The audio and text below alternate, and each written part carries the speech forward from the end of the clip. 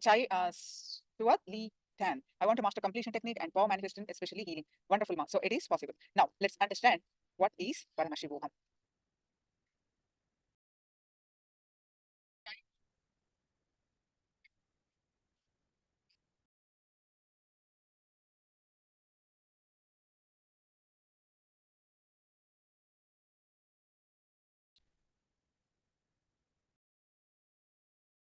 When we experience, when we work on our higher self. See, Chayesh and others, listen to me. We are working, operating our life as our limited self. What do I mean by our limited self? Our human self. That I can only study this many hours, say 8 hours. Now, Chayesh want to increase it to 16 hours. I can only do this one, or I can do this. I cannot do this. I have health issue. I have this trouble. There is, these things that we talk on our day-to-day life. So that means we are operating our life as our limited self, the human self. In this journey of Paramashivoham, we are going to learn and operate our lives as our divine self, which is the truth, which is the actual truth. When we start operating our life to start aligning to that higher self, everything is possible. Let me give you an example. Say, for example, you are in a 10, you are in a building. You are coming to the street, about to enter into a 10-story building. You enter into the first floor. When you see the side and the side, you can see only whatever is there on the street, isn't it? If you're standing on the first level, first floor, you can say, what you can see is, if the vehicle is coming, you will able to see only after the vehicle has come onto that road where you are standing at the building. Only after the vehicle has come to the street where the building is there, you'll be able to see that. But as you climb up, say you're on the 10th floor now, you're at the top of the building, 10th floor. Not only you'll be able to see the road, you'll be able to see around it, isn't it? So you'll be able to see the vehicle which you are expecting much ahead of time, isn't it? You'll be able to identify from where it is coming and what time it comes to your street. Because the vision has expanded when you climb up and standing at the 10th. Are you able to follow me? Similarly, when you raise your consciousness, your vision expands, your powers expand, your ability to operate life expand because you're able to see much ahead. Your intuition increases. The power of intuition increases. Right? So the way you operate life itself increases. So all you need to work on is raise your consciousness. Chayesh, yes. We are operating, sitting in like a standing at the first floor. That means our conscious level is that much. So that only we can see that much.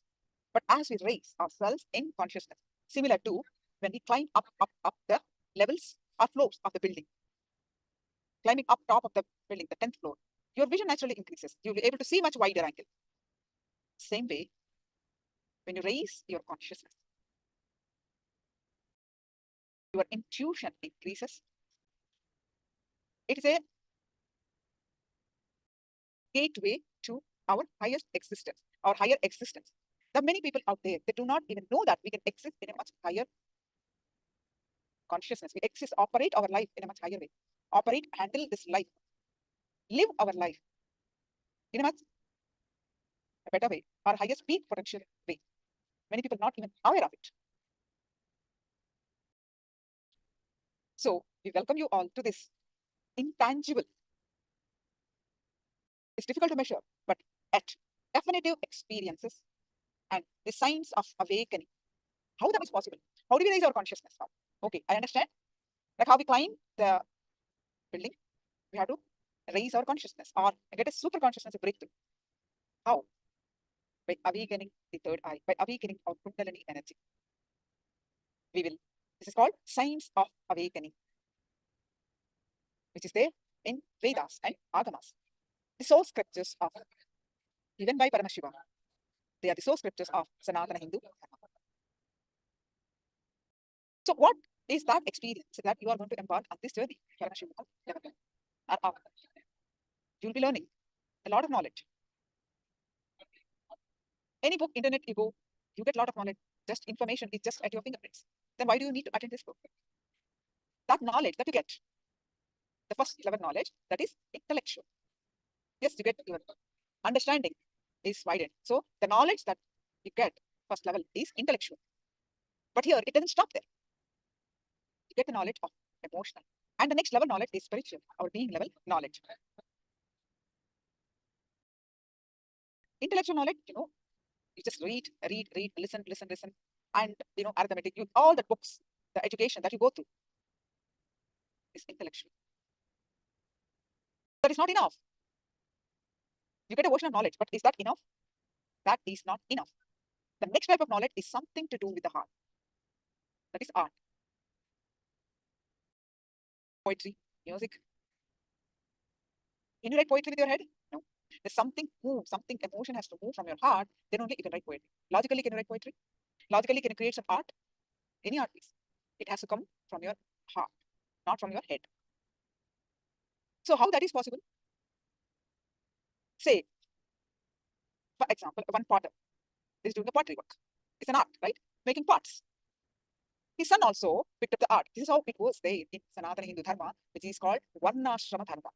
Means what? Whatever father does, the family tradition, the art, so many arts. The father teaches the son, and when son becomes father, he teaches his son. Traditionally, families, the kids learn since young age. By then, he become an young adult, he become an expert in one particular art. Say this one particular pottery work. Let's take, for example, making the pots. How his son, his father doesn't sit and just teaches intellectually. He's just, son sees what he's doing, father is doing. If somebody asked him, how did you learn from your father? What are the manuals? He said, no, I did not learn anything. I just picked it up from my father. Seeing every day how he's doing, I just picked it up. So if you have to learn something from the heart, something like music, or any art form, or the knowledge experience in the ancient times, it's not like some music lessons in the classroom that we go through. When you really want to become an expert in that one, the kids used to go to the Gurukul, where the Gurukul system is where the kids stay with the Guru, learn the body language of the Guru. And that's how the great musicians are all trained under Gurukul system. The student will stay with him, with the master, the Guru, disciple, the master, and the disciple. He will see every day how the teacher sings, how the master sings, how life itself will learn that. All the art forms. Most of the time, master is father itself. Then they become experts in that. The great art skills, tapatis, the temple arts. They are learned, the expertise. They created masterpieces in any art form because they picked it up as it came as a natural. Now, is that end there? The third type of knowledge is spiritual. Neither it is a deepest. A deep knowledge, it can neither be taught intellectually nor picked it up emotionally. It can only be transmitted from being to being. This education, this transmission of knowledge is an empowering education. Direct transmission of energy. It's an empowering education. All Kailasas, the university knowledge, the Nithyananda Hindu University knowledge transmission is complete only when it becomes a lifestyle practice. Swamiji says, whatever you're listening now, in anything that you listen, you get only 1/4 of understanding. When you listen something only, you understand only 1/4 of the knowledge. Whenever you learn something from the teacher, Acharya, you get only 1/4 of the understanding. When you internalize that, self-study. The first thing in Sanskrit is called Sravana, listening. Then when you internalize your own understanding, your own way of internalizing, it's called Manana, self-study. You will learn next 1/4. That means 50% learning is what you will get of any subject. When you put it into practice, Nididhyasana, when it becomes a lifestyle, you learn another 1/4. That means 75% learning is done. But that's not complete. Only when you share with others. The third thing is called Nithyananda. When you share with others, you will learn. When you listen to what you are speaking, you will learn the last 1/4. Then only the 100% teaching is done. The learning is done. Swamiji explains so beautifully that when you learn from a teacher 1/4, when you discuss from a friend, internalize the next 24. When you put it in the practice, and whatever questions you're getting, whatever challenges you're getting, you get clarified and implementing it 100%, you will learn the next 25% only when you start teaching. Shravanam, we call in Sanskrit, you learn the last 25%.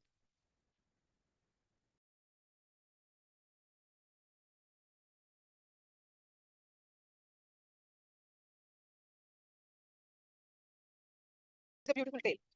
There is this great Japanese Zen master, a Zen monk, who is enlightened. One person came to see the Zen monk. He's a governor. You can call him Socrates as the Japanese governor name. So when the governor came to meet the enlightened master, he sent a slip. The governor sent a slip, Socrates, the governor of Japan. Put Socrates, the governor of Japan, and told the Swami, please show it to your master that I want to make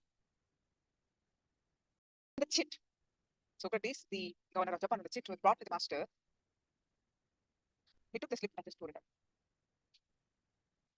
Shocked. When they try to break somebody's head, we cannot understand how the master is behaved. This master told, send that idiot away. He has no business here. Governor is a very intelligent man.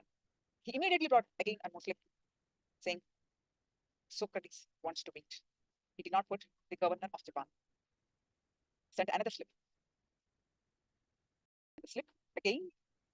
Second slip came to the master. He saw and told him, oh, Socrates, please send him. I'm waiting for him. So what it means is,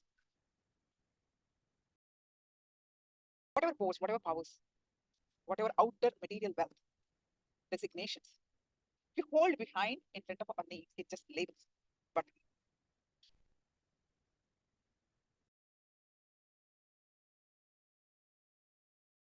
when you use them to raise your consciousness, you experience the Paramashivoham.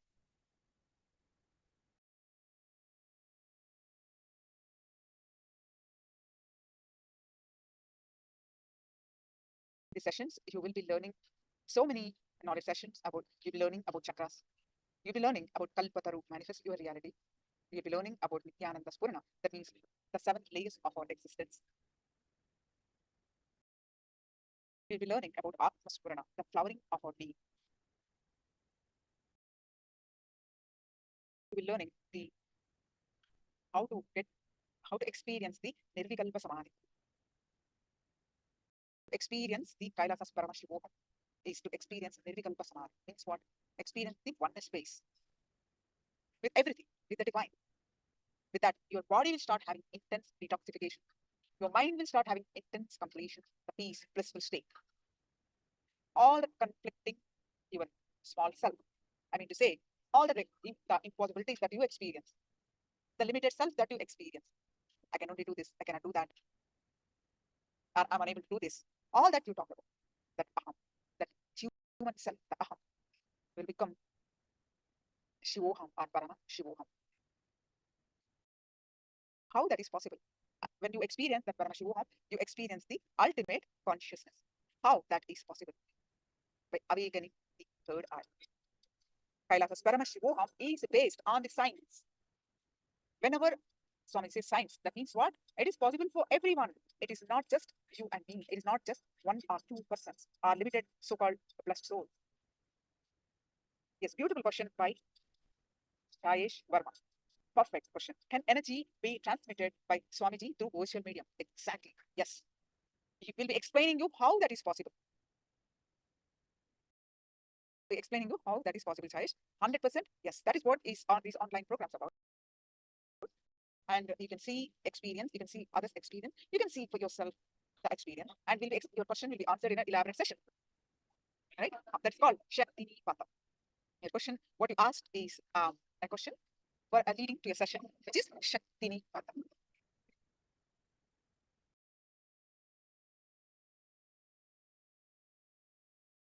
tomorrow's whole day, if you attend, you will learn a lot about the evolution. Right? So Kailasa's Paramashivoham is based on the science from Vedas and Agamas, which are the source scriptures given by Paramashiva. The source scriptures are Vedas and the applied science is Agamas. There are many Agamas. The source scriptures of Hinduism, the Vedas and Agamas, reveal this science of awakening to our highest potential, or awakening the untapped potential for humanity to experience the higher stage of consciousness.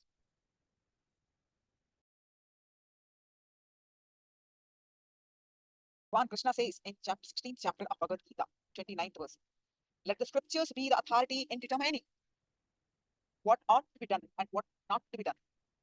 Let the scriptures guide you how you should behave, how you should go with your life, what to do, what not to do. In ordinance with the scriptures, you should act here in this world. That is Dharma. Vedas, over 10,600 sutras, the verses. And there's so many agamas given by Paramashiva. The agamas are like the applied science. Paramashiva has given every detail of our existence, how we should live, including how to brush our teeth, how to take shower, how to wear clothes, what to eat, how to cook. Everything is given by Paramashiva in agamas.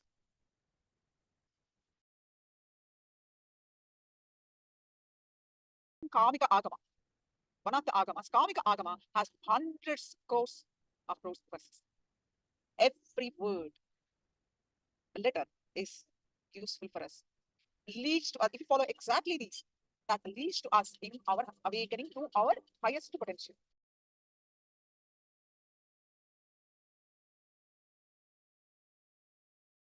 And one of the another agama, Sukshma and Sahasra agama, is 1,000 billion crores verses. Agneya agama, 30,000 crore verses. You can imagine the Paramashiva's compassion, that how many details he has given for our life, to live our life blissfully, and using this life, while living blissfully, to move toward our highest potential, realize our highest potential, Paramashivoham. You can say, if you are not able to relate with what is Paramashiva, you can say get enlightened, liberated, Jivan Mukta, to become a Jivan Mukta, to become enlightened. So in this program, Kailasa's Paramashivoham, you will experience the best of Hinduism. What is that? What is that? Lifestyle of living enlightenment. You will learn that. Lifestyle of the living enlightenment. So let's come back to this, how this is possible, how the knowledge transmission happens. We have learned the intellectual knowledge, you all know, that is what we are taught in the education system. The regular education system, we know how we get the intellectual knowledge. And we also learn, and many of you already know, the art form, the emotion form, the picked it up from the gurus, from the father, from the family tradition, that you picked it up. But there is this third thing, the knowledge of our spirit, the spiritual knowledge. It's neither learned from books nor from picked it up. It is direct transmission of energy by diksha, the initiation. By initiation, which we call in Sanskrit diksha, the transmission of science of Paramashiva. Transmission of the science of Paramashiva.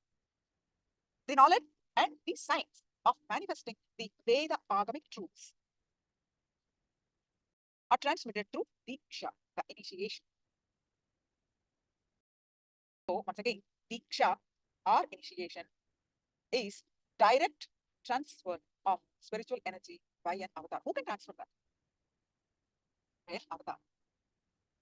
By an avatar, by a being who already has that insight. So how this is authenticated? Kailasa's Paramashivoham is authenticated through 4 levels of evidences, or we call pramana in Sanskrit, and you can call on evidences. When you buy anything in Amazon, what you do? You go read the reviews, right? You read the reviews. How many of you do that? All of us do, isn't it? When you buy something, what others are saying about this product, right? Chayesh is saying yes. You write the review, what others are saying. Is it a good review or not? A simple, that's a review, right? That's called pramana in Sanskrit. Evidences. Pramana in Sanskrit. signs of awakening or purpose of a human being. What is the evidence? The source evidence is Shastra Pramana, which is there time immemorial, right? Which is there time immemorial, which is eternal, unchangeable, unchangeable truth, which is there time immemorial, revealed in the source scriptures. All these Vedas, the crores of verses, right? They are the source scriptures, unchangeable. You cannot change even a light, one letter also. And they are unchangeable truths given by Paramashiva himself. Then following this, who experienced first time? Okay, there are many truths. Anybody experiences? Who experienced the first time? Our aptas, meaning our sages, our rishis, experiences these truths from the source scriptures, Shastra Pramana in Sanskrit, the original truths given by God. If you can understand that way, you can change a bit, like sun rises in the east. You can change that. Experiences are the results of the aptas, meaning what? Authorities of Hinduism. The munis, sages, they are the authorities of Hinduism, Vedic rishis. Are scientists, you can call.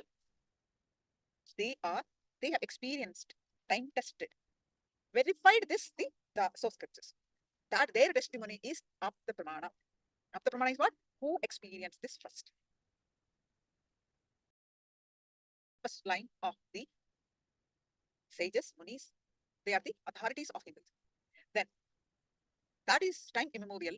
Then how that is applicable in this age? How do we know? Then that experiences by the avatar, what he experienced, what Swamiji experienced, or the account of the Supreme Pontiff of Hinduism, what he experienced in his own life. What are the power manifestation, anything, what are all the things that he experienced, his life testimony is Atma Pramana. Okay, the first one is Shastra Pramana, meaning the scriptural, original scriptural reference. Then who experienced the first, the sages, rishis, are authorities of Hinduism, Apta Pramana. Then our Swamiji's own experience, his life testimony is Atma Pramana. Then in these levels of these pramanas, when we practice these teachings,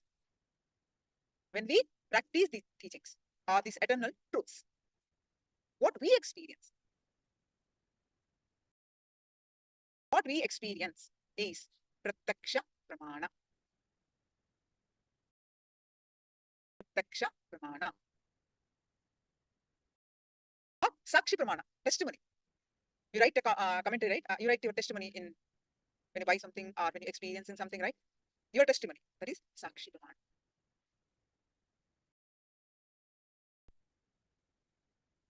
In these four levels, it is authenticated. Is this science relevant to the modern world? Is this science relevant to the modern world? Okay, these scriptural references are from time immemorial. They're eons ago. They're written like we don't even know. The base calculation that our humans calculated minimum 60,000 years. But we do not know when these source scriptures were given.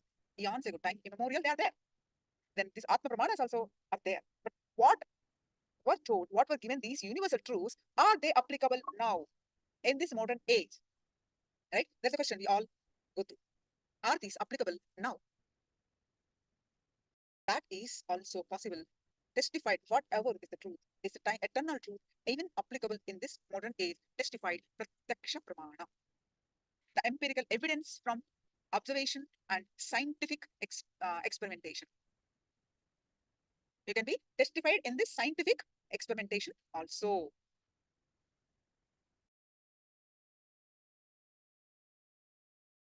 In these four levels, Kailasa's Paramashivoham is authenticated. We'll be learning the scriptural references and the Atma Pramana, meaning the Swamiji's own life experience. And when that becomes our experience, when the truth becomes our experience, what we share is Sakshi Pramana. And also in this modern age, is it applicable, the Pratyaksha Pramana? So in the upcoming session, we'll be learning about the science of what is initiation. Many introductory sessions we'll be having today to get to the understanding of the science of Paramashivoham.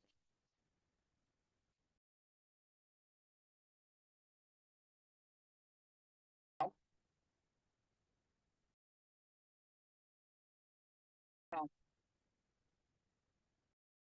I would like all of you, whatever I shared, you have any questions, please do let me know. I'll call Eric. How many of you knew markedly? Now, let's listen from Swamiji, the introduction to Paramashivoham. Let's listen from Swamiji's own voice, the introduction to Paramashivoham. Now, you have the basic understanding. Now, let's listen from Swamiji's own voice.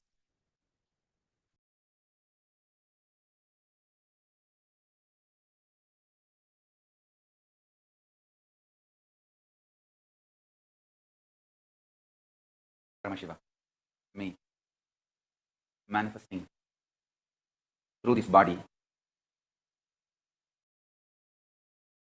without using the being of Nithyananda, using only this body and the memory and the capacity to relate, communicate with you all, which I myself created for myself,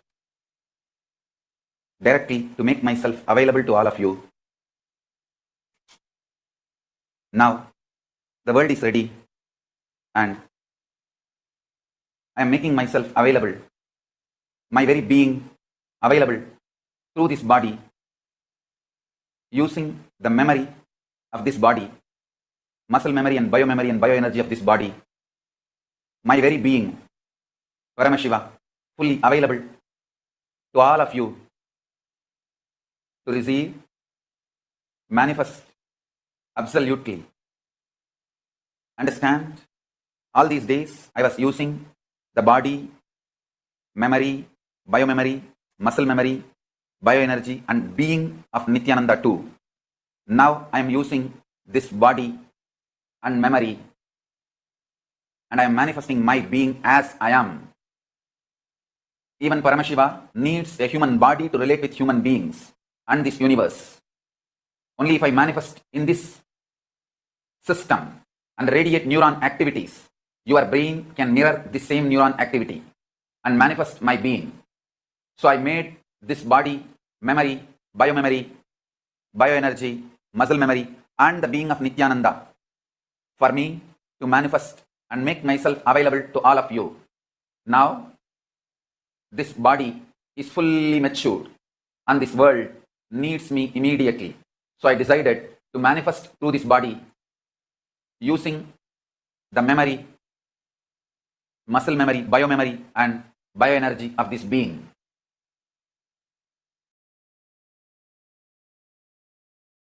I am now available to all of you to make this super alchemy process happening on planet Earth, first time in this mass, large scale.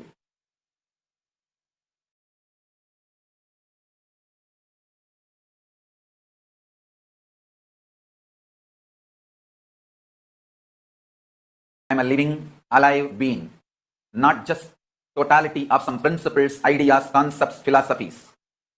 I am zillion times alive, infinity times alive than what you feel as your being. So understand,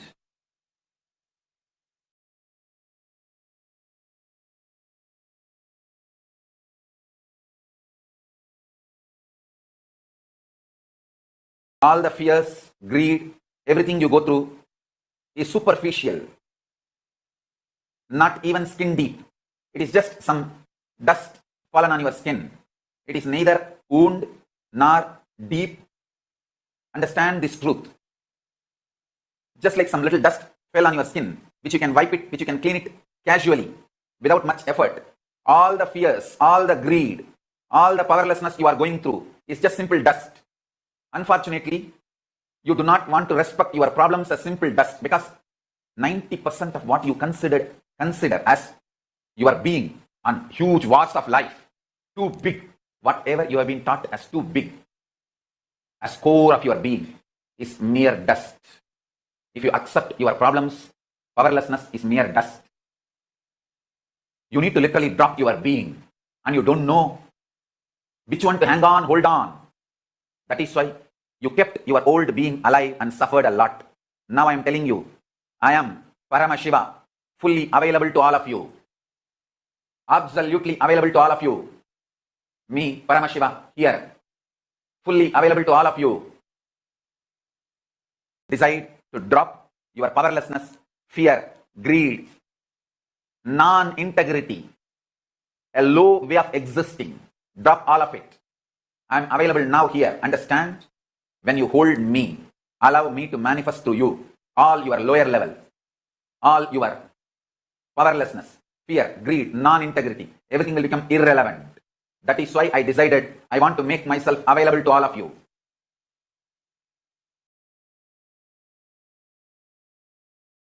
Understand?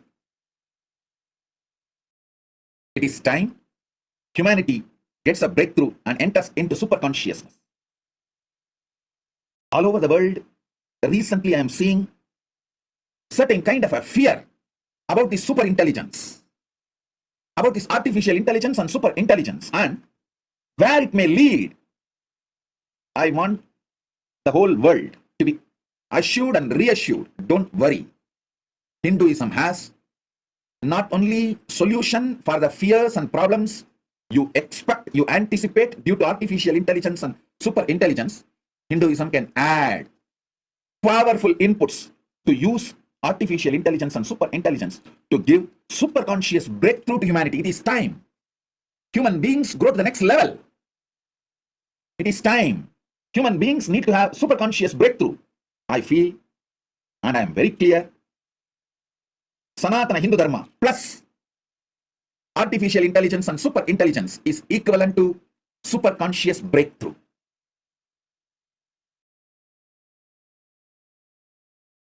Listen.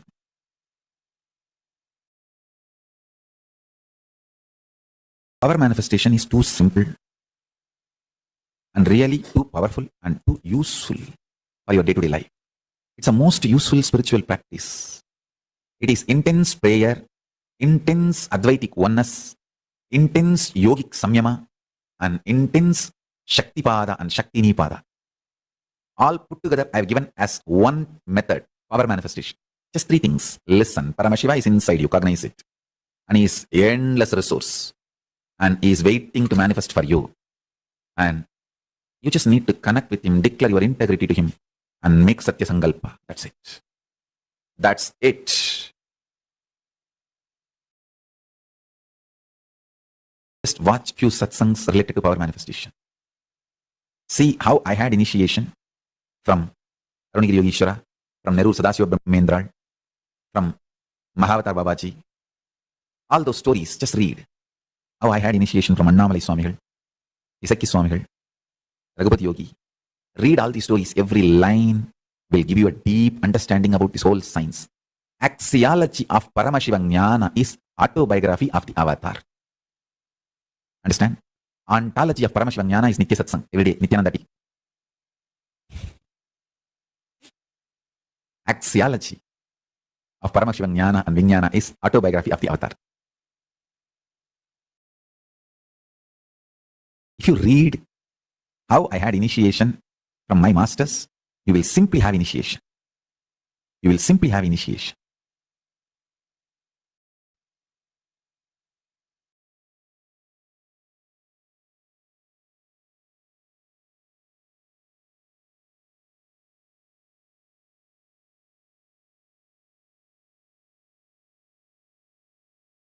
Nothing is more powerful than power manifestation science. Nothing is more powerful than power manifestation science. Power manifestation science in life is the most enlightening, most exciting, most inspiring spiritual practice. When you decide to manifest powers again and again and again, you know Paramashiva is within you and he is manifesting. You fall in love with Paramashiva every minute. Understand? If he manifests, you know he is real and he is manifesting. Even if you don't manifest what you declared, you will manifest the jnana and vijnana, knowledge and understanding. Why it is not manifesting as you want, why it is manifesting much better way than you want, as Paramashiva want. That's the beauty. Sometimes Paramashiva gives you as you want. Sometimes when he is too much in love with you, he gives you as he wants. And he makes sure you understand this is what he wants. So this is the best for you, bestest for you. Axiology, the branch of philosophy dealing with values as those of ethics, aesthetics, or religion. Axiology of Paramashiva Jnana is power manifestation science. It's just power manifestation science.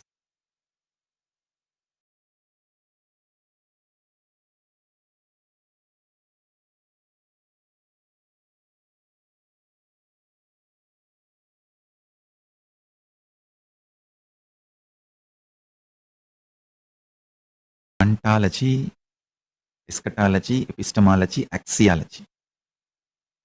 I'm trying to map the Paramashiva Jnana to these four major classification and presenting it in every level to all of you.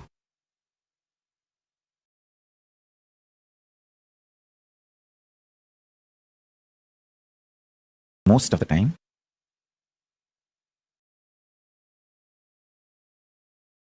if you remain in Santa Swarupa space, you will understand why Paramashiva did not manifest as you want, but manifested as he wants. Because he is greater planner than you. He is greater intelligence than you. Whether you manifest as you want or you manifest as he wants, power manifestation is the best way to connect with Paramashiva, talk to Paramashiva, level by level, raise and become one already. Achieve the oneness. Listen. This is the most important revelation. You need to know. One conscious being can avoid any accidents possible in Milky Way among the planets. He can avoid any collision just by his existence. He can drive the planets. Please understand, I am talking sensibly. I am talking sensibly, and I am revealing the truths as it is. Just listen to what I am saying 2-3 more times and meditate on it. Pray to Kalabhairava to help you to cognize the truths he is revealing now through this body. So you can be liberated from all the delusions related to time. Please understand. Just only switching on is required to operate the gadgets in your home. Same way, just deciding you are a conscious being, and consciousness is the most superior form of existing than any matter, any principle, is enough for you to manifest the powers to move the planets and play with time and grahas. Because the solution I am giving looks so simple, you either don't trust the solution, sometimes you don't even think the problem exists. You don't even cognize the problem's depths or the delusion's depths.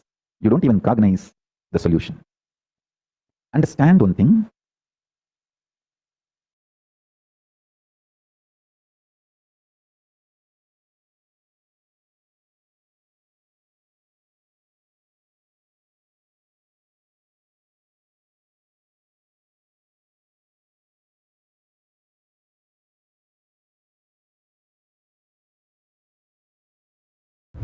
All great truths can become reality just if you create the alchemy space of tapas and sacrifice in you. Tapas and sacrifice.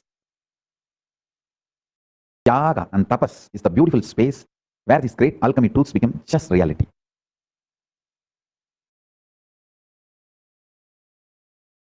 Next, the shape of the black hole is like a Shivalingam. I should say, what you perceive as black hole looks like Shivalingam. Yes. Next, the black hole attracts everything and gobbles up to become even more massive. The destruction quality of Shiva. I should say this is truth. And the most interesting part in this video, it's a new discovery. It shows how black holes create stars and another galaxy. The rejuvenation quality of Shiva. Yes. Please understand, destruction and rejuvenation is one and the same. If you feel you are not a conscious being, if you cognize you are just a matter, destruction is going to be the form of Shiva you will experience. If you know you are a consciousness like Paramashiva, you are just a reflection of Paramashiva, extension of Paramashiva. The moment you cognize this, rejuvenation will be the face of Paramashiva you will be experiencing and enjoying. Understand? With whom you fall in love, you are going to live with that person. If you cognize you are just matter, you are going to fall in love with matter and materialistic pleasures, and you are going to be having that same quality of life. If you fall in love with Paramashiva, if you cognize you are extension of Paramashiva, if you decide consciously you are extension of Paramashiva, You are going to experience the rejuvenation phase of Paramashiva. Intensity, by its own existence, is capable of manifesting powers and all different dimensions of enlightenment. See, when I utter these words, like state of Paramashiva, that is one dimension of enlightenment. Space of Paramashiva, that is one dimension of enlightenment. Powers of Paramashiva, that is one dimension of enlightenment. Being of Paramashiva, that is one dimension of enlightenment. Superconsciousness of Paramashiva, that is one dimension of enlightenment. Kailasa of Paramashiva, that is one dimension of enlightenment. All these are dimensions of enlightenment. When I utter the word Paramashiva, is all these put together and much more.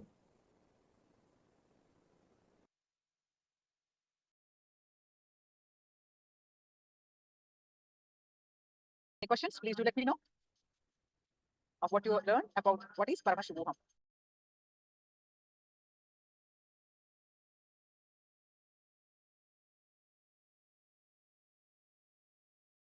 Please post your questions in the comments, what you have learned so far. Post your understanding.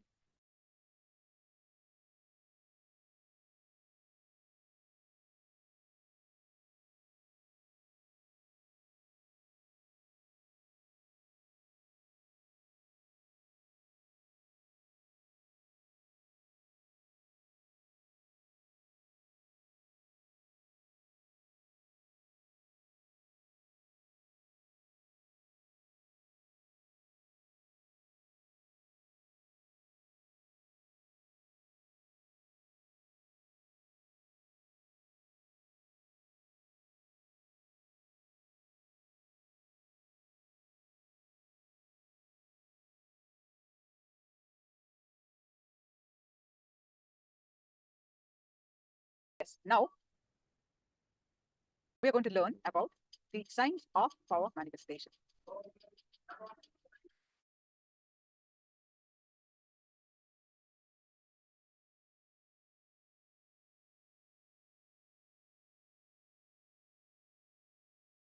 Your individual soul, the Atman, or the spirit, in Sanskrit, we call Pratyagatma Chaitanya. Connection, that means what? The connection between your pure super consciousness, or we call Paramashiva, and your body. Whatever state that you are in, whether you are unhealthy, you can say I'm poor, or whatever state you are in, you think you are in, or difficulties that you are in, Guru can change that programming and give you the best possible conscious frequency connection between you and your body through Shakti Pata. So, but that all you need to do is the connection. All you need is super conscious breakthrough. Let's learn that sign. What is third eye awakening? How the power manifestation happens? By how we experience our highest self.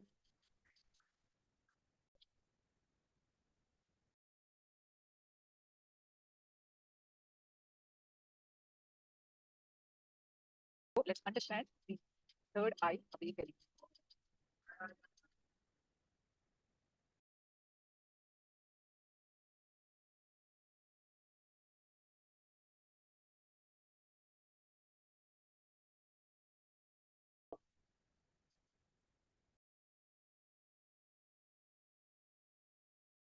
What is third eye? By awakening the third eye, our true Aham Brahman, our true self, Sada Shivoham. Exactly. See, Sada, you call Sada Shiva, you call Paramashiva, you call this Shiva. The infinite names are infinite auspicious qualities of Shiva. We call in Sanskrit Ananta Kalyana Gunas. Ananta means infinite. Ananta Kalyana Gunas. So each name, what Paramashiva radiated, Neelakanta, means what? How he drank the poison when it is required for the welfare of the world, become Neelakanta. So all the actions of the Paramashiva to benefit the humanity. Of course, every action of this is for our growth, for our conscious breakthrough, to become him. Bottom line. Each need has its one of the auspicious quality that he radiates, right? So, and absolutely, our true self, Sadashiva, exactly. So, how the Paramashivoham happens to us, how we experience that by awakening our third eye. See, what is third eye? Let's understand the basic concepts. Third eye is a intra organ. See, I have external organs, right? My hands, and I have a heart. I have lungs. I'm breathing. I have intestines. That they're called intra organs. Sorry, internal organs. External organs, internal organs. Third eye is something third category. Third eye is intra organ. You really have it.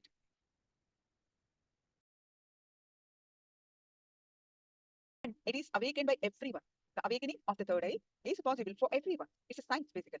That science is what Swamiji is bringing to the whole humanity. The third eye is also called Anya. Anya means order. In Sanskrit, Anya means an order. It's the seat of the will. As you see in between the eyebrows. How do we awaken? There are many procedures Swamiji has given. First, it starts with the moment you start giving attention to it. Just bring awareness to it. You can make a note of these points, right? How do we awaken the third eye? The first thing that you need to do is bring awareness. Constantly be aware of the third eye. Or whenever you remember, you bring awareness to the third eye. That's the first step to awaken the third eye. Giving attention to it. And third eye, when it is awakened, you have a Google browsing, isn't it? You browse, you download things, you upload things. Similarly, when this third eye is awakened, it becomes the browsing center to the whole cosmos. How many of you got it? It becomes a browsing center. Like you can download any information, you can download Chayesh Verma. You don't even need to study 16 hours. You can download simply information. It's really possible. I have witnessed with our Google Kids. All the information at your disposal. You can simply download. It's a gateway to our higher existence. Once the third eye is awakened, it's a gateway to our higher existence. Download anything, upload anything with the cosmos. It's a door to the cosmos. Anything you can receive, anything you can send. You can command anything from the cosmos. That's why it's called Anya, through the awakening of the third eye.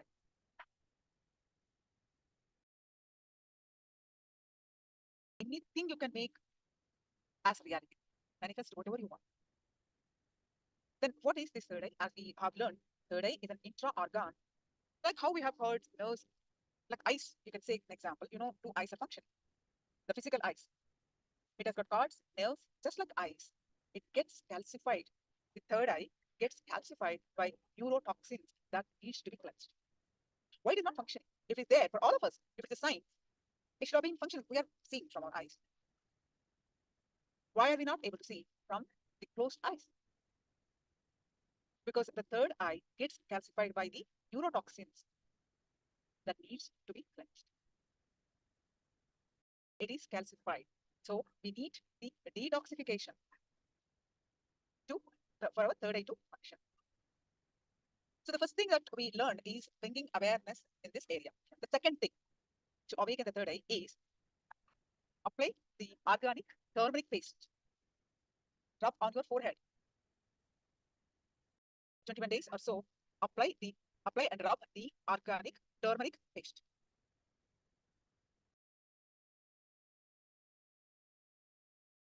This power of awakening third eye will help you to achieve health. Once the third eye is awakened, what will happen? To achieve your health, wealth, able to, the intuitive power, able to diagnose anything.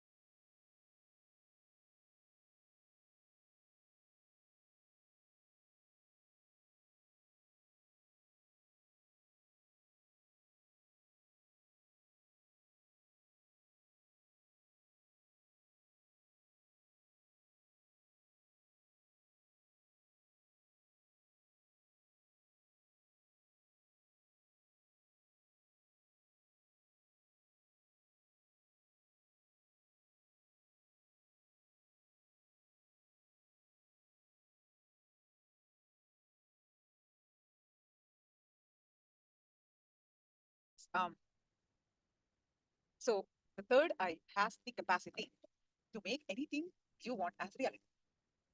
So we are learning how to awaken that third eye. So the third eye is an intra-organ that has got hearts, nerves, just like eyes. It gets calcified by the neurotoxins that needs to be cleansed. So basically, the detoxification needs to happen. It is calcified. That is why it is like you're not able to see it. So two things we learned. One is bringing awareness to the third eye as much as possible whenever you become aware of yourself. Second thing we learned is apply the turmeric, preferably organic. So the power of awakening the third eye will help you to achieve health. Anything that you anything that you want to manifest. It's a seat of willpower.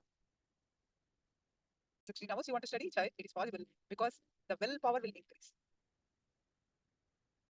So why it is not fully functional yet? What is that stopping us is blocked by your decision to be comfortable. Cozy with your arrogance and ego. That's the reason it is not, it's calcified. Neurotoxins, not just the physical toxins, but also our mental thought currents.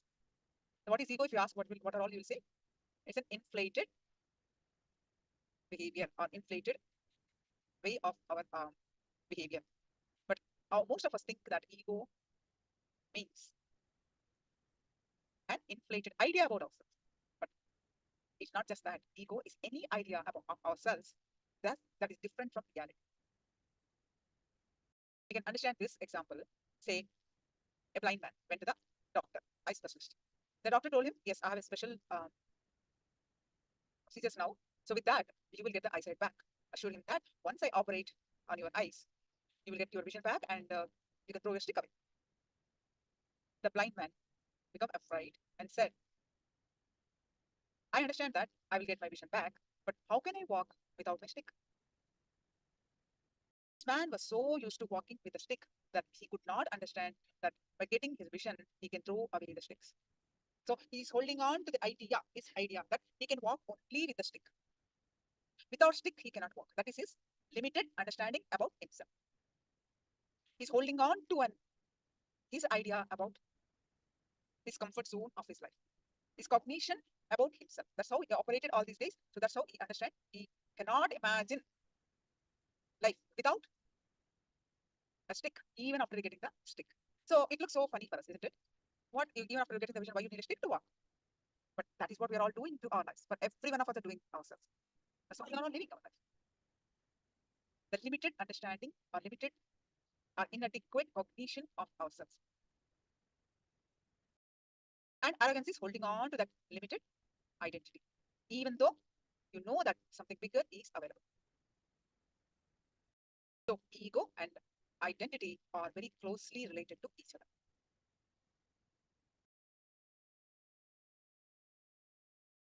So if someone asks you, who are you? Then you have so many ways you can answer, right? I'm so and so student, I'm so and so employee, I'm so and so business person, I'm a wife, I'm a kid, I am, so many things that I'm from this family, I'm from this country, I'm tall, I'm short, I'm a nice person, I'm an engineer, I'm a doctor. We say so many things about ourselves. We do not know clearly who we are. We don't think what we want. We change what we want all the time. This is an identity crisis. So the next thing that we need to learn to awaken the third eye or decalcify the third eye is always be in a restful awareness. The Vatavarana. Vatavarana is the surrounding, the atmosphere for the third eye to flower. The restful awareness. Always be aware of yourself. And the will persistence happens if this region, the forehead, the Ajna region is kept in a restful awareness, not in a chaos tension. Understand? Once the third eye is awakened, it is permanent.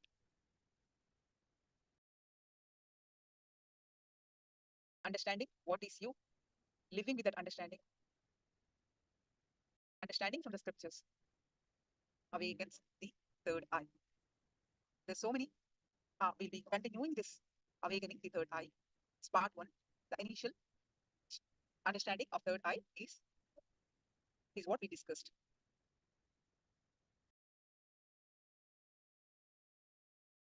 questions, please do let me know.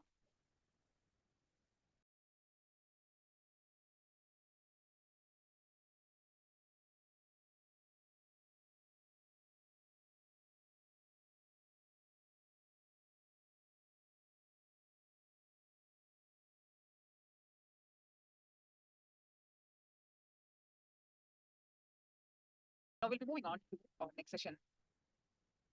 Avatar Sastra. Who is the avatar? We only learned some detoxification methods, but third eye can be awakened by the avatar. Who is an avatar? Our next session is going to be the Avatar Sastra. Know about the avatar. There will be many Sanskrit terms, and we'll be explaining what those also. And if still do not follow that, please post your comments in the chat.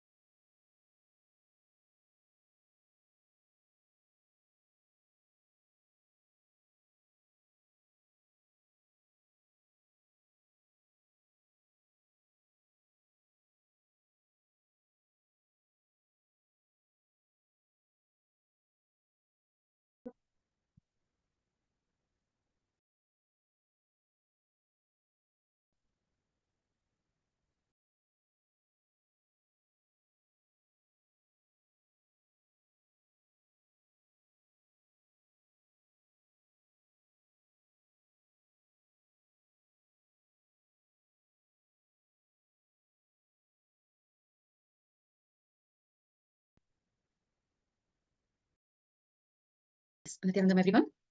Let us begin with the Sadguru Vandanam. Please sit with your head, neck, and spine in a straight line. Yes, your hands together in the Anjali Mudra. Let us begin with the Sadguru Vandanam. Om Nithyanandam Paramasukhadam Kevalam Jnanamurtim Dvandvatitam Gaganasadrisham Tattvamasyaadhilaksham Ekam Nityam Vimalamachalam Sarvadhi Sakshibhutam Bhavatitam Trigunarahitam Sadgurum Tam Namami. I welcome you all with my love and respects. So now we will be entering into a very interesting session.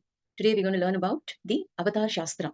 In this session, we're going to be learning about the Avatar Shastra, the grand descent of the Avatar, the incarnation, the Supreme Pontiff of Hinduism, Bhagavan Nithyananda Paramashivoham.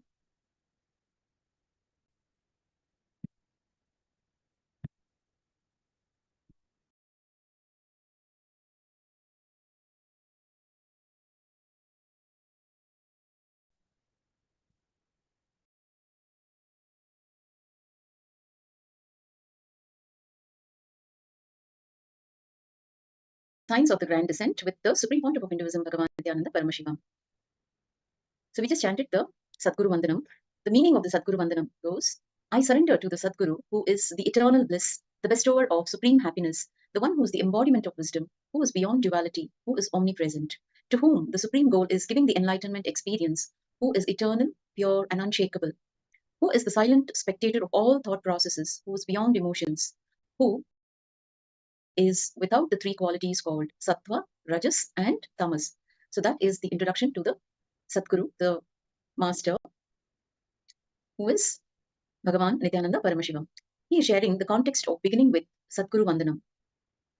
I might have heard about God, ultimate, everything, but finally I realized it through my Guru.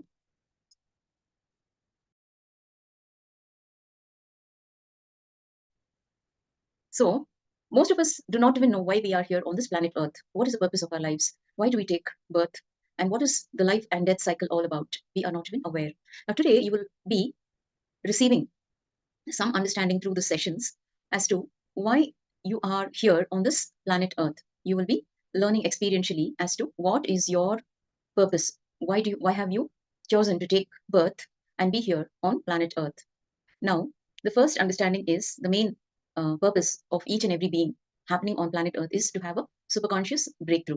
The Sarvajnanottara Agama guides, Avijnataha Pashusohi Srishti Dharma Samashritaha Vijnataha Shashvata Shuddha Sashivo Natra Samshayaha.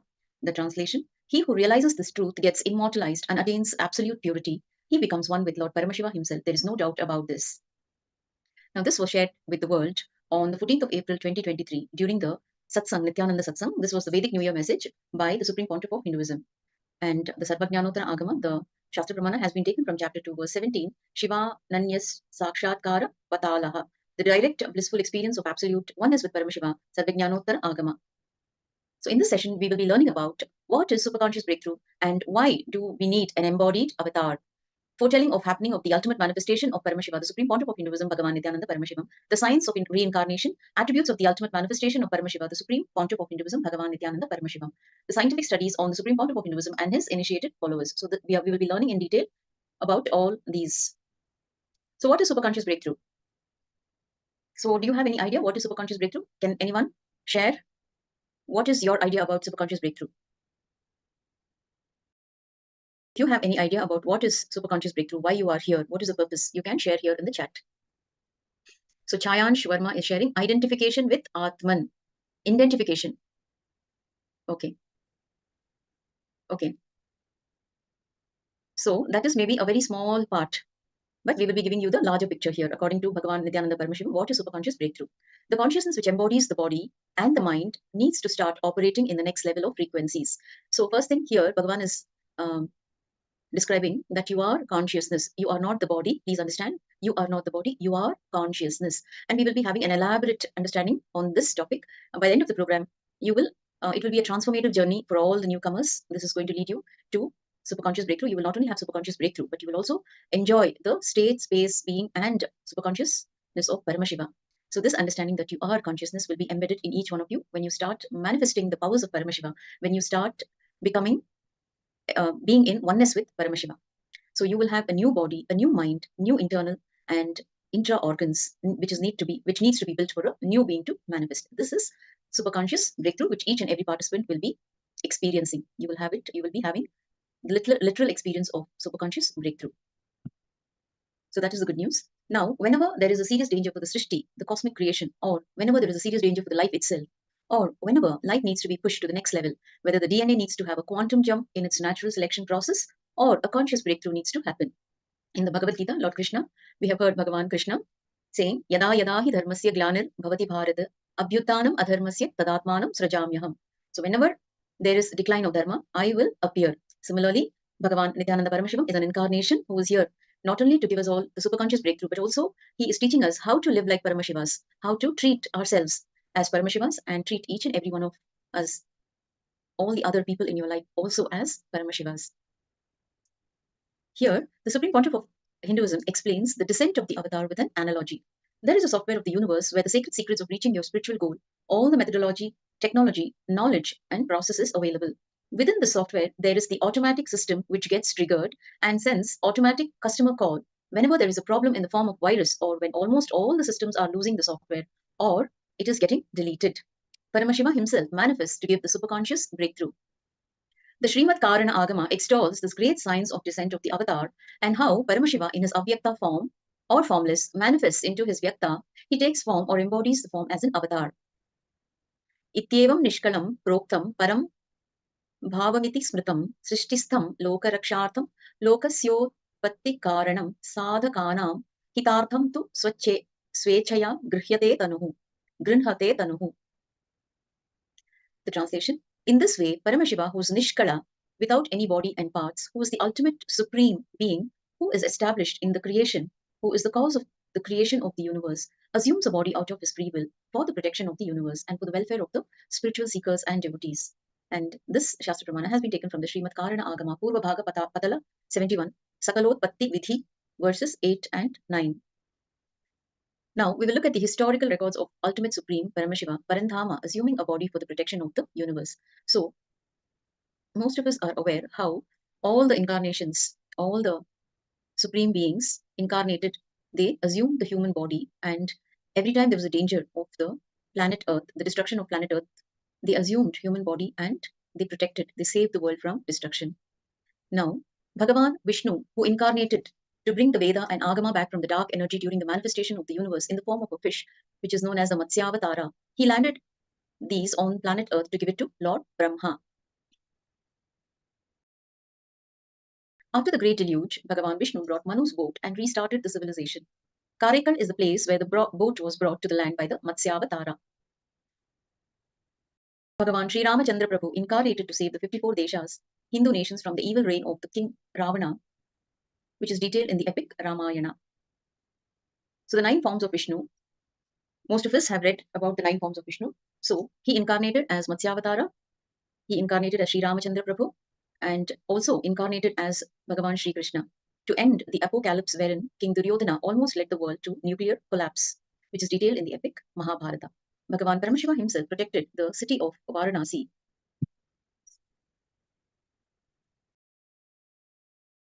So he declares, I will hold these people, protect them, even during the Pralaya, which is the great deluge.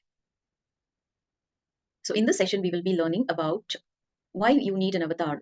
And we will also be learning about the ultimate manifestation of Paramashiva, the Supreme Pontiff of Bhagavan Nithyananda Paramashivam, the Supreme Pontiff of Hinduism, and foretelling of his happening, the signs of reincarnation, attributes of the ultimate manifestation of Paramashiva, the Supreme Pontiff of Hinduism, scientific studies on the Supreme Pontiff of Hinduism, Bhagavan Nithyananda Paramashivam, and his initiated followers.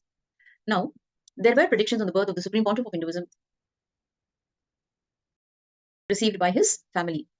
There were several Mahapurushas, enlightened seers, and incarnations, including Bhagavan Ramana Maharishi, Pundi Mahan, and Seshadri Swamigal, who foretold the upcoming descent of Paramashiva in the form of the Supreme Pontiff of Hinduism. When Raju Mudalayar, the biological maternal grandfather of the Supreme Pontiff of Hinduism, went to receive the blessings of Bhagavan Ramana Maharishi in Tiruvannamalai in the late 1940s, Bhagavan blessed him ceremoniously and declared that Paramashiva himself would become his family. Pundi Mahan, a revered enlightened being whom you can see here in the picture, blessed the mother of the Supreme Pontiff of Hinduism, Ma Lokanayaki, that Paramashiva himself will be born to her. The Arunachala hill, which is the embodiment of Paramashiva, here you can see the picture of both the incarnation as a little child as well as his biological mother, Ma Lokanayaki. The predictions that sing the glory of the happening of the avatar is the Jivanadi. Here in the Nadi, the Jivanadi, it is mentioned, it is addressing the Nithyananda Sangha. Please carefully listen completely to the words. Shiva has come in the form of Nithyananda to protect this world. As a result of the penance of many crores of siddhas, Paramashivan has incarnated as Paramashiva, Paramahamsa. The Nadi readings are precise predictions of the future, written thousands of years ago by Rishi sage Agastya. Rishi Agastya is one of the Sapta Rishis, or the renowned 7 Rishis, who are the most prolific Rishis of history, who listened to the secrets of enlightenment from Paramashiva himself as he revealed it to his beloved consort and disciple, Devi Parashakti. Now, what triggered the descent of the superconsciousness? So every time there was a decline in dharma, every time there was the danger of the humanity being destroyed, the descent happens in some form. In this Kali Yuga, in this age, the Hindu Holocaust has triggered the descent of the superconsciousness. More than 2,000 years of ongoing Hindu genocide, race extermination through systematic, egregious, and ongoing ethnic cleansing, forced relocation, double killing through genocide, and genocide denial on the most ancient living civilization on the planet Earth. Denied by the historians and untold by its victimized survivors, the Hindu genocide is one of the most atrocious crimes against humanity in all world history. Hindus have time and again suffered religious persecution in the form of forceful conversions, massacres, demolition and desecration of temples, forced displacement, confiscation of or destruction of property, incitement to hate, imprisonment, torture, murder, sexual violence, destruction of universities and schools, and crimes against women and children. Hinduism was once lived in over 56 nations across the continent, from Afghanistan, India, Nepal, Burma, Sri Lanka, all the way to Singapore, Malaysia, and Cambodia, and Indonesia, and in 200 states, 1,700 samasthanas, provinces, and 10,000 sampradayas, traditions. Today, Kailasa is the only Hindu nation. So when did the descent of the Supreme Pontiff of Hinduism happen? On the 3rd of January in the year 1978, as an answer to the prayer of millions in the modern day, Paramashiva himself descended into the human form, leaving an undeniable record of his happening in the night sky. This clairvoyance, the drilling of the superconscious layer with the descent of the Supreme Pontiff of Hinduism, could be seen in the universe as a supernova. In the constellation Aquila at approximately 12:50 Indian Standard Time on the 3rd of January 1978, a supernova designated as SN 1978A by astrophysicists appeared 10 million light years away from Earth. The thermonuclear explosion of a white dwarf star caused one of the brightest supernovas ever. With a peak absolute magnitude of 19.5, this supernova was visible to the naked eye on planet Earth. Let us digest the whole information. Let us take a minute to digest the whole happening.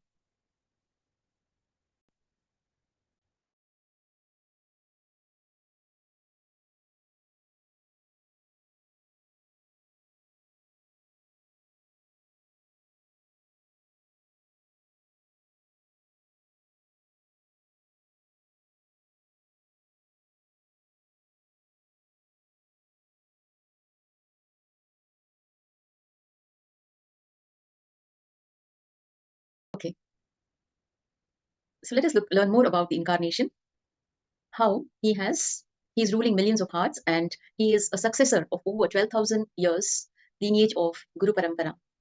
We are looking at the rare photographs from the archives of the autobiography of the avatar. So here, from left to right, you can see Sri Arunachaleshwara Linga in Tiruvannamalai. He's the deity and the ruling deity. You can see Devi Abhida Kuchambal, Bhagavan Arunagiri Yogeshwara, Guhai Namachivayar, Seshadri Swamigal, Bhagavan Ramana Maharishi, Annamalai Swamigal, and Yogi Ram Surat Kumar. So all these, they were all his gurus.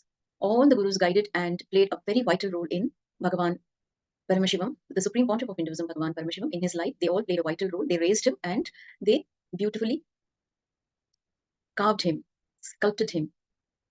The scripture Arunachala Puranam records Paramashiva's promise. He will always be available in threefold form for the whole of humanity. One is in the form of the hill Arunachala, in the form of the Linga Arunachaleshwara, and the human form as the avatar through an unbroken lineage of incarnations, the Supreme Pontiff of Hinduism being the current incarnation of Paramashiva. Nithyananda is nothing but a small but continuous unbroken lineage of the stream of enlightened masters, the Guru Shishya Parampara gone right. In 1994, the Gurus of the Supreme Pontiff of Hinduism coronated the Supreme Pontiff of Hinduism as successor of the Arunachala Sarvajna Peetham through the traditional Yoga Pattabhishekam ceremony, thus officially recognizing him as the next avatar in the sacred unbroken lineage. So you can see some more photographs of his gurus, his masters who raised him. So here in this left to right beginning, you can see Yogi Yogananda Puri, who was his teacher who taught him yoga from a very young age. You can also see Isakki Swamigal, Mataji Vibhudananda Puri, and the Supreme Pontiff of Hinduism, Bhagavan Nithyananda Paramashivam himself at the age of 16. Birthing the formless into form, Mataji Vibhudananda Puri, Guru of the Supreme Pontiff of Hinduism, who initiated him into the science of Tantra, Vedanta, and Sri Vidya, brought an explosion on the Arunachaleshwara Linga through the Mahakala Bhairava deity in the Arunachaleshwara temple in Tiruvannamalai and kept it in the Brahma Tirtham water body to cool off. Then she brought it to the Supreme Pontiff of Hinduism's biological mother's womb and also the father. Both the Supreme Pontiff of Hinduism's mother's womb as well as the father's body were mystically prepared at the same time for the Supreme Pontiff of Hinduism to assume form. So here you can see the temple town of Tiruvannamalai and also the darshan of the Arunachaleshwara temple, the birthplace of the Supreme Pontiff of Hinduism. Now, there is also a science to recognize the next incarnation. Even in Tibetan Buddhism, they practice the science when somebody is birthed. For example, if Dalai Lama is birthed to the new Dalai Lama as a baby, they will show all the old items used by the earlier Dalai Lama mixed with other items. The new Dalai Lama baby should pick up all the right items used by the earlier Dalai Lama, his previous incarnation. Only then they will recognize him as an incarnation. So the Gurus of the Supreme Pontiff of Hinduism carried out this process on the divine avatar. They put in front of the Supreme Pontiff of Hinduism a box full of dazzling jewelry. Without hesitation, however, the Supreme Pontiff of Hinduism immediately selected the Rudraksha Mala, where you can see here in the picture, the sacred string of beads that are symbol of Paramashiva himself. Sri Shantivira Mahaswamiji is the head of the Kolada Mata, the oldest recorded mutt in Karnataka, dating back to more than 6,500 years. He declares with his authority during the Kumbh Mela festival on the 16th of October 2016, whenever humanity falls into suffering and pain, Ishwar, the divine himself, does austerities, that is tapas, for their upliftment. Ishwar is the embodiment of the divine light. Nithyanandaji Maharaj is seated as the embodied divine light, spreading world peace and serving the whole of humanity from India. Nithyanandaji is a treasure house of jnana, which means sacred knowledge.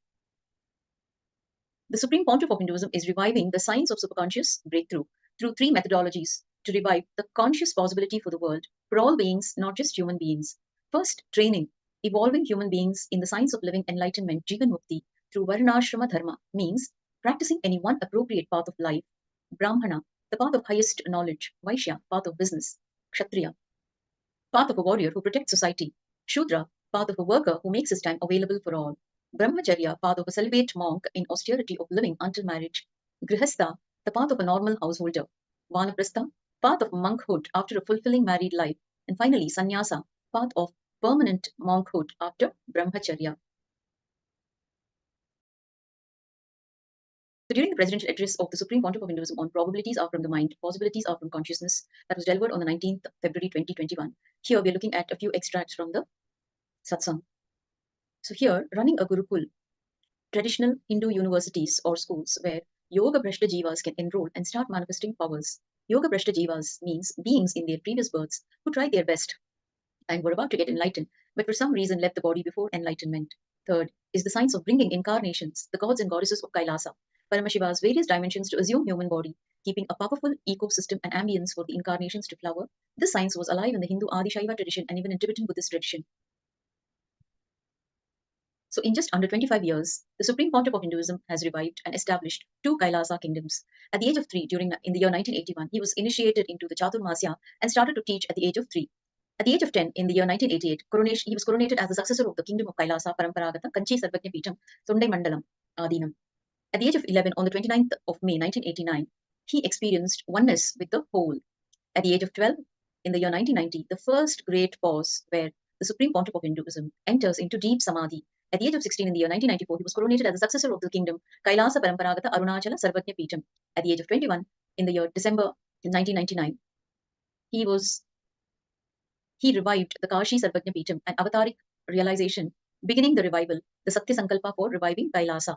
At the age of 22, on the 7th of November 2000, there was a second great pause that he experienced. At the age of 23, in the year 2001, the vision of the banyan tree and world headquarters was revealed to him. At the age of 24, on the 4th of November 2002, he laid the foundation stone for Adi Kailasa, Ananda Spurana, the science of vertical time zones. At the age of 24, during the year 2002, on 19th of November, the first Nithyananda Annalaya happened where free food is served for all, and it continues even to this day.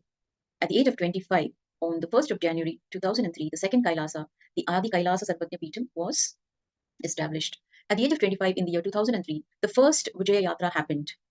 And at the age of 26, on 1st of January 2004, the Pattabhishekam as successor of Sri Pura Sarvajna Peetham happened. At the age of 26, between January and July 2004, the Supreme Pontiff of Hinduism went on a second world tour. At the age of 26, on the 2nd of February 2004, the science of power manifestation and healer's initiation was given to his disciples. At the age of 26, between 24th and 27th of May 2004, there was a breakthrough in the scientific research published on the potential of human brain from the brain studies on the Supreme Pontiff of Hinduism during the Nithyananda Spurana program, Going Beyond Death. At the age of 26, on the 12th of June 2004, he led devotees in pilgrimages and the first Himalaya Yatra happened. At the age of 26, on the 20th of July 2004, he visited Malaysia for the first time. And at the age of 26, on 31st December 2004, he was coronated as the successor of the illustrious lineage of Ikshwaku that rules the Surangi kingdom. At the age of 27, on the 3rd of September 2005, he established Kailasa in Duarte, Los Angeles, the first Enlightenment ecosystem outside India. At the age of 28, on the 10th of September 2006, the first ever Kumbh Mela in USA happened under the guidance of Supreme Pontiff of Hinduism. At the age of 28, on the 2nd of October 2006, the inauguration of Nithyananda Gurukul, the traditional Hindu school, happened. At the age of 28, on 12th of November 2006, he revived the Salem Sarvajna Peetham. At the age of 29, on the 1st of January 2007, the inauguration of the Garbhamandir of Adi Kailasa Sarvajna Peetham, where the revival of Agni Vamsha Adi Pallava Sarvajna Peetham happened. At the age of 29, on 22nd January 2007, he was declared as the Mahamandaleshwar of Mahanirvani Akhada. At the age of 29, on the 27th of May 2007, he established Kailasa in Malaysia. At the age of 29, on the 14th of April 2007, the Supreme Pontiff of Hinduism establishes Kailasa in Ohio and other US Kailasas. At the age of 29, on 25th of August 2007, the Supreme Pontiff of Hinduism was named as chairman of International Vedic Hindu University. And following, in the month of November 2007, he established Kailasa in Los Angeles, and also he advocated the interfaith harmony alongside Dalai Lama. At the age of 30, on the 22nd of January 2008, he establishes Kailasa in Tiruvannamalai, launches a huge Kalpataru Padayatra journey by foot, reaching millions of people in their homes. On 3rd of March 2009, he declares celebration of living enlightenment. Now, we will also see how the Supreme Pontiff of Hinduism was attacked. Several times the attacks happened. Surviving over 70 assassination attempts, he continues to give humanity superconscious breakthrough and establishes a Hindu nation. When the Supreme Pontiff of Hinduism's freedom of speech was illegally grabbed following his illegal imprisonment, the Supreme Pontiff of Hinduism began intense penance, the Panchatapas, that is, being seated in a circle of fire to bring peace to the world. When the HR and CE started interfering in the Tamil Nadu temples, the Supreme Pontiff of Hinduism took the responsibility to revive the oldest kingdom of Madurai. When the attack on Nithyananda Gurukul happened, the Supreme Pontiff of Hinduism continued meditation programs in Bali and Cambodia. When an attempted assassination attempt against the Supreme Pontiff of Hinduism happened in Melkote, the Supreme Pontiff of Hinduism opened doors of his home for programs, 1,500 people to attend the Paramashivoham program. From 2019 till date, surviving over 70 assassination attempts, lawfare, character assassination by media, brutal destruction of his monasteries worldwide, the Supreme Pontiff of Hinduism continues to enrich humanity. Together, the superconscious breakthrough brought together Kailasas across borders and on 18th December 2022 established a sovereign land, a nation, the only Hindu nation, Kailasa, where Hinduism is legitimate and can be practiced in its original entirety. Now let us look at the glimpses of the divine attributes of the Supreme Pontiff of Hinduism, the incarnation of Paramashiva. Kalpataru, where you manifest your reality. Perpetual completion, which leads you to enlightenment. Healing is realigning the bio-memory. Diksha Akarshana, where the transfer of bioenergy happens. The Akashic readings, accessing the past and future. Vijnana Akarshana, true knowledge. Paramashiva Akarshana, space of Paramashiva. Shakti Akarshana, the awakening of the Kundalini energy. Ardhanarishwara, going beyond all duality. Susada, going beyond pain. Divya Sharira, the divine body. And Surabhi, the fragrant physiology. Now, Kalpataru, what is Kalpataru? It is the sacred secret science of manifesting your reality in life, in your life. The Supreme Pontiff of Hinduism, Nithyananda Paramashivoham, is known as a Kalpataru, that is, giver of boons, due to his divine attribute of fulfilling the wishes of devotees through a blessing or initiation. For the first time in 2000 years, in the year 2009, the Supreme Pontiff of Hinduism revived this science and initiated individuals into themselves, being a Kalpataru in their lives, thus giving them a superconscious breakthrough. Next is the perpetual completion. He teaches the science of completion. The perpetual completion is the ultimate state of enlightenment, is the no-mind state, or to put it more accurately, the state in which the observer is disassociated from his emotions and thoughts, leading to a significant drop in the number of thoughts created. So here we can see in the diagram the various states of consciousness, with thoughts and without thoughts. When with eye consciousness, the Jagrat or the wakeful state, the Turiya or the blissful state. Without eye consciousness, the Swapna or the dream state, and Sushupti, the unconscious state. So we will be learning all this in detail in the upcoming sessions. So why do we need Samadhi at all? What is the necessity to know about Samadhi? The ultimate luxury a man can have is the opening of a connection with the cosmic consciousness, Samadhi. The third attribute of the Supreme Pontiff of Hinduism is spiritual healing. Spiritual healing is realigning the human physiology of the gross, molecular, and genetic levels, which correspond to the physiology, muscle memory, and biomemory. Non-alignment at any of these levels leads to ill health or disease, which can be reprogrammed by a transfer of bioenergy from the master to the person requiring healing, affecting changes not only at the physical but also at the molecular and genetic levels. You can design your body consciously and heal yourself and others just by words in the program Paramashivoham, which you're all currently being a part of. The fourth attribute is the Akashic readings. Akashic records are the energy records of all the events that have ever happened or happened with guidance for their lives. True knowledge, intuition, and right cognition are the specific attributes needed for a being to get enlightened. The Vijnana Akarshana, the Supreme Pontiff of Hinduism, affects this in his disciples through special processes involving initiation, teaching, and transforming the disciple to live in a state of completion which decreases the number of normal thoughts and increases clarity and energy. The sixth attribute, Paramashiva Akarshana.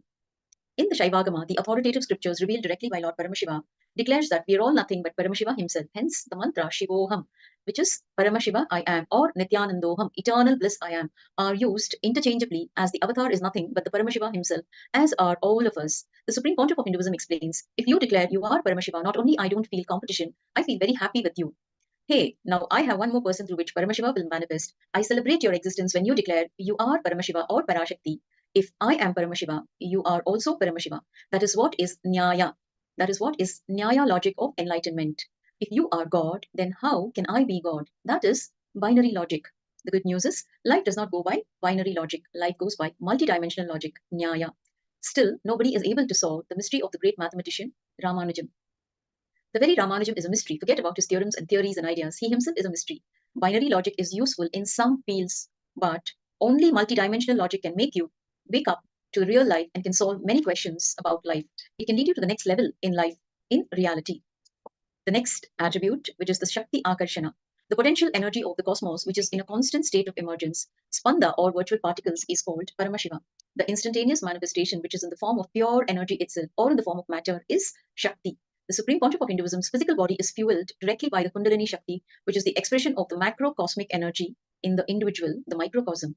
He has the capacity to transfer his energy to the disciple until the disciple reaches a state of being able to access his own Kundalini Shakti through quantum entanglement with the avatar. The eighth attribute is the Ardhanarishwara. An avatar is the physical manifestation of the metaphysical union of Paramashiva and Paramashiva Shakti.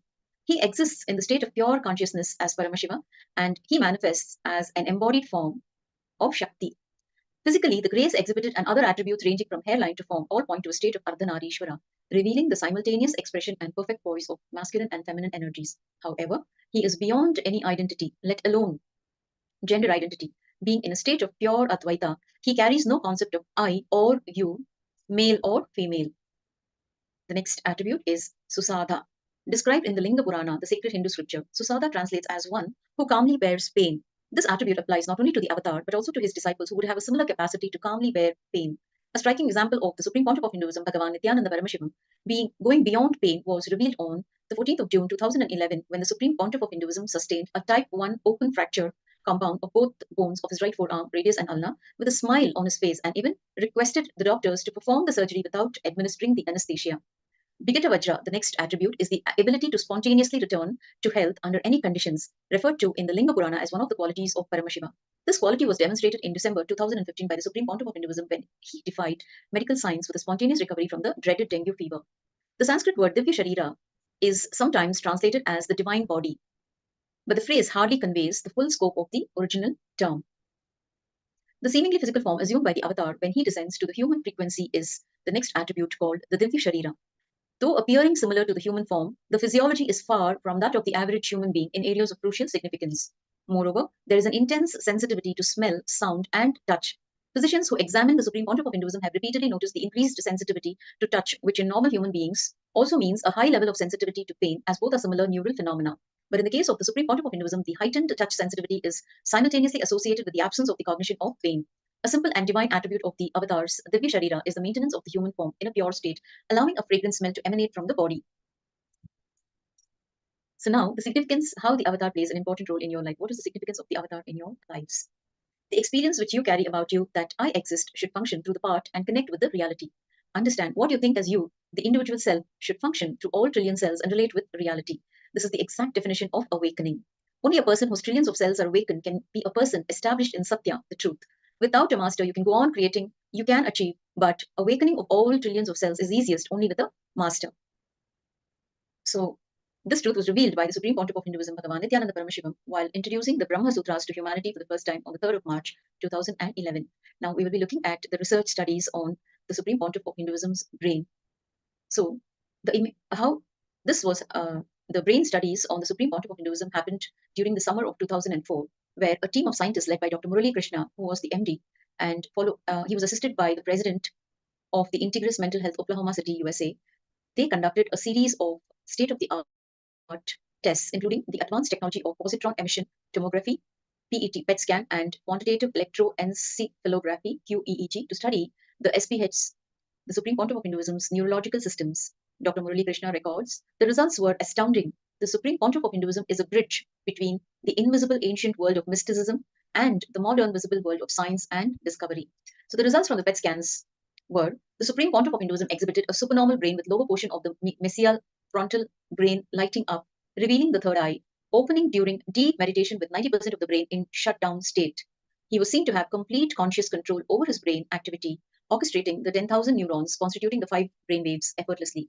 The results from the QEEG, this measures the electrical activity within the brain called brain waves. The 4 different bandwidths of such waves exist, each corresponding to the 4 different states of mind given as per Hindu scriptures: Jagrat, wakefulness or alertness state; Sushupti, the dream state; Turiya and Turiyatita, the higher states of consciousness, states of restful awareness. The Supreme Pontiff of Hinduism was able to activate and quieten any part of the brain at will. He was easily able to slip from one state to another with no delays or hesitations. It was simply fluid shifts from one type of brainwave to the other. In April 2005, Dr. Collins, a neurofeedback specialist in St. Louis, USA, discovered that the Supreme Pontiff of Hinduism's body can be fully functional, yet the brain is in deep relaxation. So the results were, the brain activity was 20% of that of normal people. Brain function readings were so low, the equipment was checked for failure. So Dr. Collins here is sharing, the world will not believe this. During healing, the patient's brain was changing thousands of neurons each second.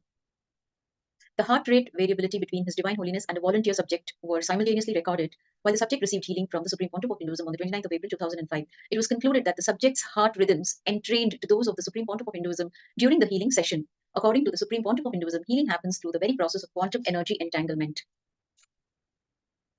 So here we can see in these images the power of materialization captured through scan and QEEG test on the 6th of September 2011. Scientists at the Clumax Diagnostics Center in Bengaluru, India, captured through the CT scan the Supreme Pontiff of Hinduism, Bhagavan Nithyananda Paramashivoham, demonstrating quantum entanglement with an initiated disciple, leading to materialization of objects through the disciple. So here, towards the right in the picture, the scans show the sudden appearance of a foreign body, green-colored precious stone, in the oral cavity of the disciple who was in quantum entanglement with the Supreme Pontiff of Hinduism. Simultaneous QEEG brainwave studies of the Supreme Pontiff of Hinduism and the disciple demonstrated entrainment of the disciple to the Supreme Pontiff of Hinduism.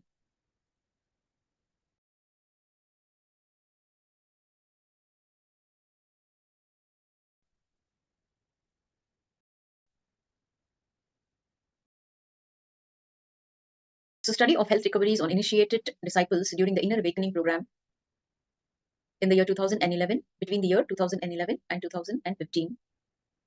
Researchers studied the effects of initiation and Kundalini awakening from an incarnation, the Supreme Pontiff of Hinduism, on participants of the 21-day Inner Awakening program who received 21 such initiations from the Supreme Pontiff of Hinduism during the program.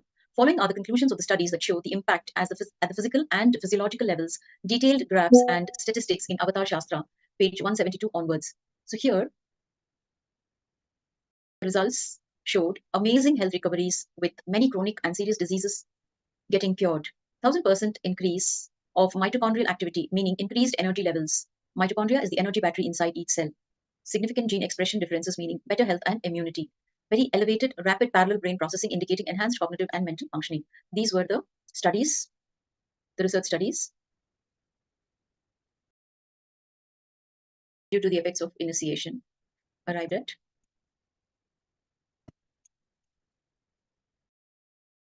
Okay, so far we have looked at, we learned the Avatar Shastra, the science of the grand descent. And we also saw that, we also learned whenever life needs to be pushed to the next level, whether the DNA needs to have a quantum jump in its natural selection process or a conscious breakthrough needs to happen, the avatar descends. The ultimate manifestation of Paramashiva, the Supreme Pontiff of Hinduism, Bhagavan Nithyananda Paramashivam, descended on the 3rd of January in the year 1978 as an answer to the prayer of millions in the modern day. The Supreme Pontiff of Hinduism has revived the powerful ecosystem and ambience for incarnations to flower Maha Kailasa on planet Earth once again. What Aurobindo dreamed, what Vivekananda imagined, I am making it into reality. I am the fulfillment of the ambitions of billions of Sanatana Hindus and millions of enlightened gurus and thousands of incarnations. Those were the golden words of the Supreme Pontiff of Hinduism, declared on the 19th of December 2016. Through Paramashivoham, the Supreme Pontiff of Hinduism is initiating humanity into the science of superconsciousness, his attributes and powers. The scientific studies on the Supreme Pontiff of Hinduism, Bhagavan Nithyananda Paramashivam, and his initiated followers. We saw the research studies.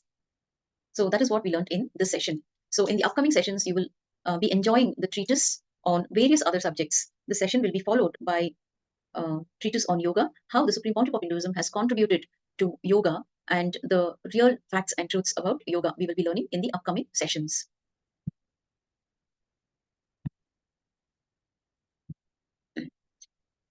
So to learn more about the teachings of Bhagavan Nithyananda Paramashivam, his contributions, and to learn more about Bhagavan, you can visit the Nithyanandapedia.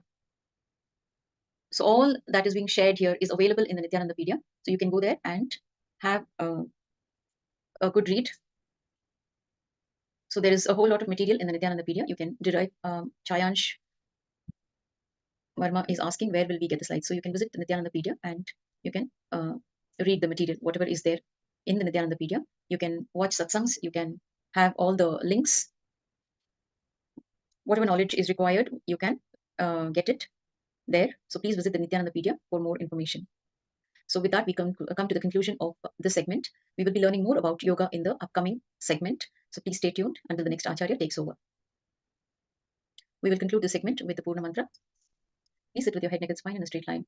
Your hands in the Anjali Mudra. Let us chant the Purna Mantra, offering our gratitude at the holy feet, lotus feet of the Divine, our Bhagavan, our Guru, the Supreme Pontiff of Hinduism, Bhagavan Nithyananda Paramashiva. Let us chant the Purna Mantra. Om Purnamada Purnamidam Purnat Purnamudachyate Purnasya Purnamadaya Purnamevavasishyate Om Shanti Shanti Shanti Hari Om Tat Sat Sarvam Bhagavad Shri Nithyananda Paramashivam Padukarpanamastu Om Nithyanandam. Thank you all for your participation. Nithyanandam. The next Acharya is here. Man Daimai Swami. Thank you, Man Nithyanandam. Thank you, Monk.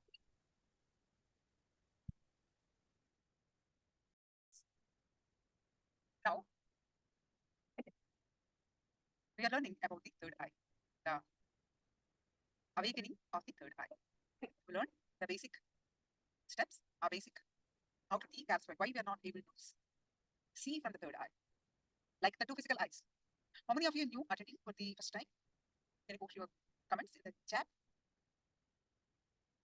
And we learned that third eye is an intra-organ and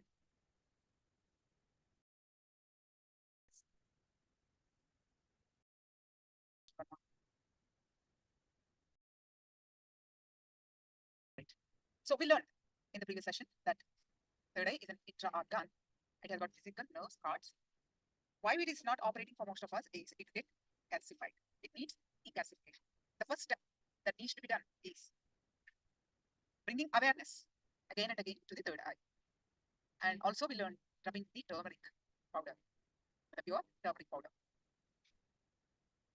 And bringing the restful awareness, not confusion, chaos, conflicts. Place of those, bringing the restful awareness.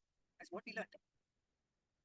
And once the third eye is awakened, it's like opening the door to the cosmos, opening your highest possibilities.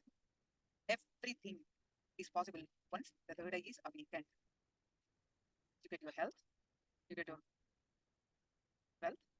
It is like you can command everything. You can command everything.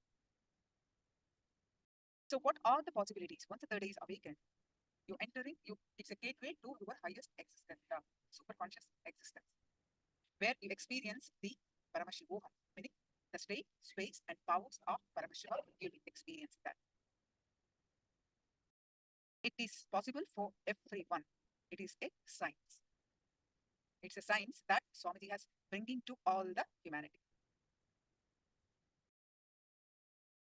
Right? It's bringing all the humanity.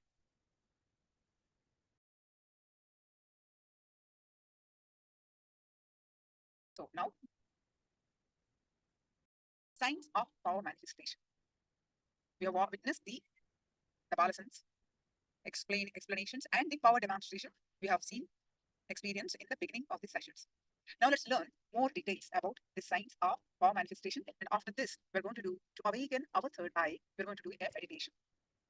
After this session, learning more about this science of power manifestation from Swamiji's compilation of various satsangs, we will be doing a meditation also.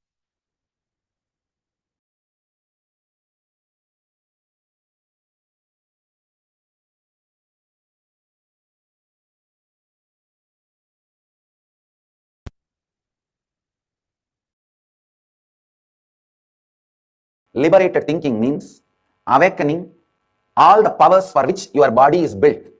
Please understand, there are some people who have the latest, best cell phone, but they do not even know how to send an SMS. They can only switch on and speak, switch off and keep it. Father, you don't need a best, latest model, 70,000, 80,000 rupee cell phone. Just 800, 900 rupee cell phone is enough. Having the best updated 70, 80,000 rupee cell phone, but not knowing anything to do with it, just you pick up, speak and leave it back, is what most of us are doing with our body. Our body is basically hardwired. Our brain is hardwired. The system is developed to experience so many extraordinary powers. Understand, you are not built just to be a clerk, just to be an attendant, or just to be a worker.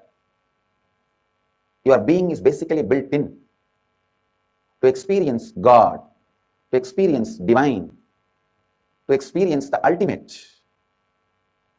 to experience complete completion, to experience Mahadeva. Understand? Your body is basically built for experiencing many extraordinary things. That is why when Hinduism introduces you to you, it says, Shrinvanda Vishwe Amritasya Putraha. Oh, listen, sons of immortality. Hinduism does not introduce you to you as a sinner. It introduces you to you as sons of immortality. Kundalini is the inner potential bioenergy, the possibility for God. The seed of God in man is Kundalini. Understand? The seed of God in man is Kundalini. So if the seed is nurtured, awakened, activated, if the seed is nurtured, awakened, activated, simply God happens in you. God happens in you. Simply God happens in you. Kundalini is inner potential bioenergy. People ask, why is this energy hidden at all? Please understand, it is not hidden. It is in the form of seed. Seed is the source of a tree. That does not mean the tree is hidden inside the seed. Your godliness, your godhood is from Kundalini. Kundalini is the source of your godliness. But that does not mean Kundalini is hidden in you. People ask, why is it not expressing in everyone? Please understand. This is like you asking, why everyone is not becoming president of the country? Why everyone is not becoming lawyer? Why everyone is not becoming doctor? Each one decides what they want to become and put their attention in that direction and they become that. So Kundalini also awakens in people who wants it, who are ready to experience it, who are really interested in it.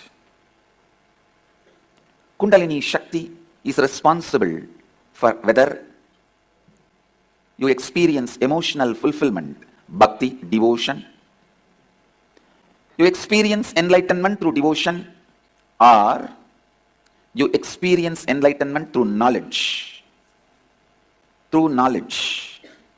wisdom. You experience enlightenment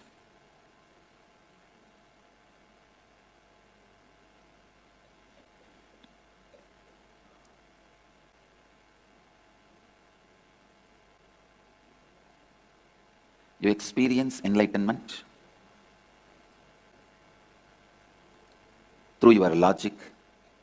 Whatever achievement happens in your life, whether in the form of wealth, or in the form of power, or in the form of health, or in the form of happiness, or in the form of fulfillment, everything, Kundalini is the source. Kundalini is the source of everything. If the Kundalini energy can be awakened and directed, it can get anything you want. It can get anything you want. Purnima Tithi, Visaga Nakshatram, evening. When I completed 11 and aging into 12, that year, Vaigasi month, Visaga Nakshatra, Purnami Tithi. This is the way we Indians keep the date in the memory. We don't keep that, the English calendar date. Somehow, I always kept only based on the Tithi and Rasi and Nakshatra. And so now if you can Google and find out exactly what is the date. Let me describe. Because we never bothered about the Kala. We bothered about only the essence of Kala. When I completed 11 and moving into 12, that year, this has happened. Listen, exactly what happened. Let me describe. As usual, I went and sat on one rock. I did not choose. Please understand. I did not choose. It was just a casual. Usually I sit here, there. Somehow, that day I sat on one rock, which has become a Tirtha Kshetra now for all our devotees and disciples. I sat casually. Whenever I find time, I'll go and spend time in that space, in that area, because Devi became enlightened there. My Guru Vibhudananda Puri always used to tell, this is Devi's energy field. That place is called Pavalakundu, Coral Hill. She used to tell, this is Devi's energy space, energy field. So I always used to go and sit there. I was sitting on a rock. To tell you honestly, I was not even doing some serious meditation. I can say in a way the whole ambience was so calm, so beautiful. I decided to close my eyes. Once I closed the eyes, the intensity of my yearning started taking over me. The intensity to realize myself, my true nature, started possessing me. It has taken possession over me. The Kathopanishad declares, Shraddha Vivecha. Shraddha just took over, Nachiketa. All of you know how fear takes over you, greed takes over you. When a fear takes over you, when you have a panic attack, you just do things. You always feel guilty, shy, let on about it. You repent for it. You don't know why you did it. Same way, when lust takes over you, when greed takes over you, you do things which you can never logically justify even to yourself. But when authenticity takes over you, it will be 10,000 times more intense than fear taking over or greed taking over. It will be 10,000 times more intense, powerful. When fear takes over you, it's called panic attack. When greed takes over you, it's called restlessness. When authenticity takes over you, it is called satori. My sincere seeking that overpowered me, that's the right word I should use. I just felt, what is it I am seeking? Who is that me who is seeking? Who is that me that is deeply discontented about anything I see, hear? Who is that who is deeply discontented even about my own existence? Listen. Almost like, who am I who is so discontented about my own existence? Understand, all of you have discontentment about your own existence, but you never look into why, what, who is having that discontentment. You try to look in, if you get one Rasagulla, you forget that. You try to look in, if you get something else, you forget that. Very easily, that question, why, what, who is so discontented, those questions are forgotten very easily. The person for whom the question has become the first and top priority, he is a seeker. It was such strong taking over. That's the right word I use. Taking over. Listen. Understand.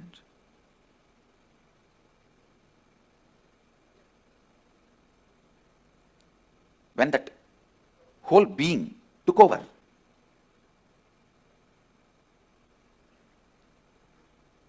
who am I that is experiencing this deep discontentment, suffocation?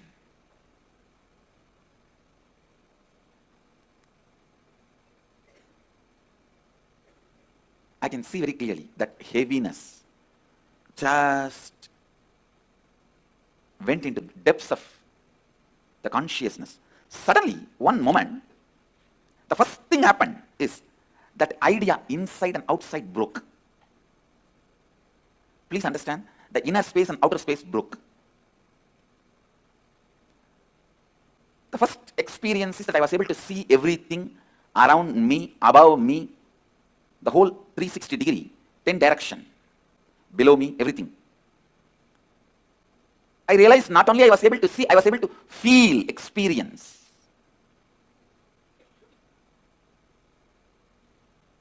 I'm actually now reliving that experience to describe any point I left out which I have not described. I felt that the skin of the stone on rock on which I was sitting and the skin of this body both carry me equally. In both I exist equally. Both carry me equally. In both I exist equally. The air, the breeze, the setting sun, rising moon, the whole Arunachala hill, all the plants, bush, shrubs, trees, everything, everything, everything just became so alive. The idea, something is inside and something is outside, is completely lost. First, I was able to see all the 10 direction 360 degree. The next moment itself, I realized not only I'm able to see, I'm able to experience all of that as me. I did not feel vulnerable. I felt powerful. I did not feel vulnerable. I felt powerful. So powerful. I just know I am that oneness is the existence. There is no inner. There is no outer. There is no moving. There is no unmoving. The smallest movements of these plants is my movement, and the highest stillness of the center of the cosmos is my stillness. Moves and moves not. What do you call as near? What do you call as far off? Those concepts are lost.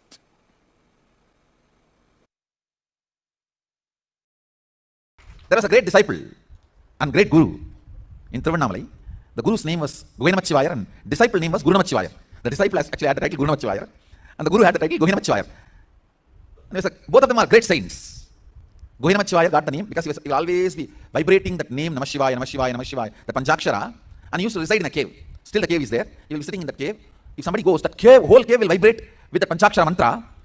You will not know from where that sound is coming. He is not uttering. His mouth is just closed. There's no sound from him. But the whole cave will vibrate with that frequency. That is why he got the name Govinamachivaya. Because of his presence, the whole cave was vibrating that Namashivaya mantra. He had a disciple. One day the disciple was pressing the feet of Guru. Suddenly he took the hands off and started rubbing. The Guru asked, hey, what are you doing? The disciple said, no, in Chidambaram temple, the screen in the Chitsabha caught fire from the lamp, so I just put it off. A remote vision power.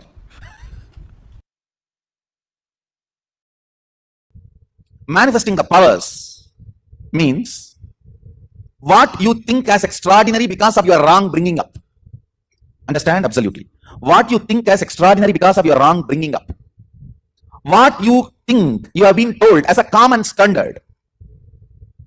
Breaking that and manifesting the absolute as it is through your body and mind is manifesting powers. Understand? The first myth you need to break.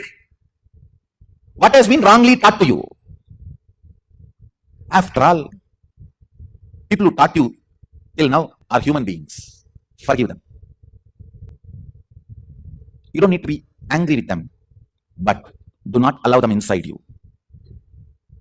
Get rid of everyone. Understand? Unless you break the standards they taught you, you are not going to have superconscious breakthrough. Superconscious breakthrough means breaking all the standards you have been taught.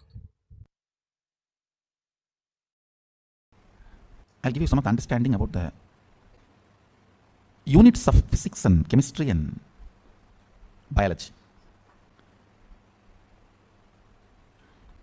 Unit of the chemistry in you, I'm talking about as far as power manifestation is concerned. Biology is your biomemory. When you add powerful cognitions, the actions and reactions happen is chemistry. And what you manifest is physics. Powers. Or powerlessness, whatever. Unit of physics is power or powerlessness. That's all. Only these two unit. Any happening is only these two. Deva, Asura, that's all. Nothing else. Everything else is attribute. Attribute is different from unit. When I say unit, I'm talking about the fundamental unit. Everything else is attribute.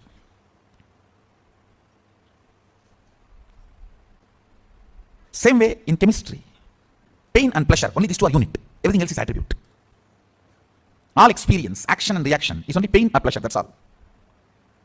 That is why the day I was telling that. Don't invite pain, don't hate pain, because pain grows the roots in you, which you can never grow by just joy. It brings certain kind of a depth in you, which you cannot get it just by joy. Kind of a stability, maturity is brought by pain. But of course, inviting it is stupidity. Don't invite, don't become sadist, no. Neither invite nor hate. When it comes, allow it to do its job.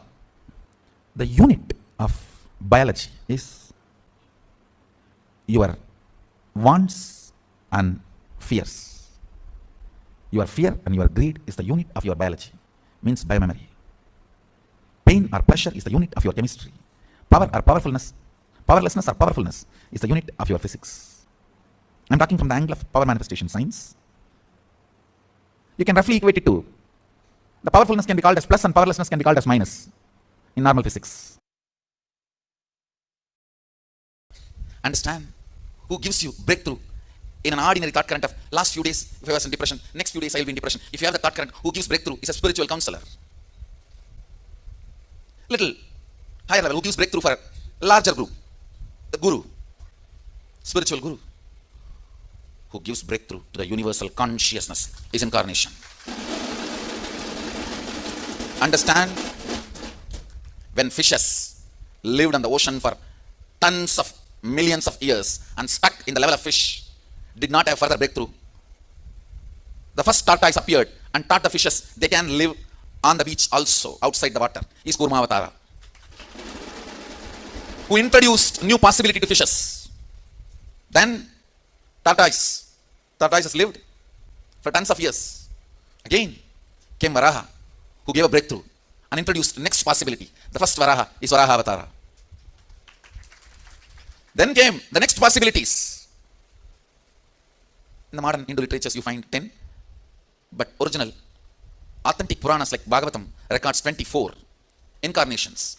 The first man who started thinking, Kapila. The cohesive thought current. The idea of cohesive thought current was introduced to humanity, called Shankya philosophy, by Kapila. So he gave the breakthrough to the humanity by teaching humanity how to think. First man who started thinking, Kapila, is the next incarnation who pushed humanity to next levels. Of course, I'm following the sequence of Bhagavatam.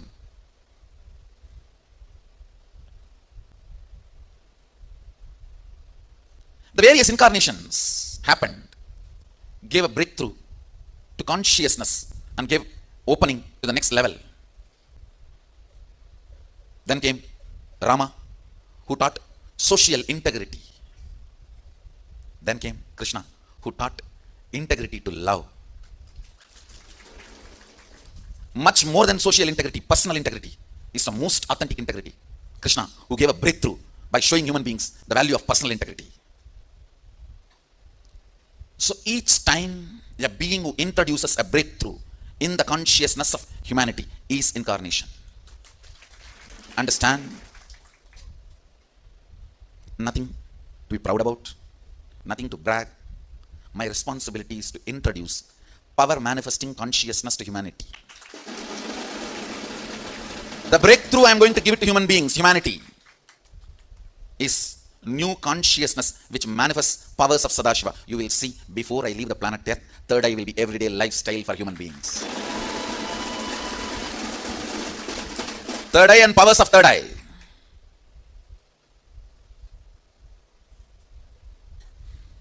Awakening. Third eye, powers of third eye, awakening third eye.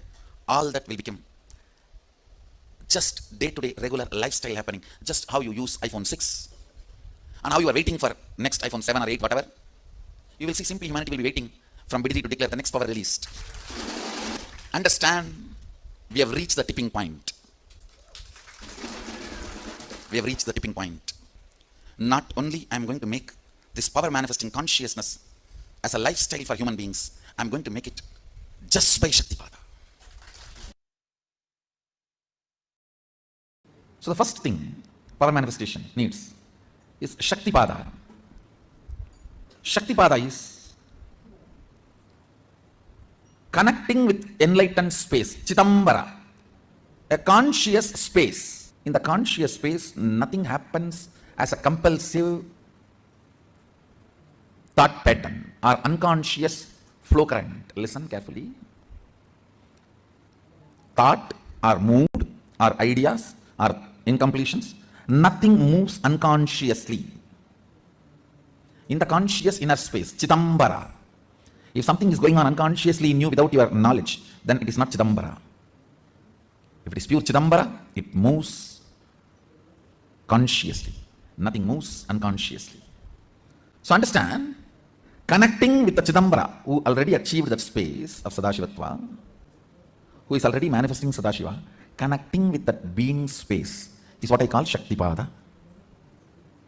The first step for manifesting Shaktis is Shaktipada. One funny thing about Shaktipada is you can't speak, you can only do it. It is like, how many hours you hear about swimming? It will not help you. You need to get into the water and start swimming. You need to get into the water and start the movements. Shaktipada is also same. You need to get into that space and start living. Getting into that space and start living in that high energy and enthusiasm, in the high spirit. Multiple ways Shaktipada happens in our life. Even seeing Guru. When you see, if your lips and eyes become big, Shaktipada is happening. When your two eyes are not enough, when your two eyes are opening wide and not able to catch the master's form, your third eye is opened as a gift. The energy enters through two eyes, hits the third eye, and it is opened. If you are not able to contain the joy with the mouth and becomes wide open, the energy enters, touches the heart, and opens that. Energy goes through the eyes, opens the third eye. Energy goes through the mouth, opens the heart. And I tell you, automatically your breathing pattern will change, because your breathing pattern is the remote control for your neurological functions. Your whole neurological functioning is controlled by your breathing pattern. Your breathing pattern is your remote control for your neurological activities. The moment you see the master, see the guru in his presence, you will see the breathing pattern automatically changes, because he is operating the remote. Understand? Whenever your eyes open wide, breathing pattern changes, mouth opens wide, ears start deeply listening, you are having Shaktipada. Sadashiva beautifully describes eyes opening wide to drink his form,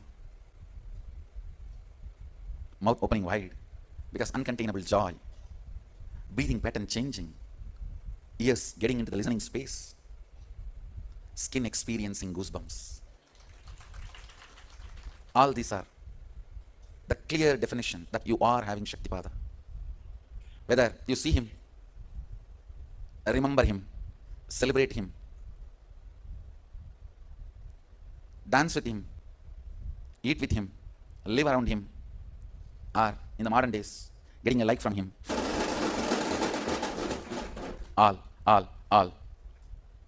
All this is Shaktipada.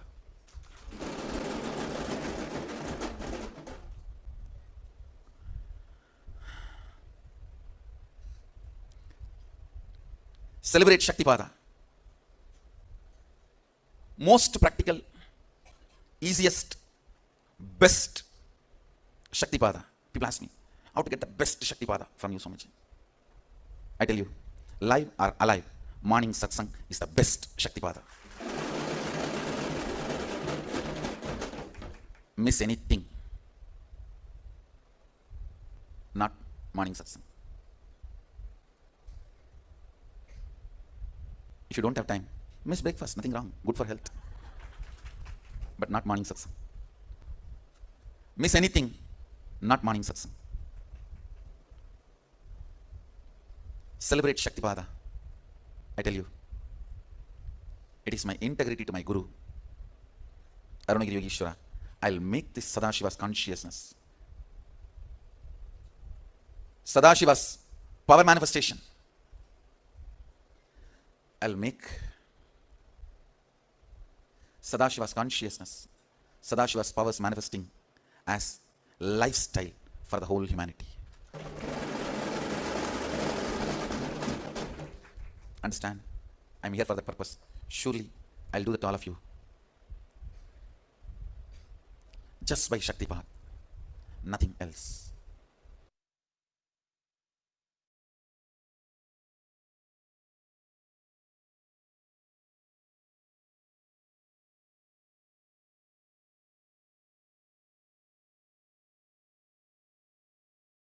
Yes. Now we'll be doing the to decalcify the third eye. We're doing one meditation. What is your understanding? You can post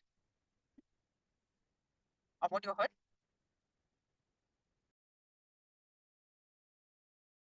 So now we're going to do the meditation. Detox your third eye for superconscious breakthrough.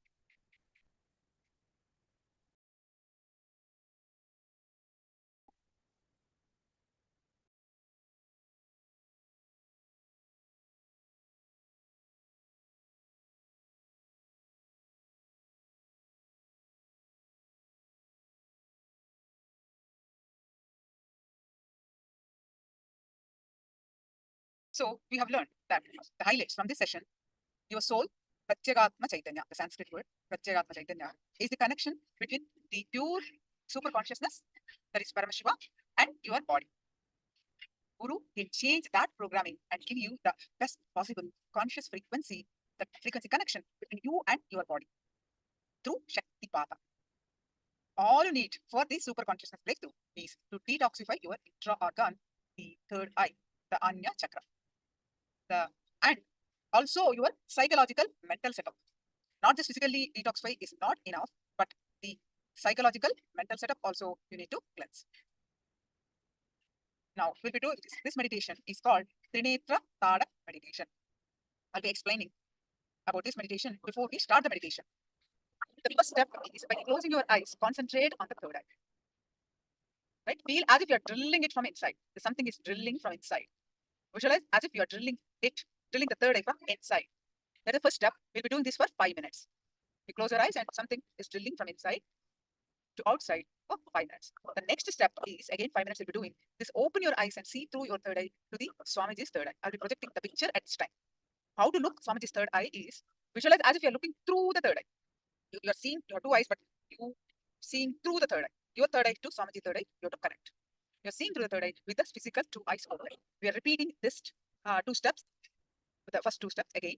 So let's get ready to do this meditation. If you have any question, please do ask me now before we enter into the meditation.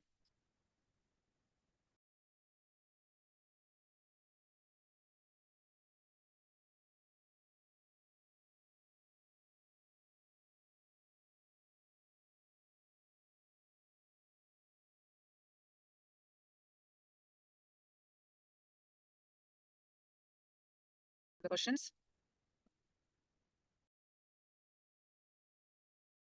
Yes. Chayesh Verma. Before tomorrow initiation, we can apply turmeric for calcific. Yeah. Yes, you can.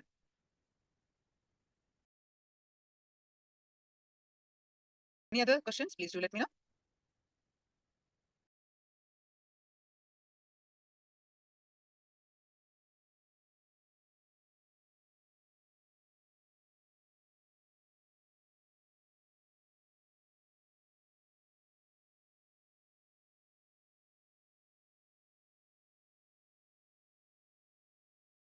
Let's get ready for the meditation.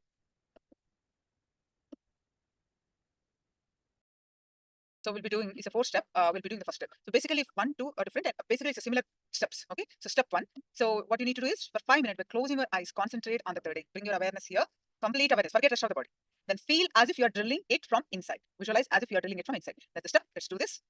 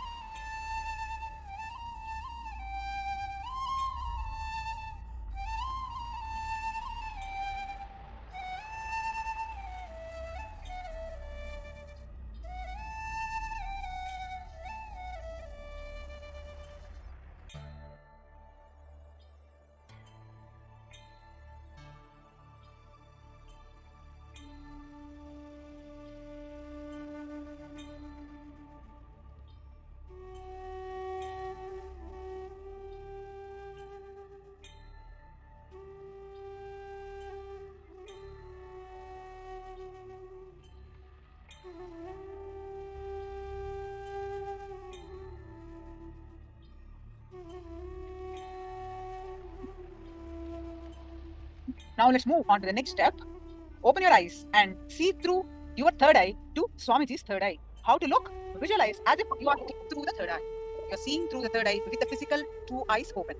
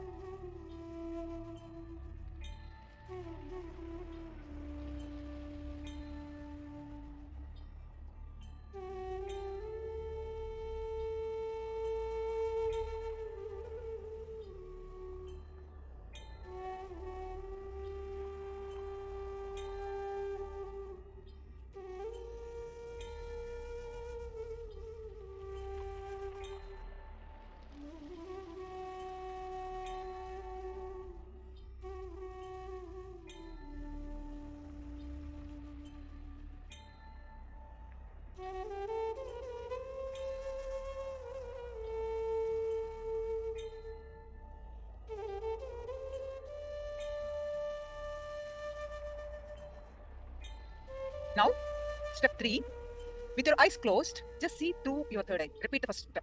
Whatever images you're seeing behind the closed eyes. A slight difference. With your eyes closed, see through your eyes whatever images you're seeing behind the closed eyes. 5 more minutes.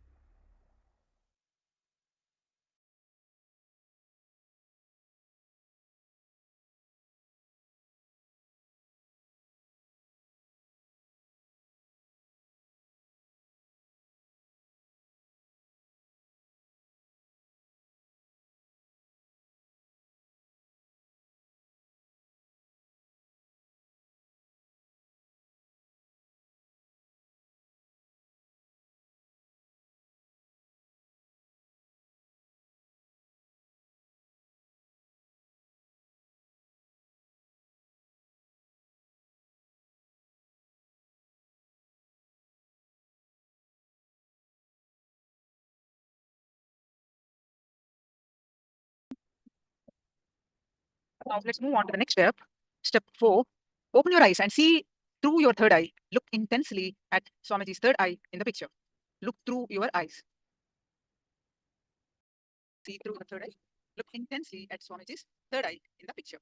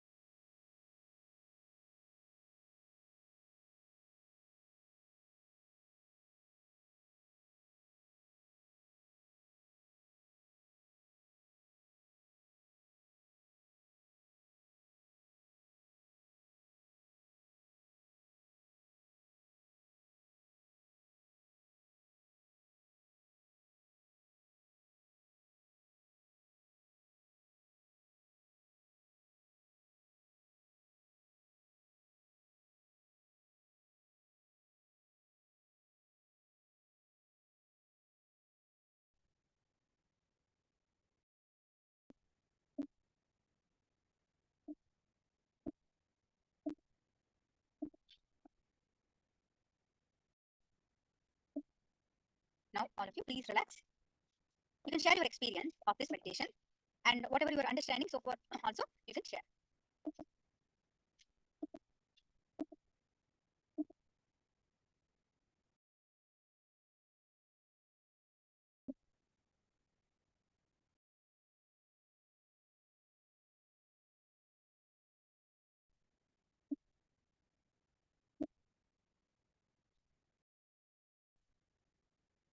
What was the meditation and what is your experience? Please share it.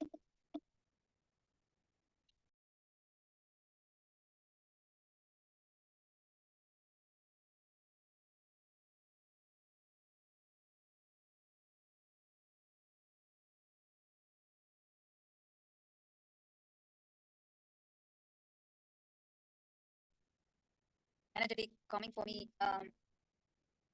Jayanti says energetic and I says coming for me. Others also, please share your experience.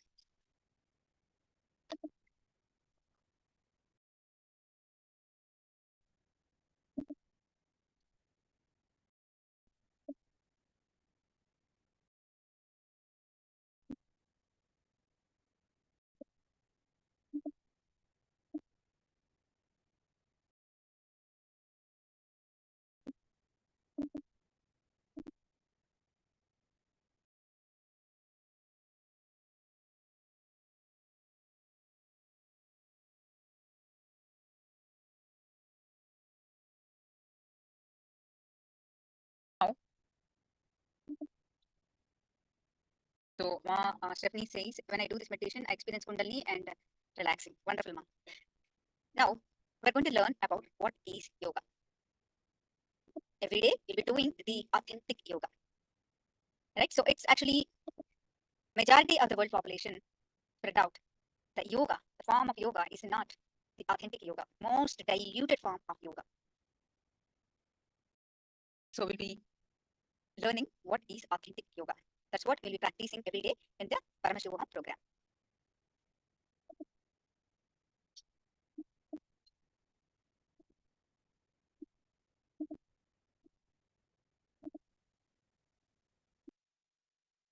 The only priority for all of you, please understand, I am talking to anyone who has a little love or sympathy for me. For all of you, take this as a guru walk. Make your body consciously strong. Listen, gym will build muscles, but only yoga and Ayurvedic lifestyle will make your body conscious. See, only yoga will make your internal organs strong. Just see all over the world, especially in India, all these gym bodies are just dropping dead. All these gym body fellows, dying. Because gymming builds muscles, makes you look very nice in the outside. Yoga makes your internal organs strong and your ability to manifest consciousness strong. Yoga. How many ever times I define this word will remain as a mystery. I'll try to define once more. Yoga is the science which makes the divine to connect with you. Listen, not you to divine. No. Not drop into ocean, but ocean into drop. Understand? Nowhere yoga is described as union between man and divine. Even Patanjali says yoga chitta vritti nirodha means he is not saying yoga is mind getting dissolved. No. Cessation of the mind. Not heart attack, but cardiac arrest. There's a difference. If a man merges into divine, dissolving the mind. Patanjali is not using that word. He says chitta vritti nirodha. Cessation of the mind means divine entered the man. Only if divine enters the man, cessation happens. If a man enters into divine, dissolving may happen. Understand? It is not drop entering into ocean, ocean entering into drop. Yoga is union of divine with man. Understand? Look at the whole yoga and yoga sutras, yoga shastras. From this one understanding, you will understand what I want to reveal by the name of yoga. Everything of yoga, yama, don't see as moral or values. No, it is freedom of ferociousness. Brahmacharya is not moral or value. It is freedom of your ferociousness. Aparigraha is not moral or value. It is just ferocious response to this whole cheating economy. I'll tell you, if you think man to divine, you will be man forever. Even after 90 years of spiritual practice, you will look back and remain, the day I started, what kind of anger, jealousy, lust, all the problems I had, the same thing still I am having. I don't know when I am going to progress spiritually. You will die with SDHD. Never man to divine. It is always divine to man. The beginning Shaktipada should be very clear. Your divinity merging into your humanity is your yoga, not your human side merging into your divine side. Understand? Precisely in my Atma Pramana, I will tell you yoga. What is yoga? I have given you what Patanjali describes, and I will tell you what is precisely from my Atma Pramana. Strong cognitions exploding into your system and changing your whole brain's alchemy, putting you in the space beyond any description is yoga from my experience.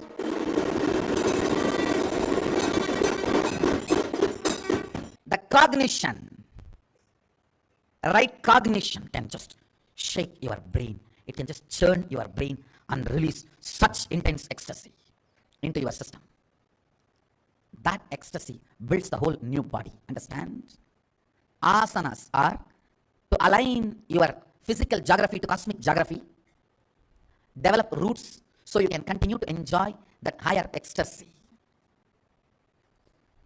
Ultimately, yoga is only this two anga, two component. Through the intense, powerful cognitions, making this ecstasy rain happen in your brain and flexing your body, aligning it so it grows the roots to retain and continue to enjoy that ecstasy, that alchemy happening in your brain. Understand? Listen carefully. Yoga is just these two component. It's only these two component. Understand? The whole field of yoga should be studied from this lens.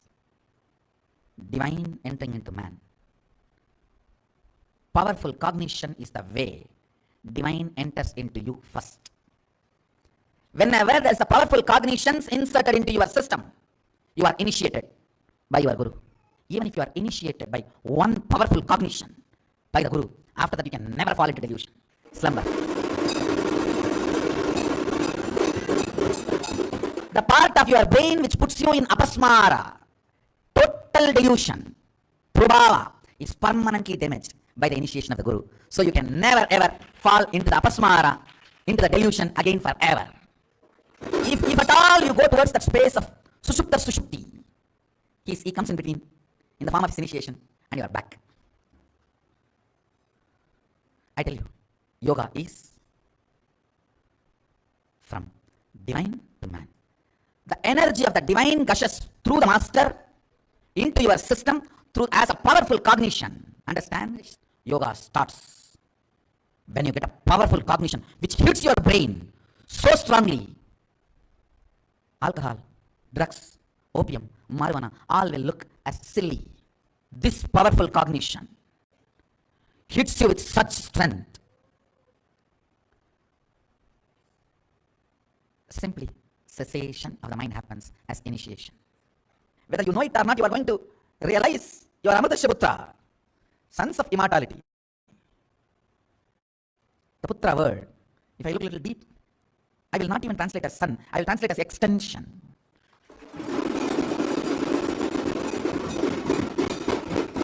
I will not even translate as son, I will translate as extension.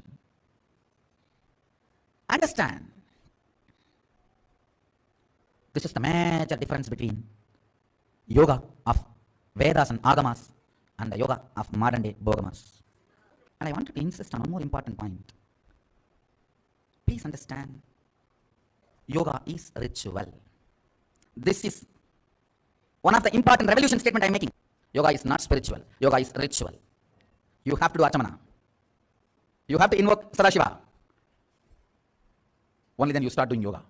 Biggest problem in the modern day is amputated yoga. The angas of yoga is cut and packaged. Amputated yoga is the most danger to the modern day. We need to give the original yoga as it is complete to the world. As Sadashiva wanted, as Maschendranatha, Gorakhnatha, Patanjali, all of them taught, yoga need to be taken to the world as original. As original, understand? Mahadeva declares at least in 4 places. In 4 places, Mahadeva declares, Mahasadashiva declares very clearly, anybody who does the yoga systematically as per his guidance, literally having cosmic union with him. It is called Mahamudra. Understand? When these original verses are chanted and yoga is practiced, when Shaktipada happens, Kundalini is awakened. You imbibe his very DNA. Yoga as religion, that is Hinduism. It is from the Hindu culture, Hindu tradition. Yoga has evolved. Hindu thought current. Yoga has evolved. It's a gift we gave it to the world from the Hindu thought current. The original Vedic and Agamic description, definition of yoga. 3 levels, the science of exploring various powers, science of exploring various states of consciousness, science of exploring various dimensions of the universe. Understand? Some of the planets, the base material of the planet is diamond. You should know some of the planets are 80% diamond material. When we have access to the planets, unable to transport, what will happen? Nobody can describe. Whether diamond market will collapse or value of our wealth will go up, we don't know. Access, possibility, opens new doors which can't be described. You do not know the result and end result. You do not know what all other doors can open through this. Same way, access to the multi-dimensions of the universe, you do not know how many new possibilities and doors open. And not only Hindu tradition talks about access to other lokas, other planes of universe, it was a very common practice. In Hindu tradition, human beings having access are those beings contacting human beings. I don't even want to say in the modern day people are not doing it. No, we have enough of people who are doing it even now. Sadashiva gives an elaborate, beautiful, thorough description in 3 places. Yoga Jagama, Sarvajnanottara, and Kamika. In 3 places, he gives a very beautiful, elaborate description on yoga. What he declares as yoga, it's a science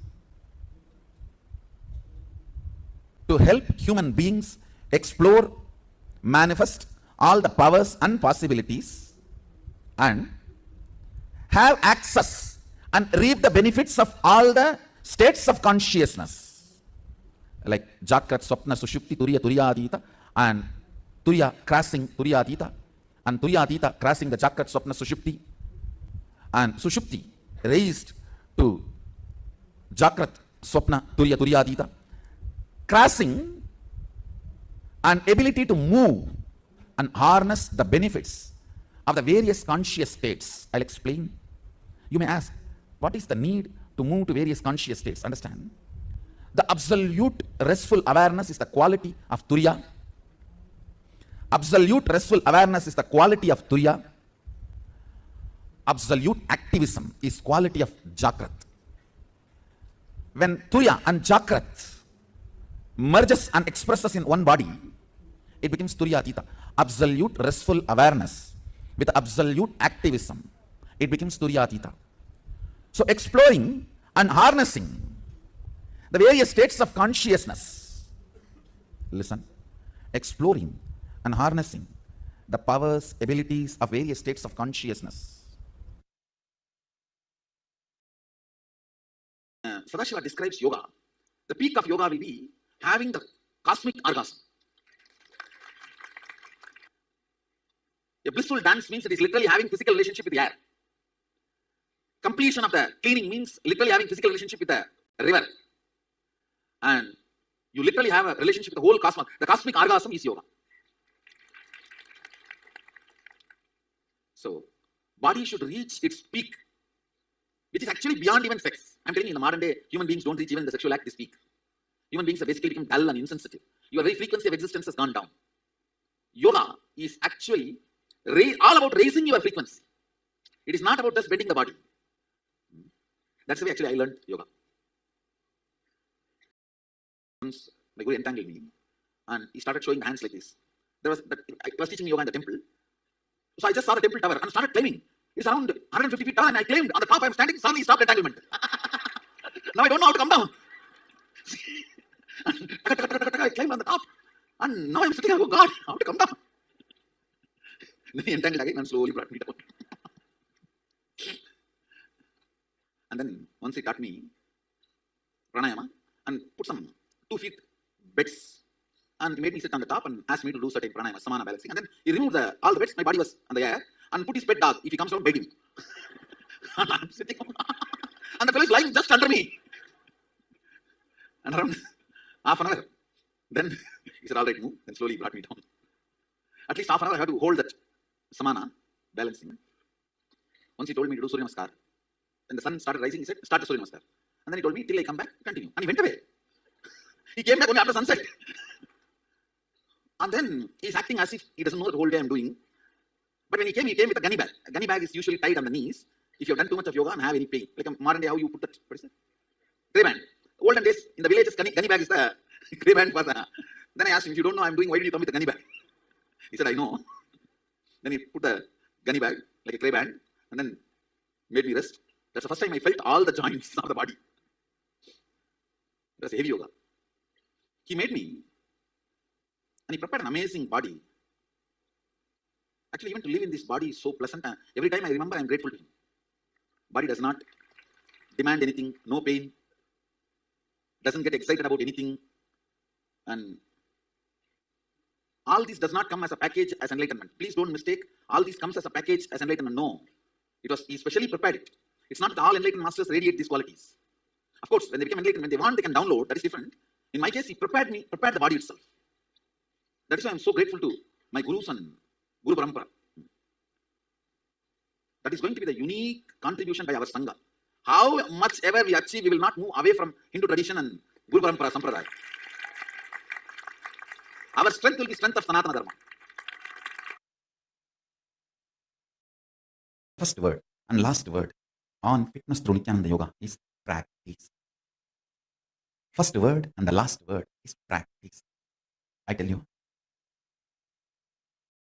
at least there is 1 million yogic scriptures in Sanatana Hindu Dharma's Vedagamic tradition. Yoga in all sampradayas, Adi Shaivism, Lagudi Shaivism, Pasubhata Shaivism, Kaula Shaivism, Kashmira Shaivism, Bauddham, Samanam, Tantram, Agoram, Vaishnavam, Sattam, Sauram, Gaumaram.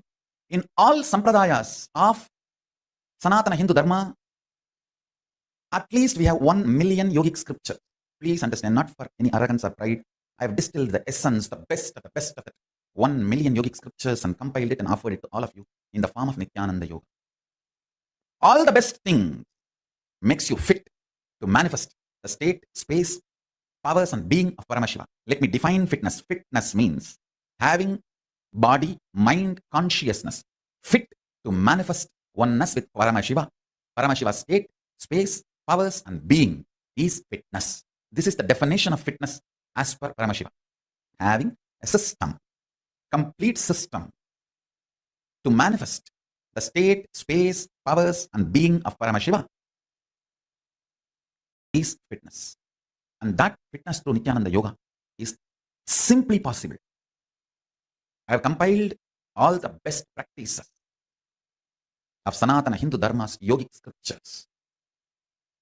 All the asanas, mudras, bandhas, kriyas, karanas, aushada, avarana, every best practice, uttamottama practice available in Sanatana Hindu Dharma in million yogic scriptural books. In million yogic scriptures, I have compiled and collected the essence.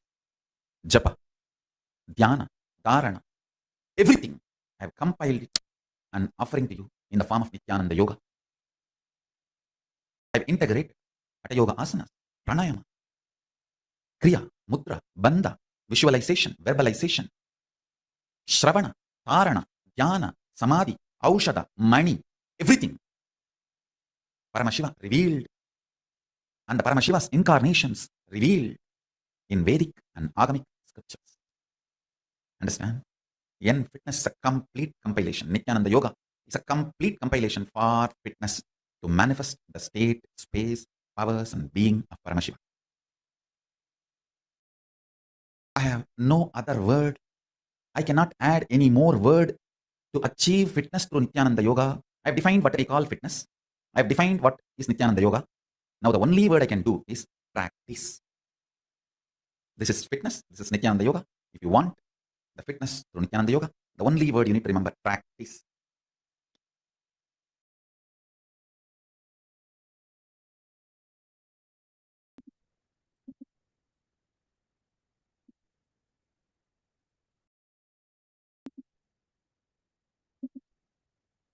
Yes.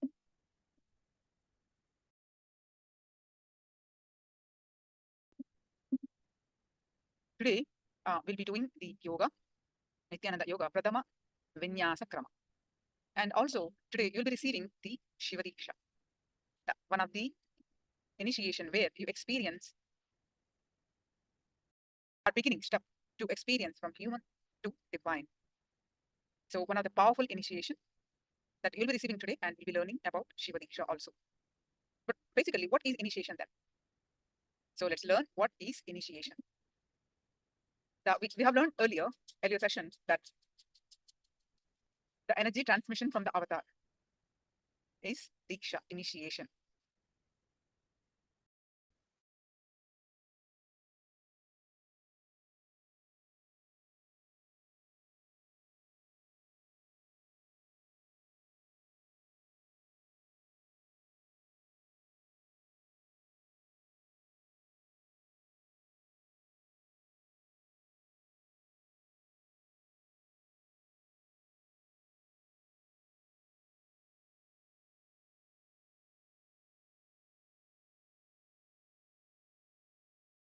There's no good bad. In cosmos, there is no good bad. In the conscious scale, there is no good bad. There's only integrity. It's just integrity is the key to understand who gets what in the life. If you want to manifest consciousness in your life, integrity is all you need. Listen.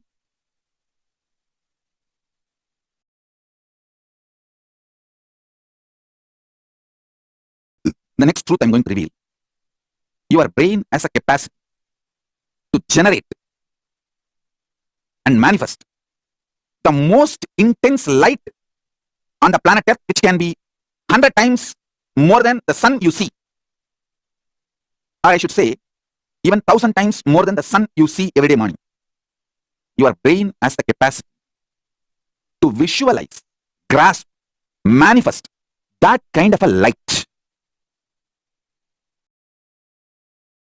Your nervous system has a capacity to convert that light into a very positive, powerful energy, command. And your body and mind has the capacity to manifest that command into reality. Listen, your brain has a capacity to receive, reflect, manifest 100 times more powerful light. Light is the small word I am using. You can call it as tejas. Conscious, shining light with its own intelligence, independent intelligence.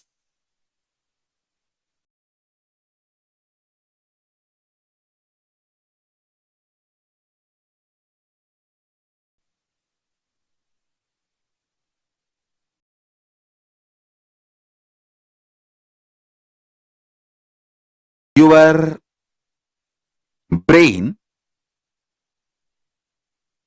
which has that capacity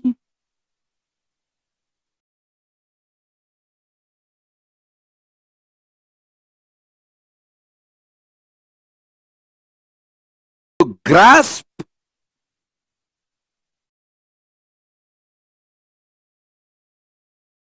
tejas. I think I'll explain the word tejas for the newcomers. See, prana, tejas, ojas, these are all the different level words for the energy of the consciousness in Sanskrit. You understand the word tejas with the definition I am giving. It is like a Paramashiva. He is made of consciousness, tejas. He just takes his tejas and pours it on you. He just takes his consciousness and pours it on you. How it will be? That is exactly. He just puts himself in you. He can just put himself in your brain. He putting himself in your brain is initiation. Understand? He putting himself in your brain is initiation. And don't worry, don't think, oh, I got initiation, 10 days I felt so high, then I came down. Don't worry, after 10 days I will come back again and pour you more with more energy. I am young, you are young. We have a long life and future together happily till you become Paramashiva. And even if you are old, if you die, don't worry, I will bring you back to be with me. I need a lot of Gurukul kids. You can come back and enjoy more initiation. Nothing to worry.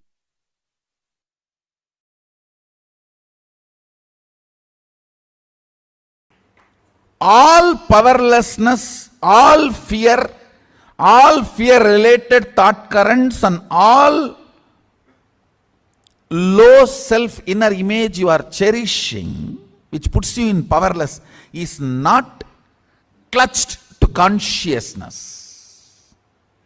You need to understand that.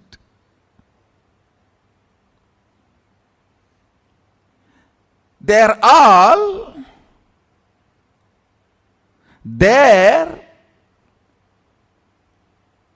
indirectly receiving or sucking the energy from consciousness, but they are not supported by consciousness. That is why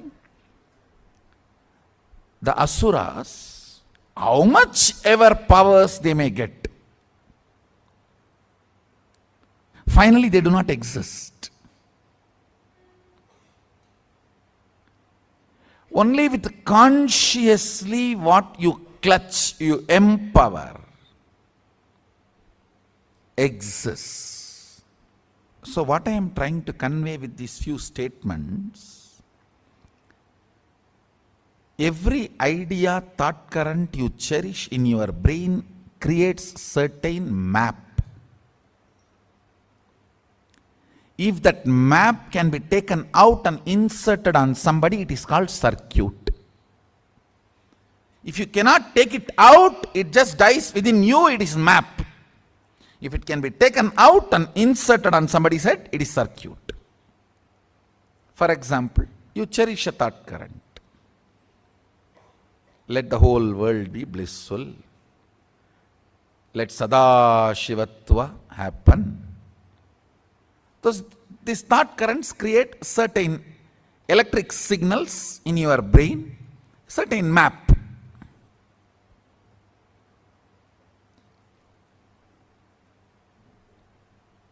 If you are able to hold that stably till the other brain vibrates to the same frequency, it is called circuit.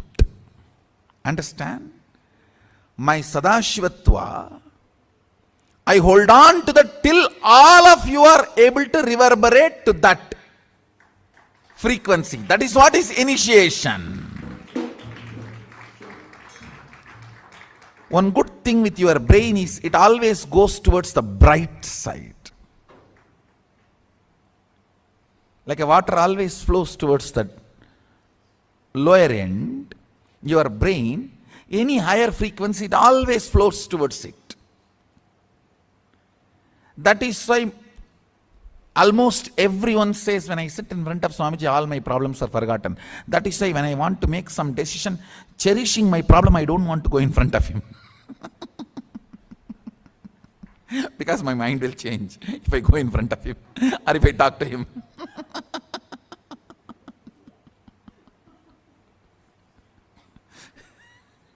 Secret.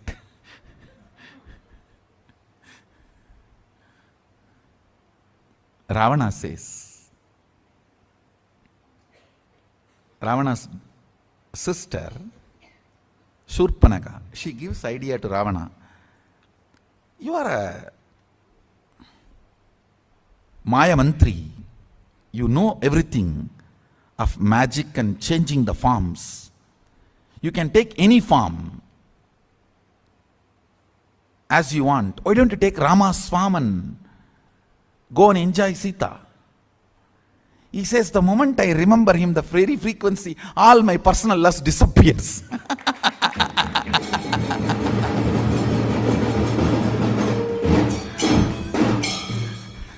How can he take his form?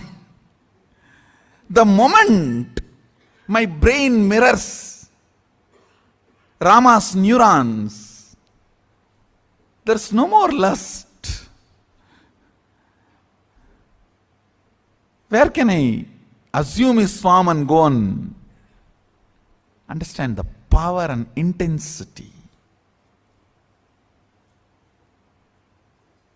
of the Rama's existence.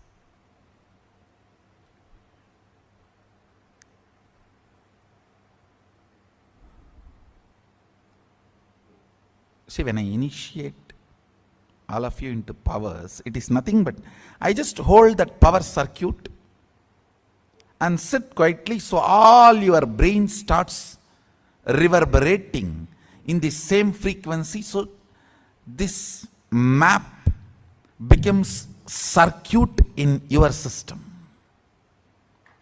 See, if it is only in your brain, it is called map. If it can be reproduced, it is called circuit. That's all. If it becomes alive to reproduce itself, it is called circuit. Like if a lady remains single, she is lady. If she gives birth, she becomes mother. So map is a lady, circuit is mother. That's all.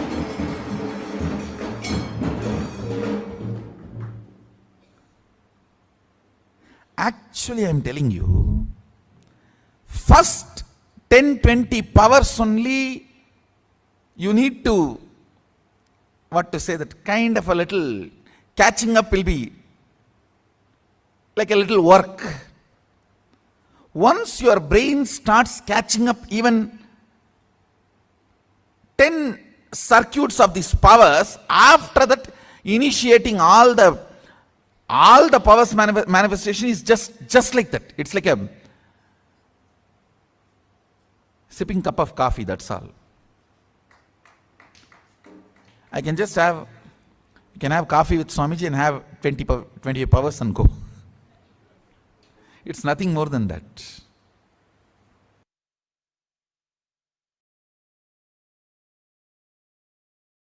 Every time I am sitting with you, whether in the name of satsang or question answer or class,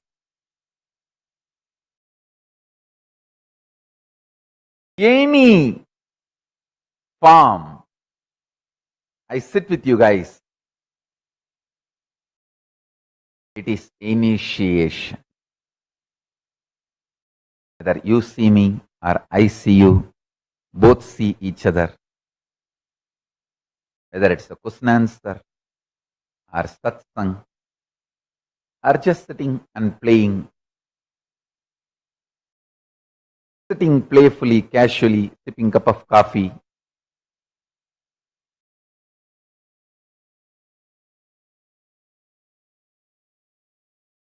I always visualize myself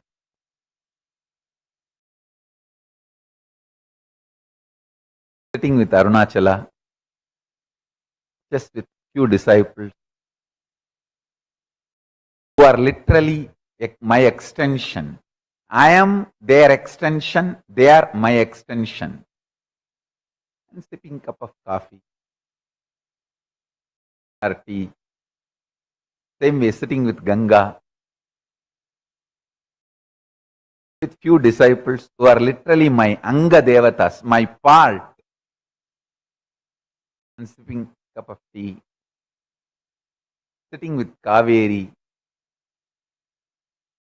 few disciples who are just my extension, Anga Devatas, cup of coffee.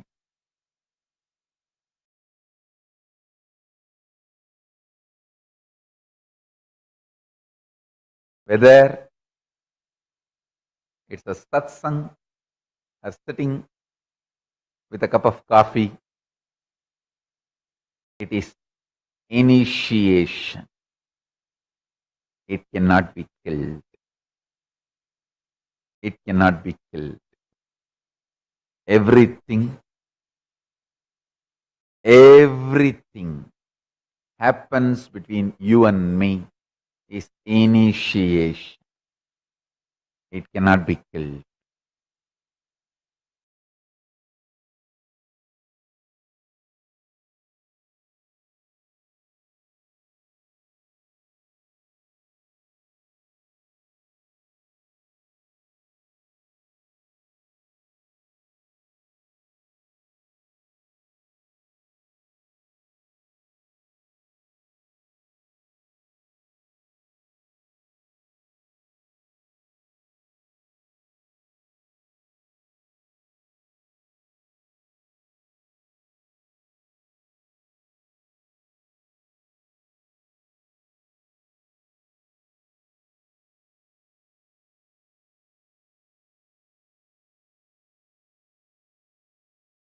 Listen.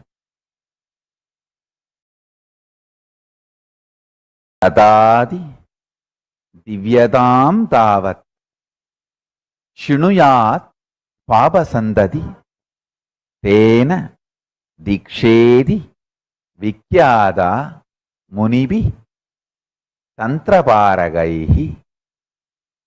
Diksha is the one which bestows divinity and destroys the continuity of restrictive karmic bondage.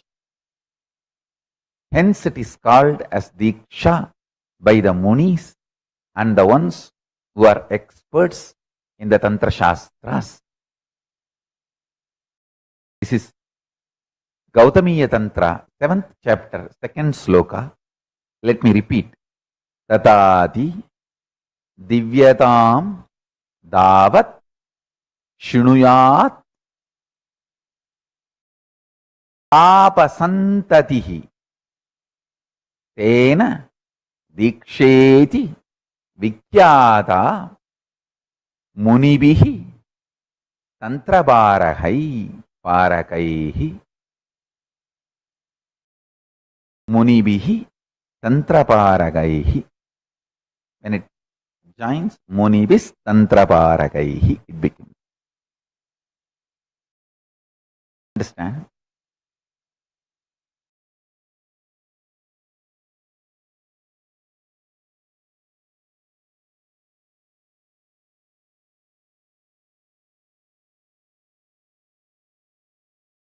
Diksha can't be destroyed.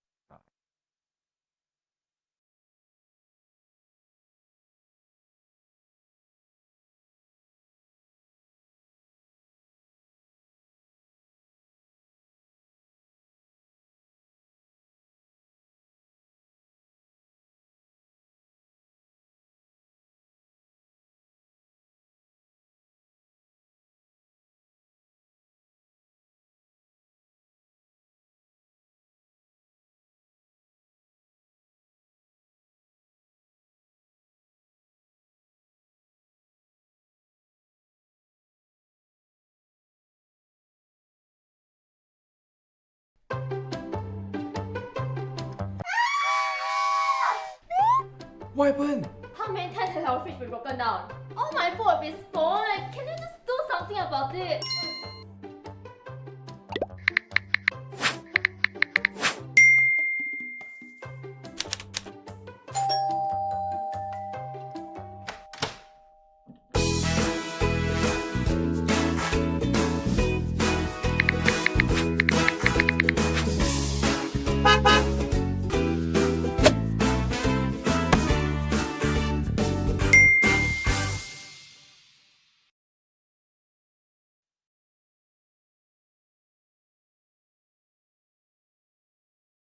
Diksha is Jivan Mukti. Diksha is living enlightenment. Diksha is manifesting Paramashiva. In Kamikagama, Purvapada, 4th chapter, Archana Viti Patalam, 59th sloka, Paramashiva very clearly says, Dikshitoyaha Puman Sakshat Jivan Muktasa Uchyate. The one who has been initiated, received Diksha, is considered to be evidently a living liberated soul, a Jivan Mukta. I don't even want to say considered. Uchyate means declared, defined. Uchyate is not considered. The wrong translation. Uchyate means declared, defined. Dikshidoyaha Puman Sakshat Jivan Muktasa Uchyate. The one who has been initiated, received Diksha, is considered to be evidently a living liberated soul, a Jivan Mukta.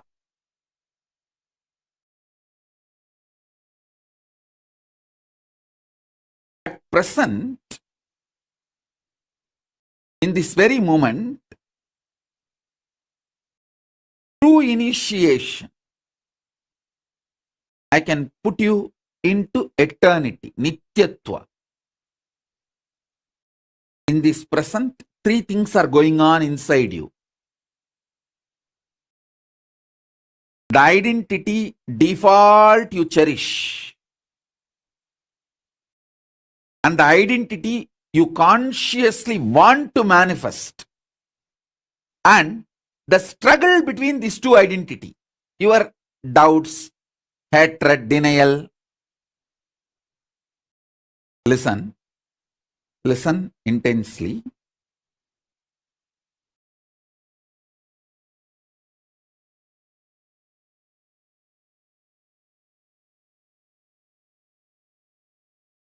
At this present moment, three things are going on inside you. One,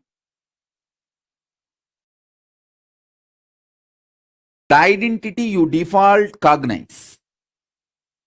Two, the identity you consciously want to manifest. Three, the struggle between these two, your self-doubt, self-hatred, self-denial, all these three.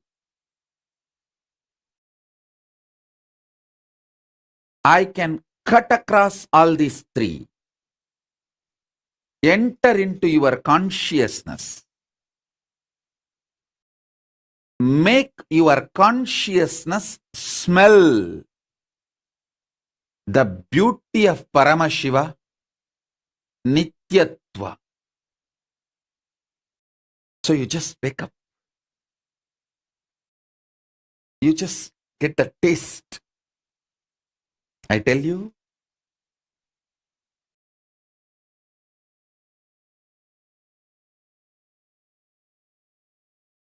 smelling Paramashiva, waking up to Paramashiva,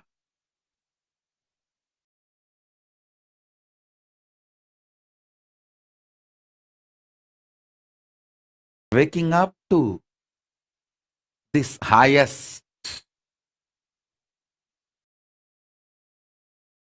In this moment present, it can be done through the initiation.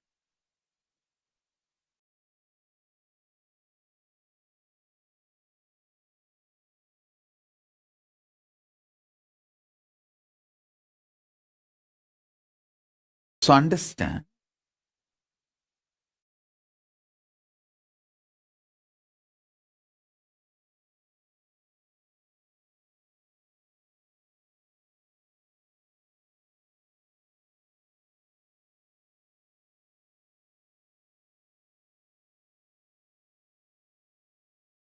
that is why always the ultimate manifests through initiation. Small things you can achieve on your own through tapas. But the ultimate is done only through initiation. It is only the transmission of lamp from fire. The fire is lit. From a lamp, living lamp, another lamp is lit.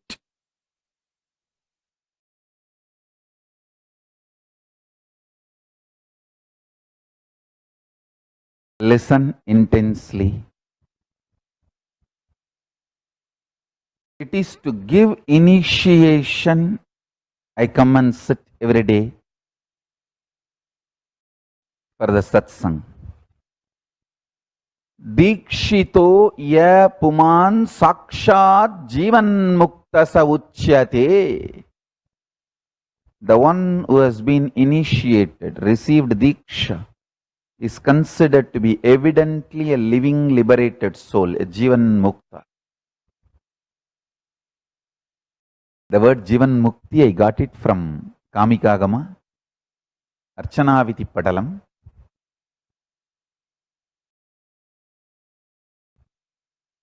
I started using this word jivan mukti, I think from 2002.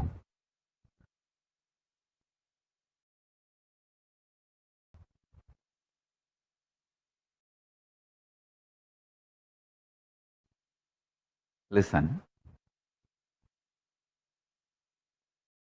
When I initiate, literally Kailasa enters in you. Kailasa is a intense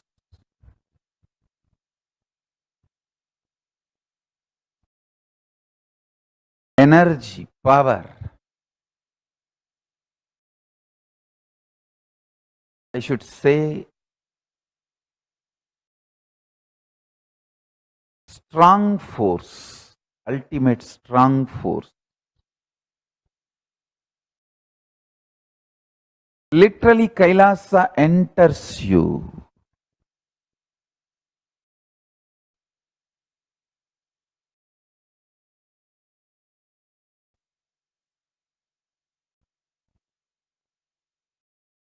Kailasa entering you and engulfing you and just imbibing you into itself is initiation.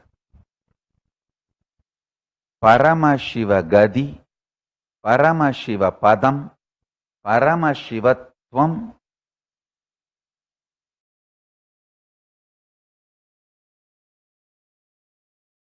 Paramashiva Gadi, Paramashivatvam, Paramashiva Padam,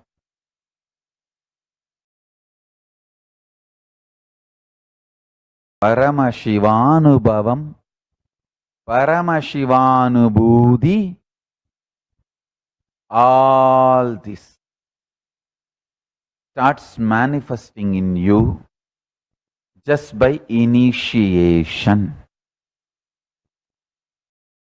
Listen. Paramashiva Padam, Paramashiva Gadi, Paramashivanubhudi, Paramashiva Shakti, Paramashivatva, all this starts manifesting in you just by initiation.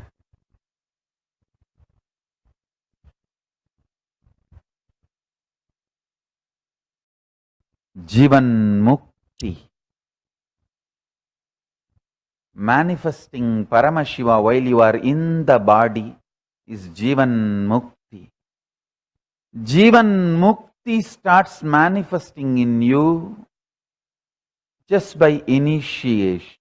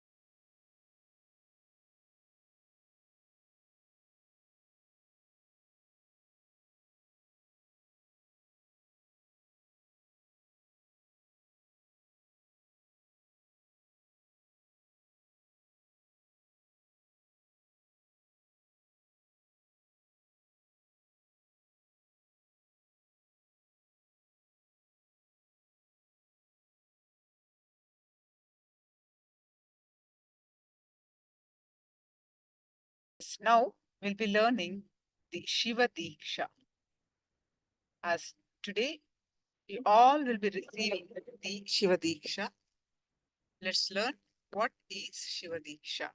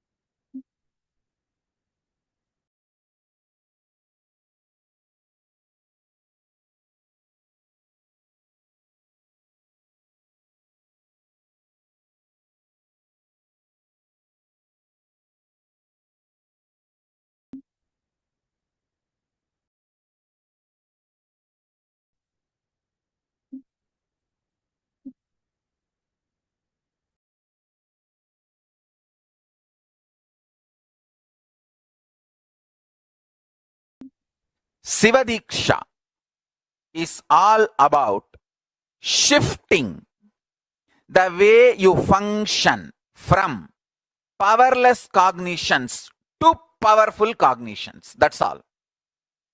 Sivadiksha is the way to shift you from functioning from powerless cognition space to powerful cognition space. Listen carefully. Understand life.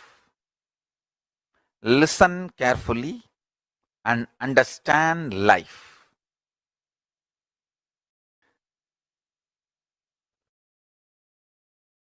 I will repeat. First,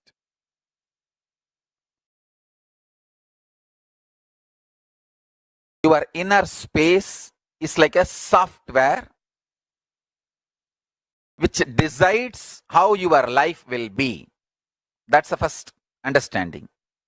Second, if the inner space is filled with powerless cognitions, powerless, suffocating, wrong ideas about yourself, about your world, about God, it can be more and more suffocating, making your life difficult.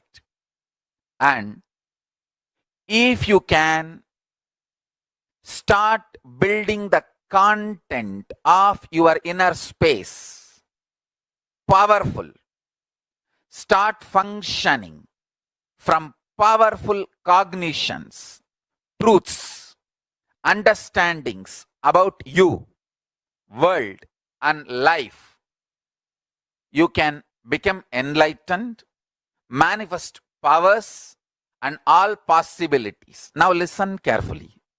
The good news I have is your inner space can be beautifully reprogrammed. It can be reprogrammed with powerful cognitions. It can be reprogrammed for enlightenment. It can be reprogrammed to manifest the state, space, powers of ultimate Paramashiva.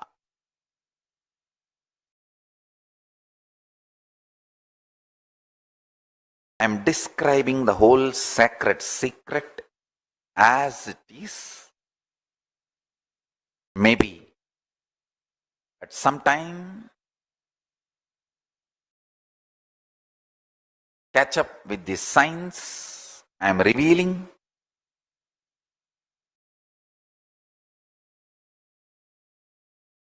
Listen, listen intensely. Maybe the modern day science will catch up with what I am revealing. At some time, sooner the better for the humanity. Listen. Your bioenergy is left inside your body when you assume the body. Like a snake, it just goes into your Mooladhara chakra and rests coolly in the Paramashiva Bodha.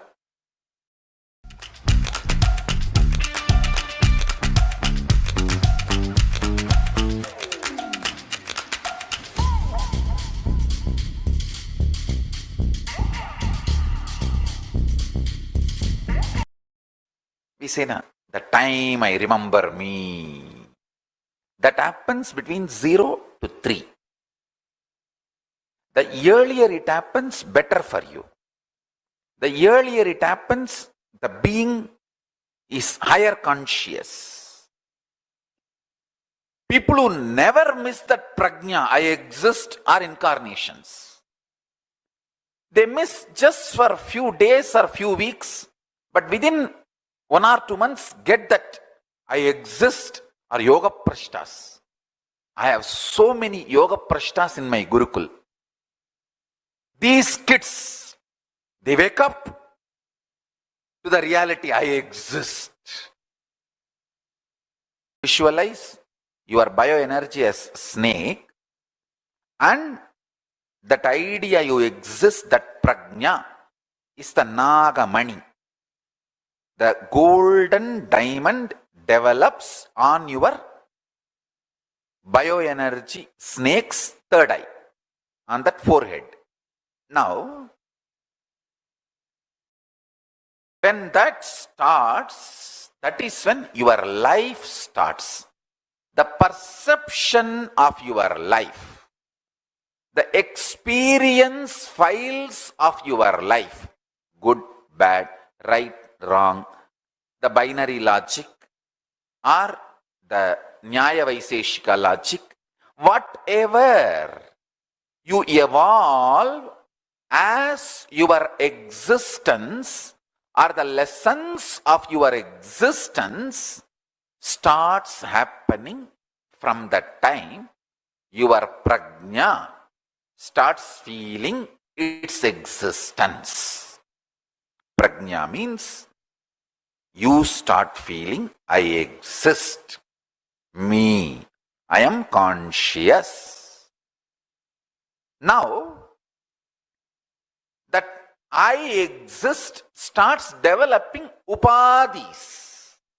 I am male, I am female, I am good, or whatever. I am good in something, I am. So this upadhis, the identities, ideas, patterns starts getting evolved in and around you. Listen.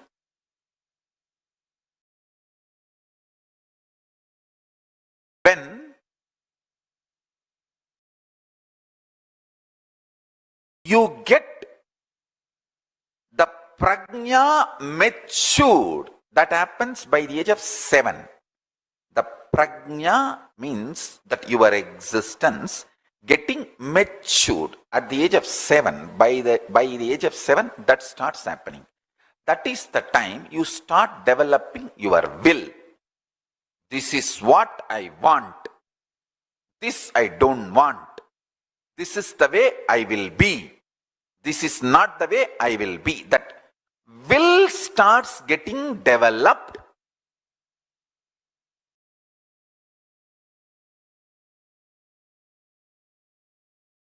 So many times people ask me, Swamiji, why all over the world the elite, intelligentsia, the intellectual community is turning towards Hinduism? Because Hinduism is built on intelligence. It is built on intelligence. Our first initiation into Hinduism for any child is not based on some beliefs. The Hindu baptizing methodology is not based on any beliefs. It just teaches you how to awaken your consciousness, intelligence. The first baptizing, Hindu baptizing initiation statement is Bhur Bhuva Suvaha Tat Saviturvarenyam Barho Devasya Dhimahi Diyoyona Prachodayat. I meditate on the highest intelligence which awakens my intelligence. I cognize the highest tejas which awakens my intelligence.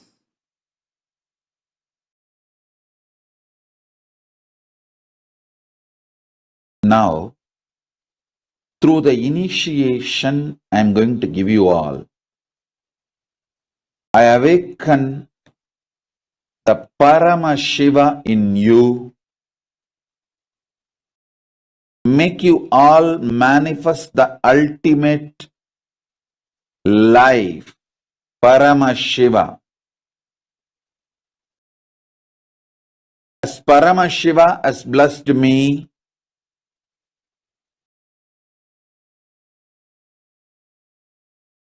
He Himself has manifested in me,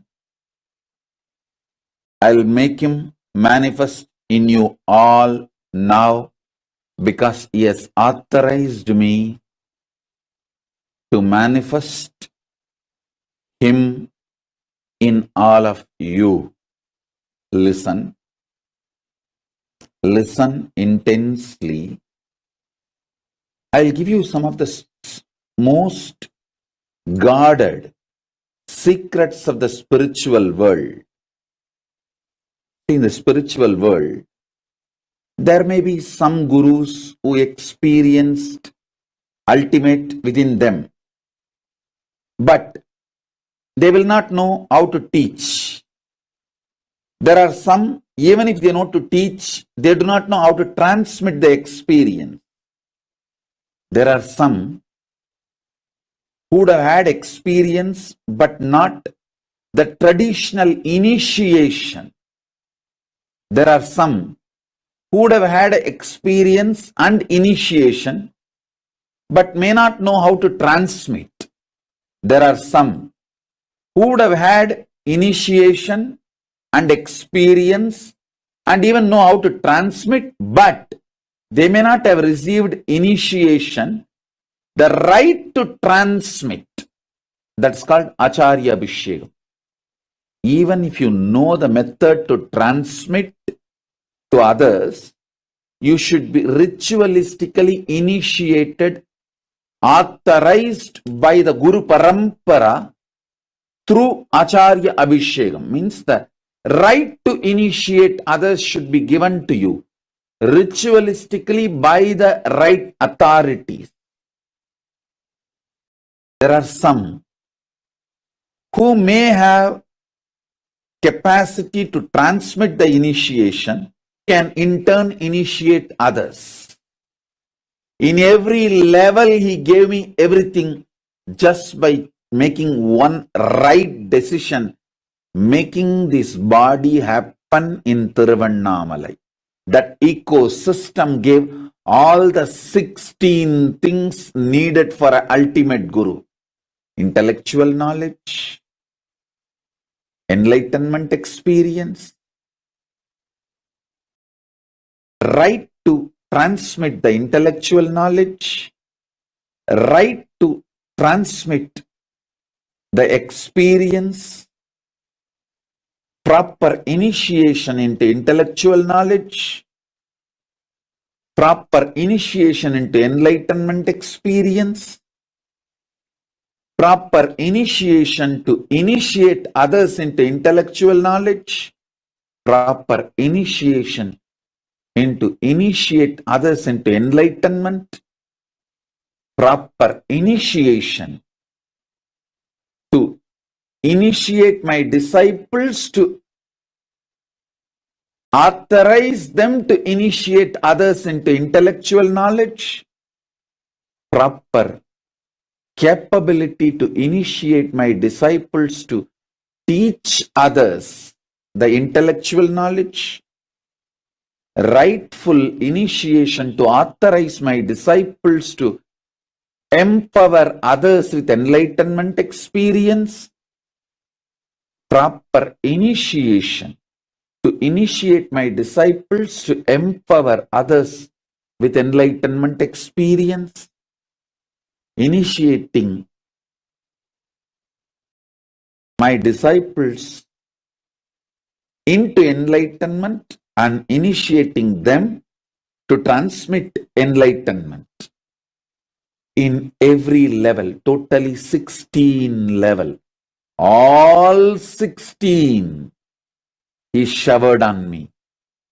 All 16 he blessed me. So with his grace, compassion, and the authority,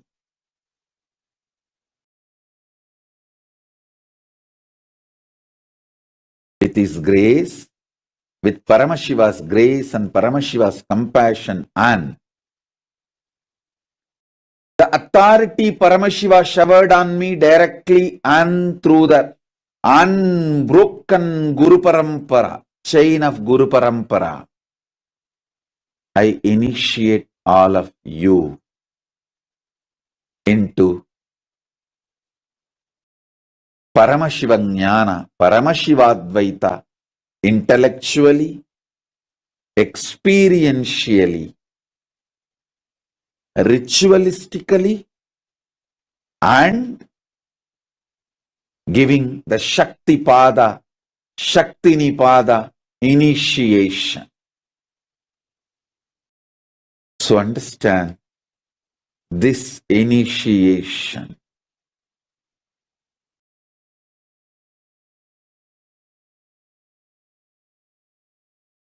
connects you with Paramashiva directly through a proper, unbroken, avichinna, unbroken, authentic Guru Parampara.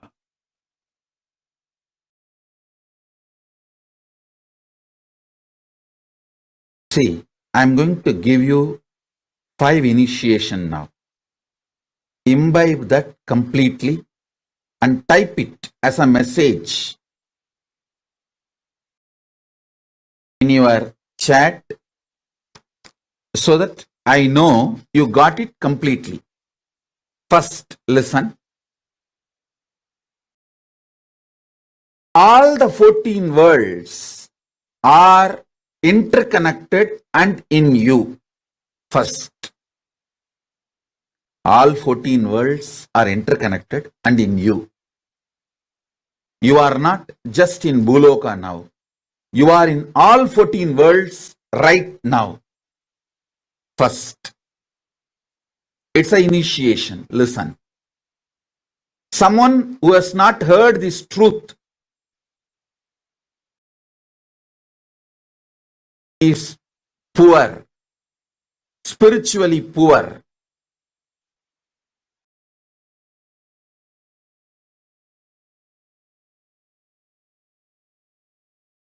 So listen.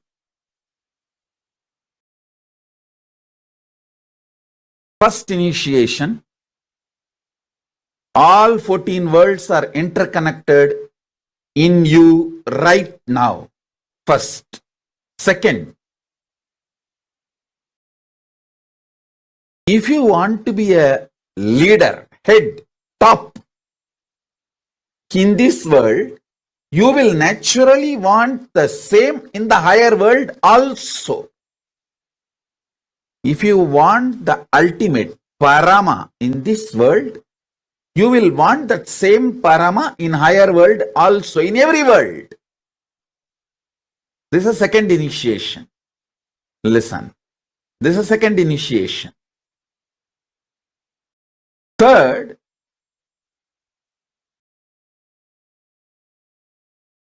in this world, only one can be ultimate. But in the higher worlds, anyone who wants to be ultimate can be ultimate. That is why there is no jealousy or competition. Paramashiva enjoys more people becoming Paramashiva. That is why it is called higher world. In the lower world, everyone wants to be ultimate, but no one can be ultimate. They beat each other, kill each other, destroy each other to become ultimate, but nobody becomes ultimate. That is why it is called lower world. Understand? The algorithm, programming, nature of the higher worlds, lower worlds, this world I am describing. In this world, one can be ultimate. That's why so much jealousy, competition. In the higher worlds, as whoever wants, they can become ultimate. The more ultimate, more Paramashiva celebrates. That is why no jealousy in the higher worlds. That is why it is called higher world. In the lower world, everyone wants to be ultimate, but nobody can become ultimate. They just beat each other, kill each other, destroy each other. Finally, nobody is ultimate in the lower world. That is why it is called lower world. In lower world, nobody. In this world, somebody. in higher world, everybody. This is the algorithm, programming, basic, fundamental way of functioning of the higher worlds, this world and lower world. This is the third initiation. This is the third initiation. The fourth initiation, listen. To become ultimate, you don't need any qualification other than being initiated into the truth. Your free will, pure will, is capable of making you ultimate. Fourth initiation. Fifth initiation, the greatest. Sit right now. I'll breathe the superconsciousness, supreme consciousness of Paramashiva in you right now.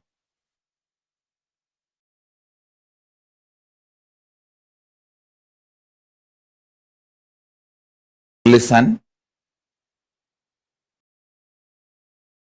Normally, when you get a password, mantra, you need to repeat it, master it through your practice.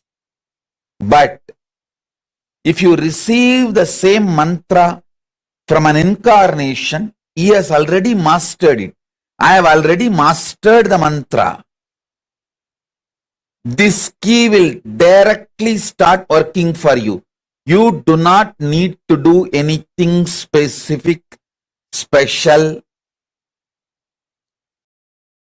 For example, normally, if you receive a mantra with a 5 syllable, you have to do akshara laksha, means 5 lakh times you need to chant that mantra to achieve the mastery over the mantra.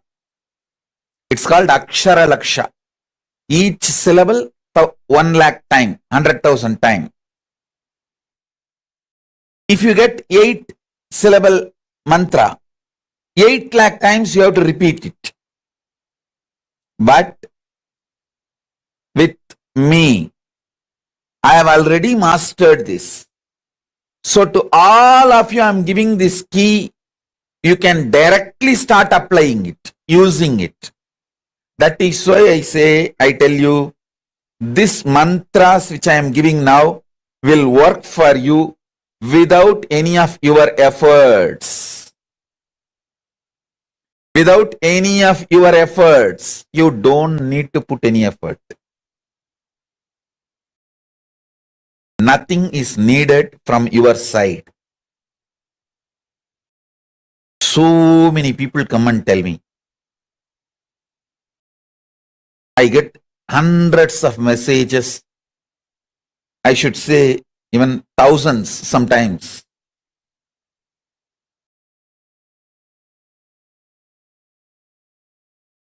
How once initiated this experience, so many powers, so many things manifesting. Listen. With other gurus, after initiation, when you start practicing, you are tested. With me, after you are tested only, you are even allowed to come near me. If you just Google Nithyananda, all the video comes up other than my satsang is a test for you. You have to cross all that huge distractions.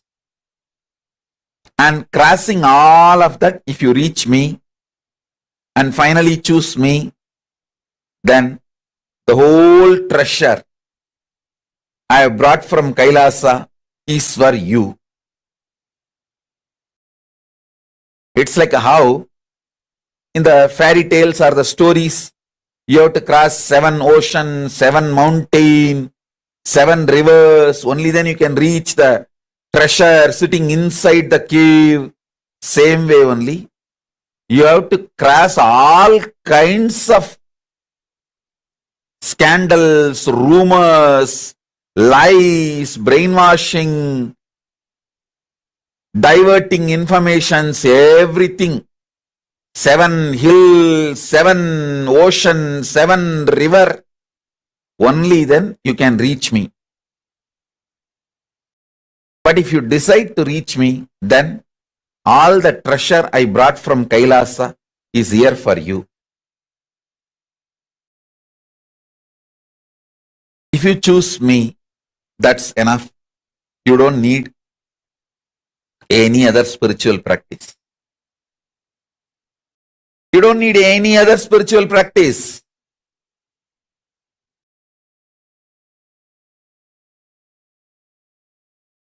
Listen.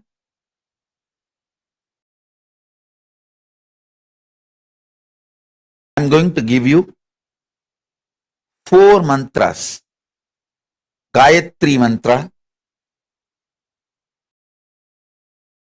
then Shiva Diksha, Shiva mantra.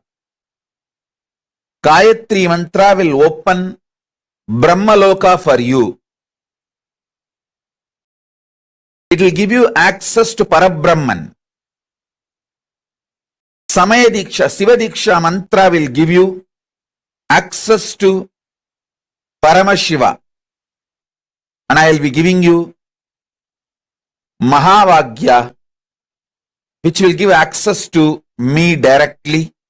It means which will give access to all gods and all the lokas.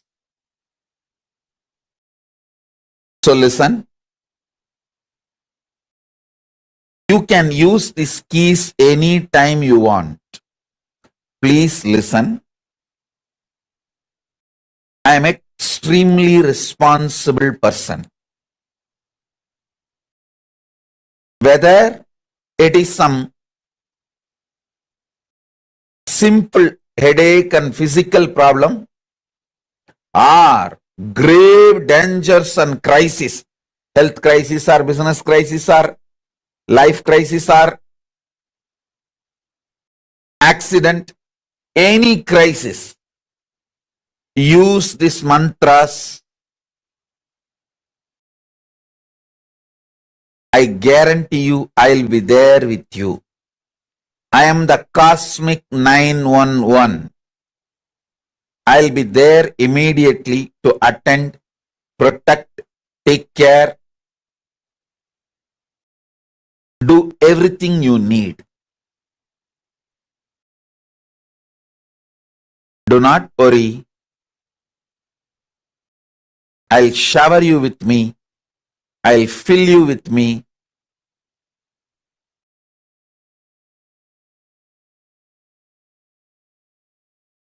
I'll manifest me through you.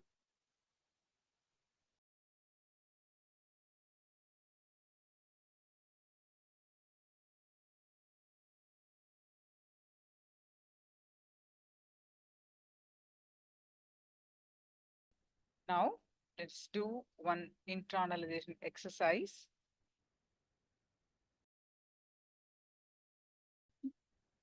One internal exercise on Shiva Diksha.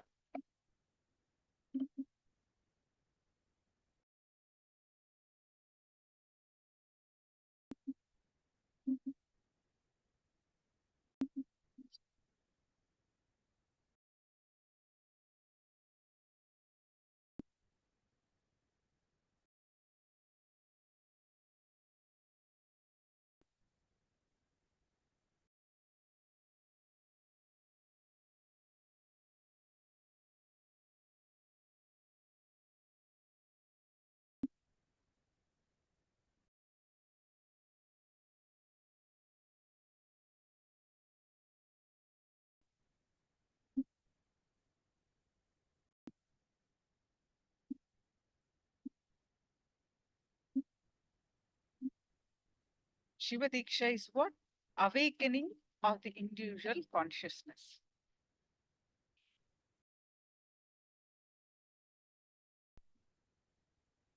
Shiva Diksha is all about shifting the way you function from powerless cognitions to powerful cognitions. To Gayatri Mantra, which Gayatri Mantra to awaken your consciousness. And Shiva Moola Mantra, the access to Paramashiva. And Mahavakya, access to Guru, the living manifestation of Paramashiva, the supreme pontiff of Hinduism, Nithyananda Paramashivam. So understand life. Let's do one internalization exercise. Understand life. Your inner space is like a software which decides how your life will be.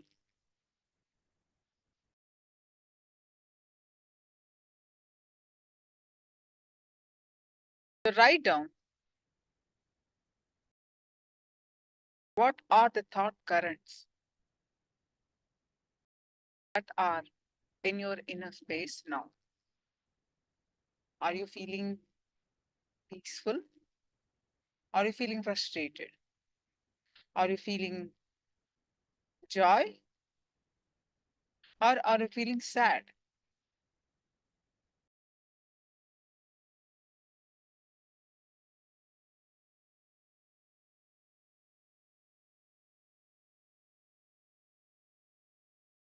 Feel peaceful but sad.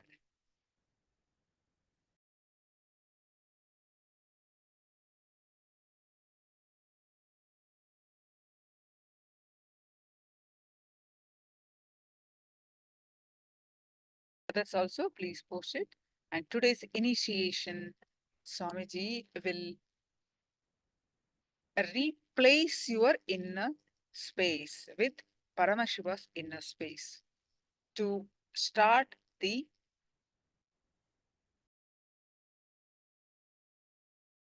to initiate the Paramashivoham in you.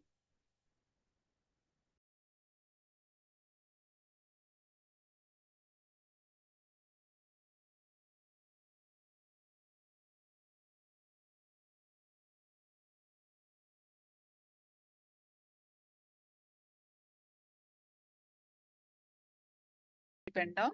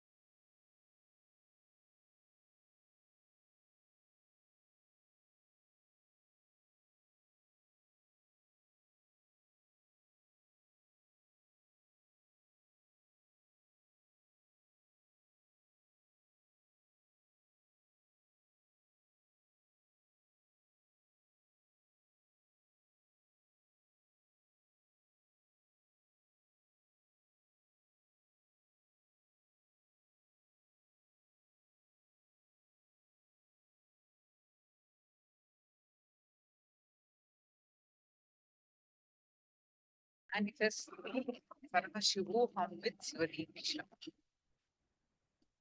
Sadashiva, that the name of Paramashiva, clearly describes that we human beings are Amritas, meaning the sons of immortality.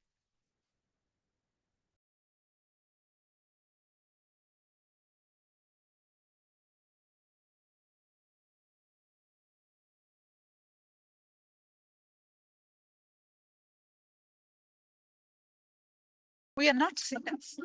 We need, indeed, we are simply the favorite inheritors of the cosmos. Brahmanyam Bahuputratam. Over a course of time, we lost the ultimate experience and understanding we had on ourselves.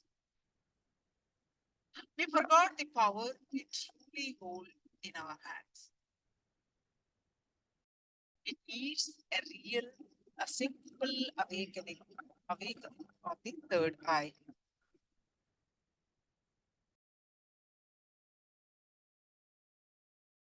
Paramashiva is the exuberant cosmic energy of third eye, otherwise known as Anya Chakra.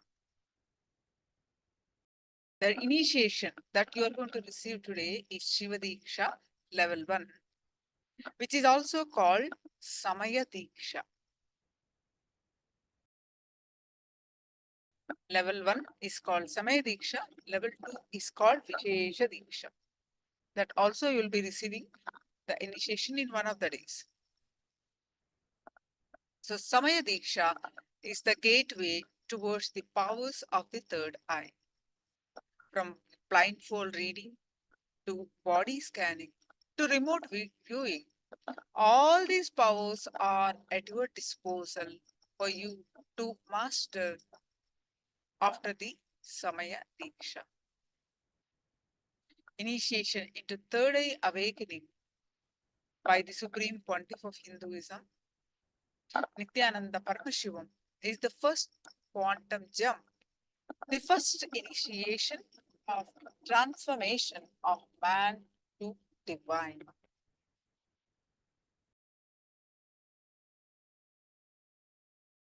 Agama.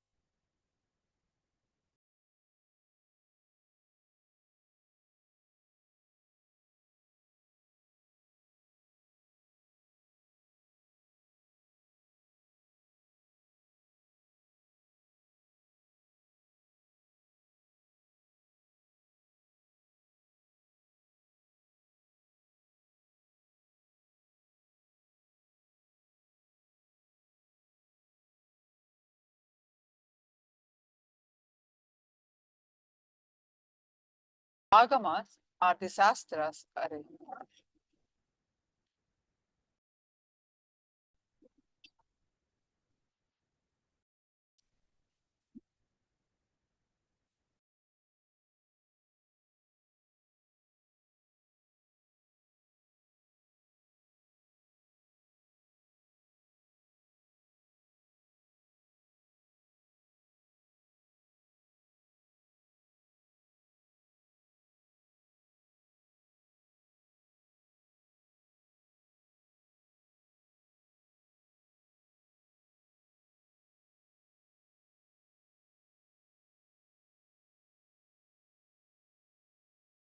Agama are the Shastras graced by Paramashiva, spoken to Devi Paramashiva Shakti, bestowing her a request, which are the lifestyle and initiations to achieve Paramashivoham, the state of Jivan Mukti.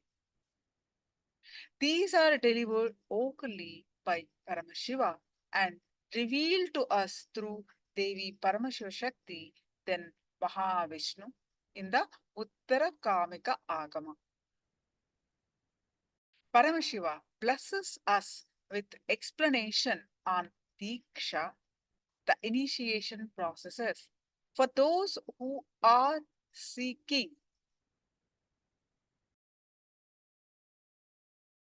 to learn a spiritual life. These powerful Dikshas, means the initiations, are Samaya Diksha, Vishesha Diksha, and Nirvana Diksha, and Acharya Abhishekam.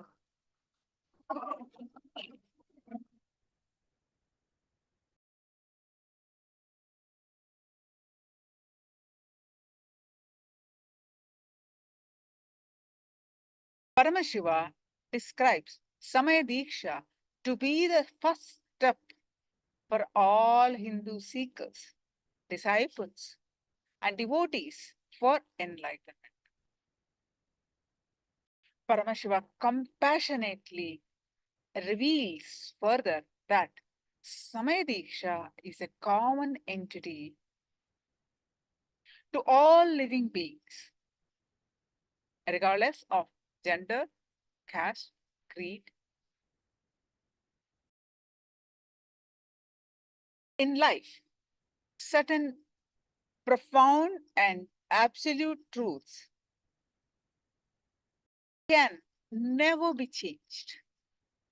Whether you understand or not, accept or not, like it or not, or believe it or not, you can change the window or door of your house in whatever direction you want. But the sunrise in the east and sets in the west only. There is nothing you can change about it. If you deny saying that in our place sun neither rises nor sets, that means the door and window of your house must be in a different direction.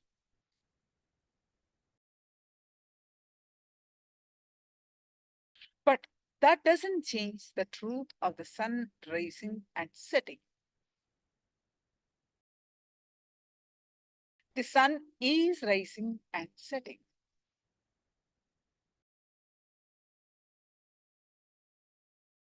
Same way, when you live in this body and mind, either before enlightenment or after enlightenment, you are the form of Paramashiva.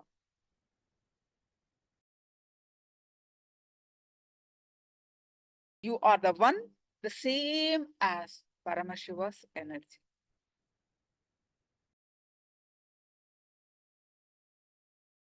Some may understand this or some may not understand this, but this is the truth. Some keep this door and windows in the east-west direction and enjoy the sun rising and sun setting, while some keep the north-south direction and they live their life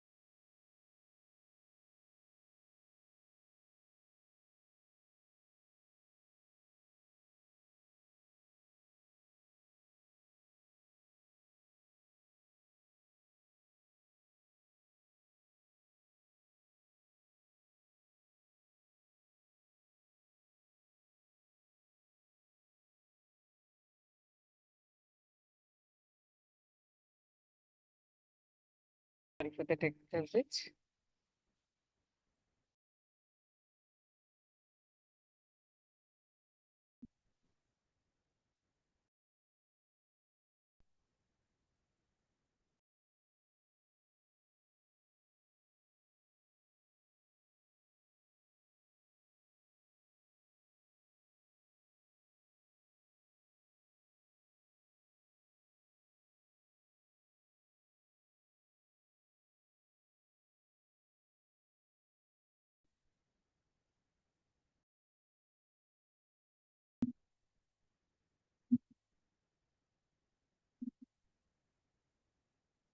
So we are learning that you are the form of Paramashiva.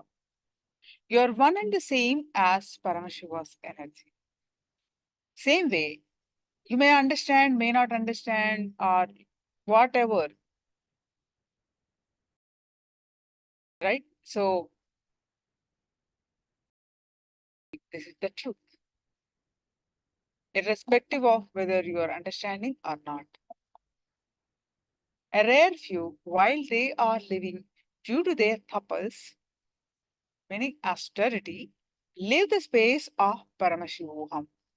They celebrate, they rejoice, and they radiate and manifest the energy and powers of Paramashiva.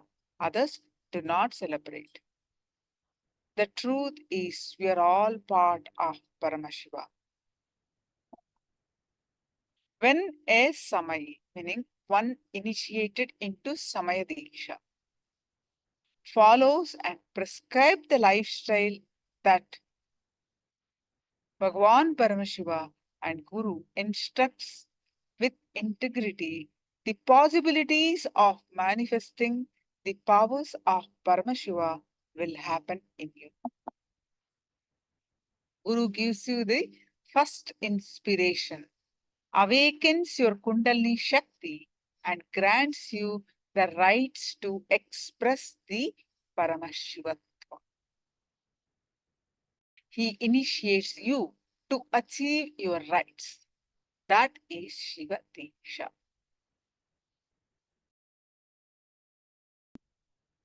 When you receive the initiation from a person who is not enlightened, after the initiation, you need to repeat the mantra continuously on your own effort. Till the mantra merges in you and becomes part of you, you need to go on doing the japa, the chanting. When you receive the initiation from the Supreme Pontiff of Hinduism, Nithyananda Paramashivam, he bowls the mantra into your bioenergy.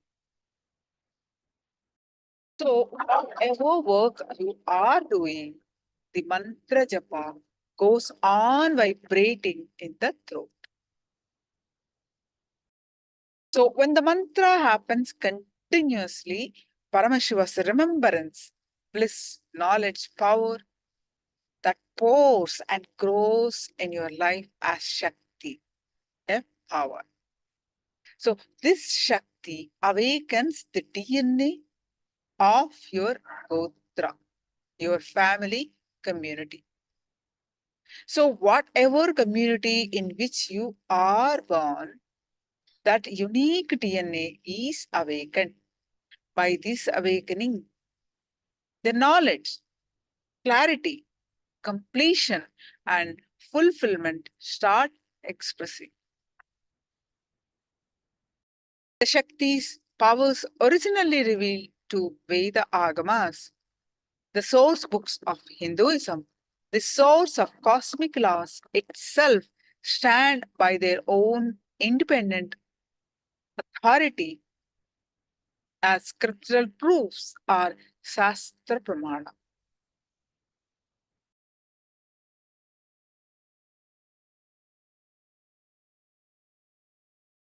Diyate jnana sambandha kriyante pashuvasannaha.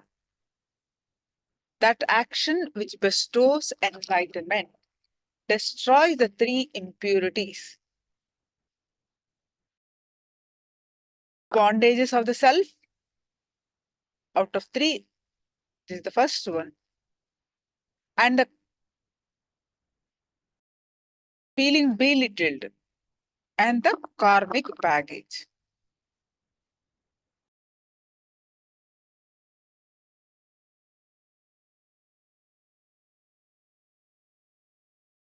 Another scripture, Navaratna Nisheshwara says, indeed, the main benefit of all Dikshas, the sacred initiations, is the fruit of mukti, the enlightenment.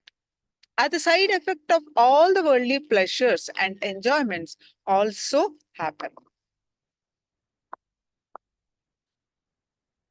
In the Kularnava Tantra, the Diksha done as per the scriptural injunctions of Agamas removes in just one moment lakhs of minor incompletion and crores of major incompletions. So, Paramashiva reveals in the Rudra Yamala Tantra that Devi Diksha Vihinnasya na siddhir na cha sadgatihi. That means, O Devi, the one who has not received Diksha does not attain perfection, completion, or liberation, nor a good future path. So, by all intense efforts, one should become a Dikshita. That means the initiated one by the Guru. So, Samaya Diksha. It is this Shiva Diksha level 1. Preliminary level Diksha is Samaya Diksha. Maya. What is the meaning of Samaya Diksha?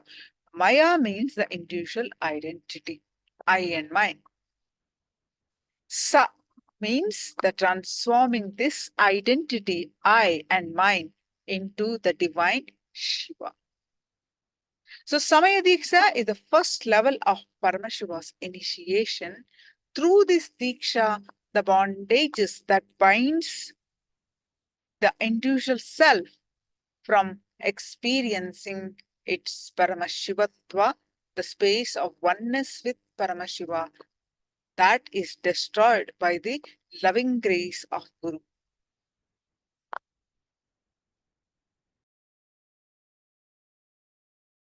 Oneness with Paramashiva, thereby awakening the space of Paramashivoham, oneness with Paramashiva in the disciple. Through this Samaya Diksha, one becomes formally eligible to live and practice the Vedic lifestyle and ordained by Paramashiva in the Agamas. It's not mandatory that a person initiated into Samaya Diksha should follow a strict vegetarian diet. If you want to partake non-vegetarian food, do so in your home or wherever the society acceptable. But vegetarianism is strict in our adhinams and temples. We'll also be receiving Gayatri Diksha. Gayatri Diksha is a beautiful and necessary ritual. It sets the right context for you to begin.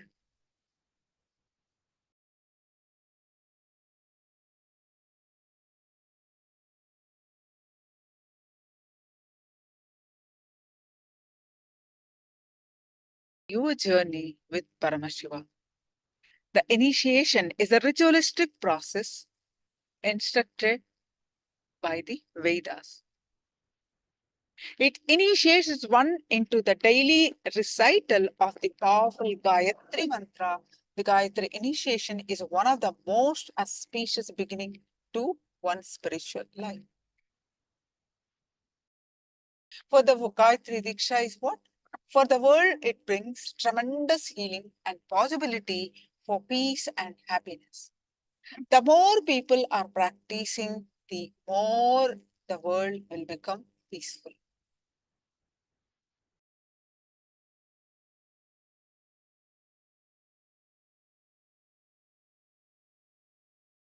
So it establishes the reality of the self.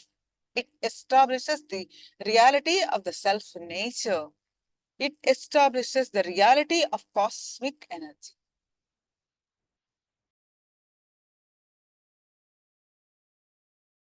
It establishes the reality that the self is one with the cosmic energy. The power of initiation and the daily recital brings you the fulfillment of all your desires, a healthy long life. It gives a solid foundation to keep one on the spiritual path always.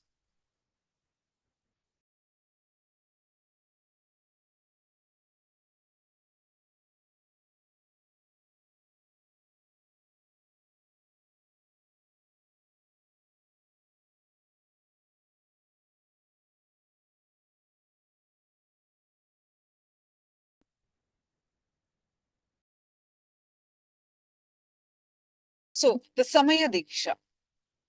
There are few things that the disciple should avoid once taken initiation in order to maintain integrity to Paramashiva and manifest all the powers. The initiation should not whatsoever abuse Lord Paramashiva, the source of the cosmos, abuse the words of Paramashiva, the Vedas and Agamas, and abuse the Guru who gave him the Diksha. Abuse of sadhakas, that means the co-seekers, and cross the shadow of Shivalinga.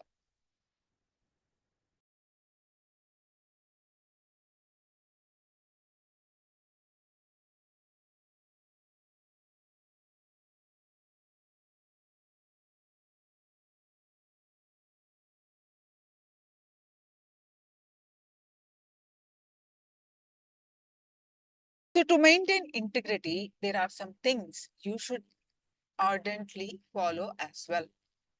Those are the list below. The initiated disciple should till end of time worship Guru, Paramashiva and Shivagni, the sacred fire in which Paramashiva is in.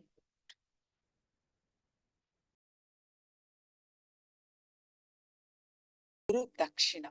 Any initiation, it's a tradition to offer Guru Dakshina.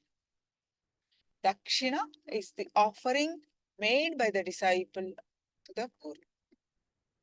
Out of deep gratitude to Paramashiva for choosing us to take this auspicious Diksha, the Dakshina should be offered. For a human being in his life, there is a physical health, mental health, relationships. To raise a human being in all levels of Paramashiva himself, that happens in the human body, like in the form of Guru.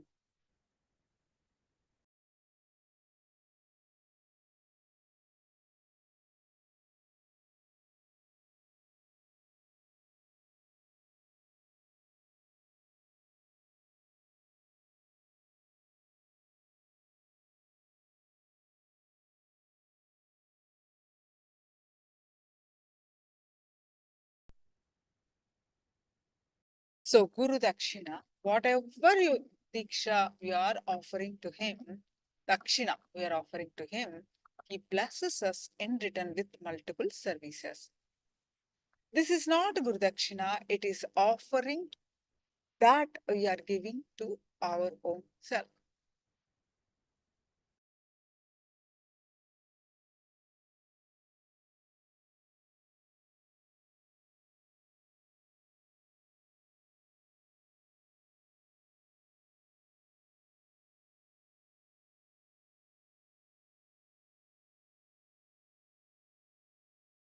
So preferable wear white clothes for the initiation. At the time of initiation, the initiate should wear the white dress. Here in Paramashiva's direct instruction to wear the white for Diksha.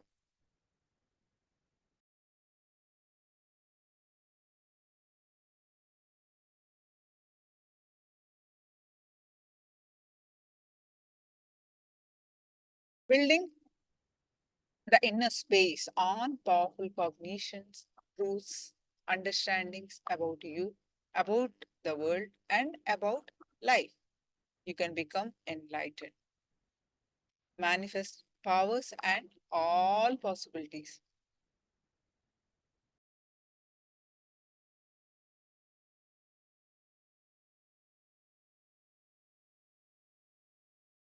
Initiation will be about like in about 2.5 hours to 3 hours. 5:30 Indian Standard Time.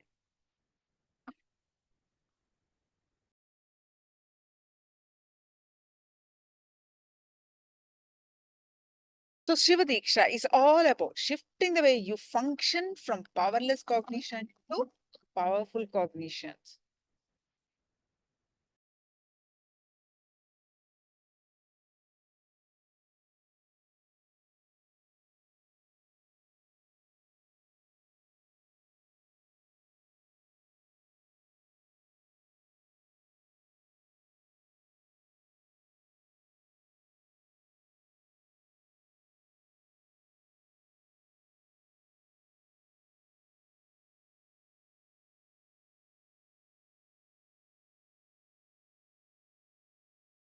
Any questions, please post it.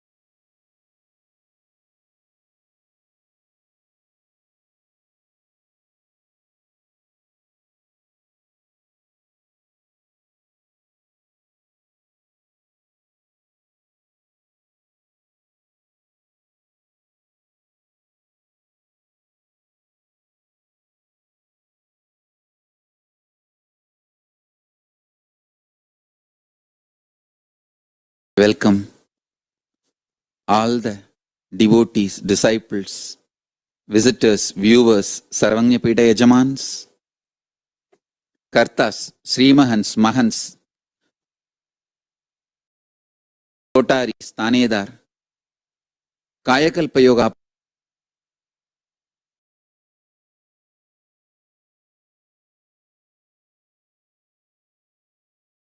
participants, Nithyananda Yogam participants, Nithyananda Hindu University students, Kailasa Hindu University students, Nithyananda E-Gurukul students, and Atmalinga Mandala process participants who are here for receiving Vishesha Diksha, Samaya Diksha, and to attend the Atmalinga Mandala process all over the world in more than 170 campuses in 100 countries, literally all continents and time zones. I welcome all of you with my love and respects. Everyone who is sitting in all the campuses and live on Nithyananda TV, two-way video conferencing, having Nayana Diksha, Enlightenment app, and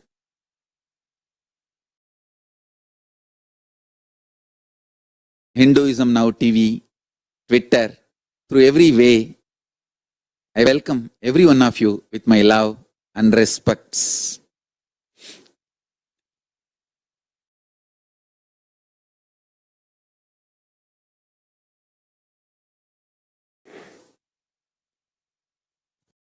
Let me enter into Siva Diksha.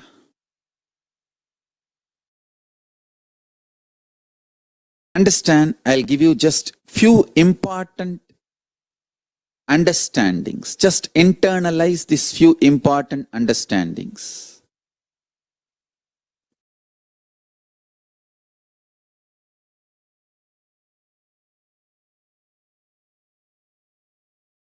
Our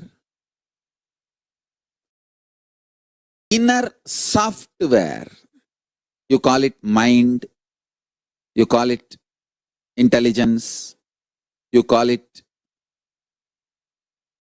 any name you use. In Sanskrit, we use the word mana, chitta, buddhi, ahankara. All these words put together, I call it as inner software. Please understand.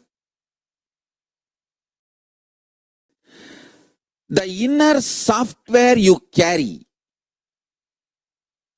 functions based on certain patterns and cognitions and understandings. That inner software can be binding you, torturing you, harassing you, abusing you more and more if it functions based on wrong content, wrong cognitions, powerless cognitions, abusive cognitions.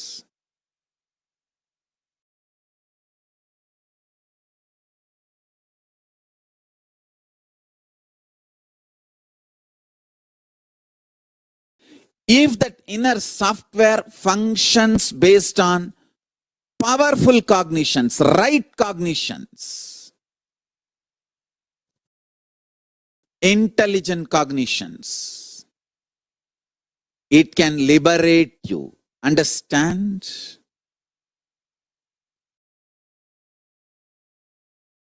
The inner software you are carrying,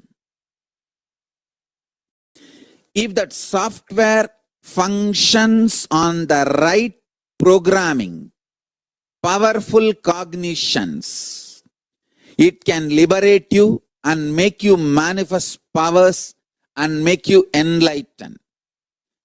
If that inner software functions based on wrong cognitions, powerless cognitions, powerless content, understandings, ideas about you, about world, about God, about you, about world, about God, Jiva, you, self, Jagat, world, Ishvara, God. About all these three, the cognitions you have, the cognitions, conclusions you have about life, this all forms the core content for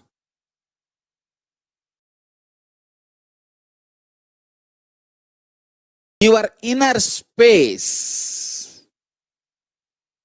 If your inner space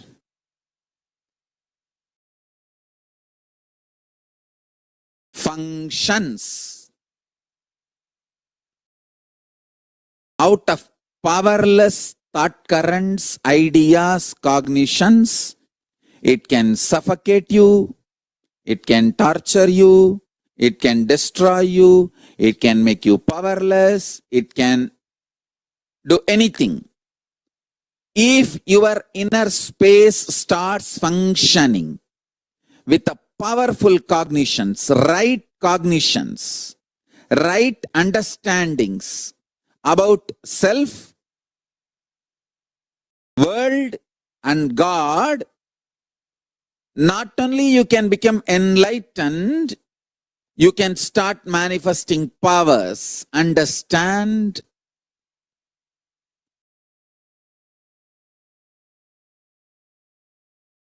Sivadiksha is all about shifting the way you function from powerless cognitions to powerful cognitions. That's all. Sivadiksha is the way to shift you from functioning from powerless cognition space to powerful cognition space. Listen carefully. Understand life. Listen carefully and understand life.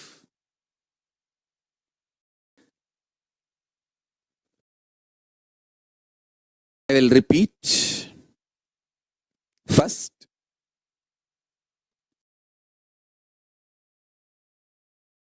your inner space is like a software which decides how your life will be. That's the first understanding. Second, if the inner space is filled with powerless cognitions, powerless, suffocating, wrong ideas about yourself, about your world, about God, it can be more and more suffocating, making your life difficult. And if you can start building the content of your inner space, powerful, start functioning from powerful cognitions, truths, understandings about you, world, and life, you can become enlightened, manifest powers and all possibilities. Now listen carefully.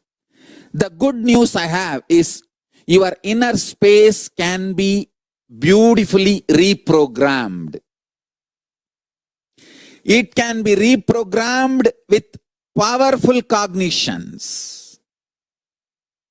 It can be reprogrammed for enlightenment. It can be reprogrammed to manifest the state, space, powers of ultimate Paramashiva, The great news I have is it is too easy. Understand? It is actually too easy. It is just shift in direction, nothing else. There is no effort. Shift in direction. Shift in the direction you think, you perceive, you understand.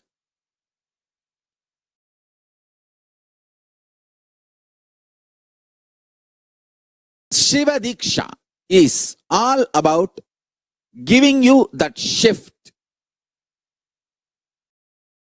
Shiva Linga is all about reminding you constantly that shift and making you start living, manifesting that shift, enjoying, entertaining that shift inside you. Listen carefully.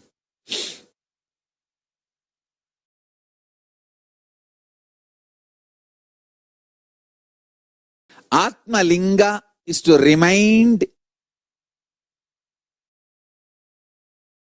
your Atma is Linga. To give you experience that your Atma is Linga. Linga means the pure form of Paramashiva. The formless form of Paramashiva is Linga. Shiva Linga. Listen carefully. Now, I'll give you these basic few understandings. I want all the participants all over the world. I think it is one of the largest program, online program. Huge, at least 5-digit number. I want all of you to know two things. One, this whole program, whatever I am talking, will be uploaded. Please watch.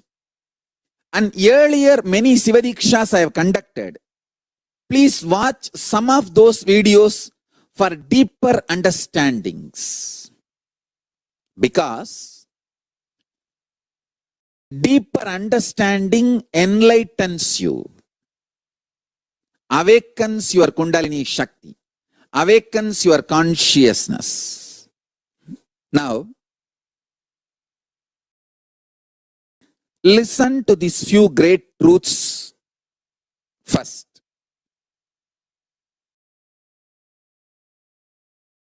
Paramashiva does the 5 actions: creation, manifestation, srishti, sustenance, maintenance, sthiti in Sanskrit, samhara means rejuvenation, destruction, trobhava means pulling out of delusion, anugraha means liberation, enlightening. I will repeat. Srishti, creation, manifestation, sthiti, maintenance, sustenance, samhara, rejuvenation,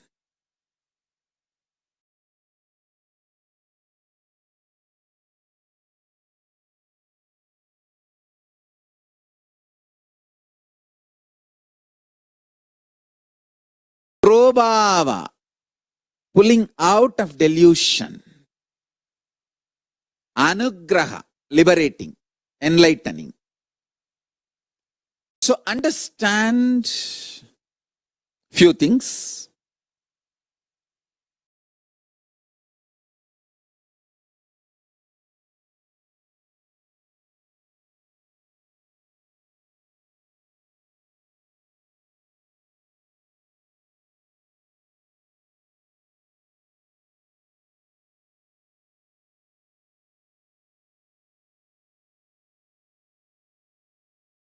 Listen carefully.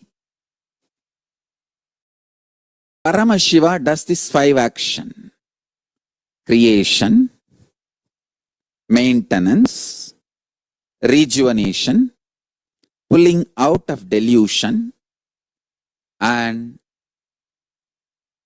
liberation. Not only he sits in the cosmos and does all these 5 action, he sits in you also and does all these 5 action constantly in your life.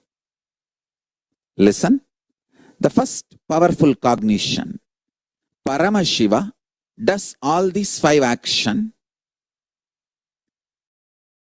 and same Paramashiva not only is sitting in the cosmos and doing this 5 action, he is sitting inside you and doing this 5 action. The core content of your inner space is Paramashivoham. You are Paramashiva. Listen carefully.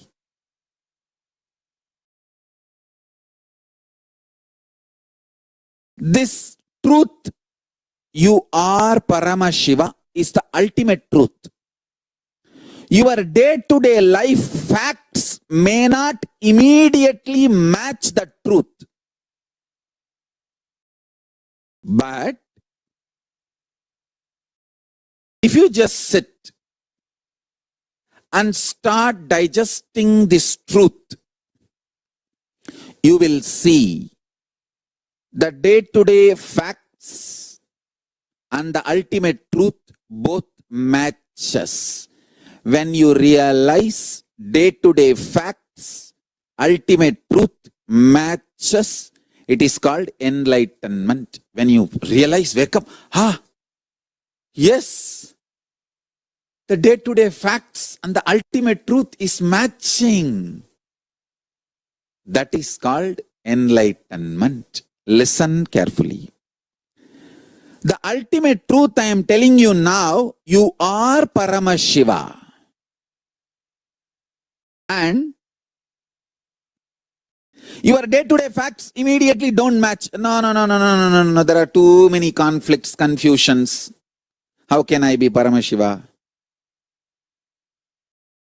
But if you sit and understand, if you bring love in your life, love, deep love for everything happening, you will realize 2 things. Everything is auspicious. Paramashiva, Sada Shiva. Sada means everything. Shiva means auspicious. Understand? Whatever me and the Sangha is going through, in this moment I am uttering this truth. Not only this is truth, this is fact.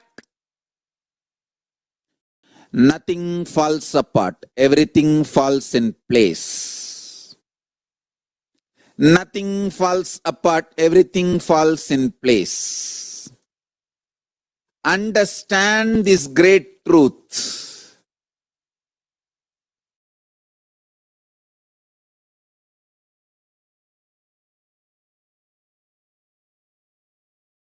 Have tremendous sympathy, love, compassion for life. It is the atmosphere, ecosystem of love, compassion, sympathy. That is the atmosphere where these higher realities are realized, manifested.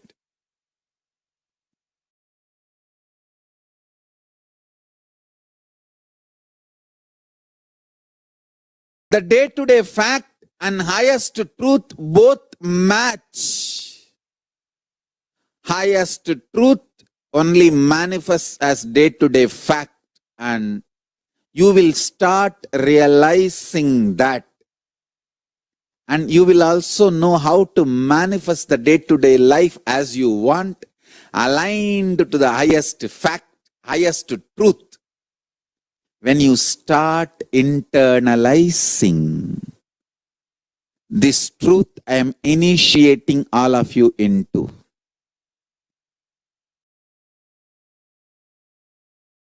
Waiting to get hurt or waiting to feel blessed. Are we interested in waiting to get hurt by life for every small thing, or waiting to feel blessed for every small thing happening around us? That's it.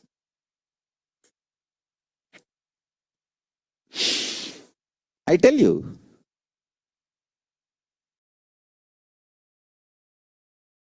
whatever I am going through, Sangha is going through, during all this, I can tell you very clearly, Paramashiva is real. Paramashiva, Parashakti, Kalabhairava are protecting me and the Sangha. Please understand.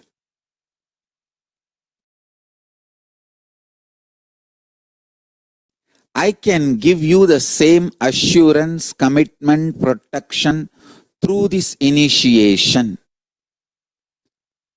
As much as you can start living these powerful cognitions, don't worry, you are not expected to be 100% perfect. You are only expected to be total as much as you can. Be total as much as you can. No need to be perfect. No need to worry about perfection. Start with your totality. More and more strength will start happening. Understand? You have 14-inch biceps and you see somebody having 24-inch biceps and you feel, oh, when will I build 24-inch biceps and triceps? Impossible, forget about it. No, then life doesn't work in that way. From 14, you build 15. That 15 brings so much strength, so your weightlifting ability becomes double. That becomes 16. That increases your weightlifting ability to triple. Then that brings 17, and that every inch muscle getting added adds strength and your ability to lift, and then you build. Finally, you achieve what needs to be achieved. Every time you win using a powerful cognition, powerful truth in your life, you gain confidence on Paramashiva. That confidence gives you the ability to build more powerful cognitions. More powerful cognitions brings more confidence on life and enlightenment. Paramashiva, Kalabhairava, and that gives more confidence and more powerful cognitions. That brings more enlightenment, more power manifestation. Understand?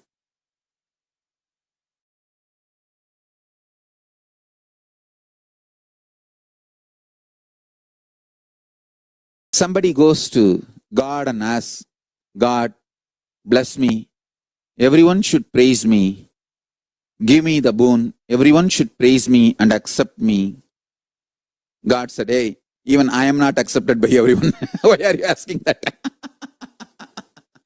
Even I am not praised and accepted by everyone. Don't ask for that. Life will ever be one side, people praising you for your contribution. The other side, people will be abusing you, attacking you, just because they are feeling deeply anger, violent inside for various reasons. You need to know, are you going to hurt yourself because they are vomiting their pains on you, are you going to hurt yourself waiting to get hurt by them? No. Or are you going to be very clear and go on contributing to the world what you need to do? Understand, life is for people who decide to go on contributing and do what they need to do. That's it.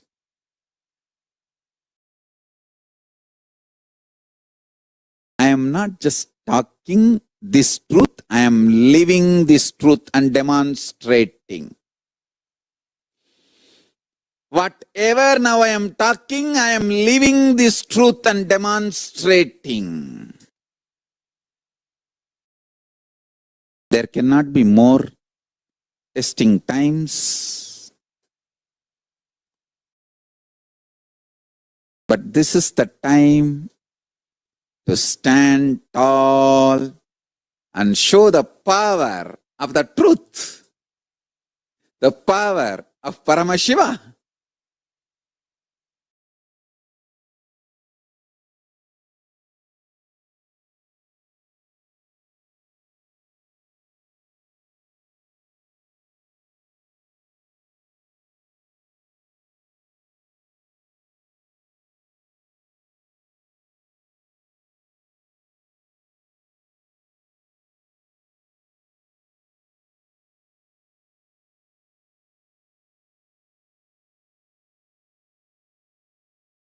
All of you understand?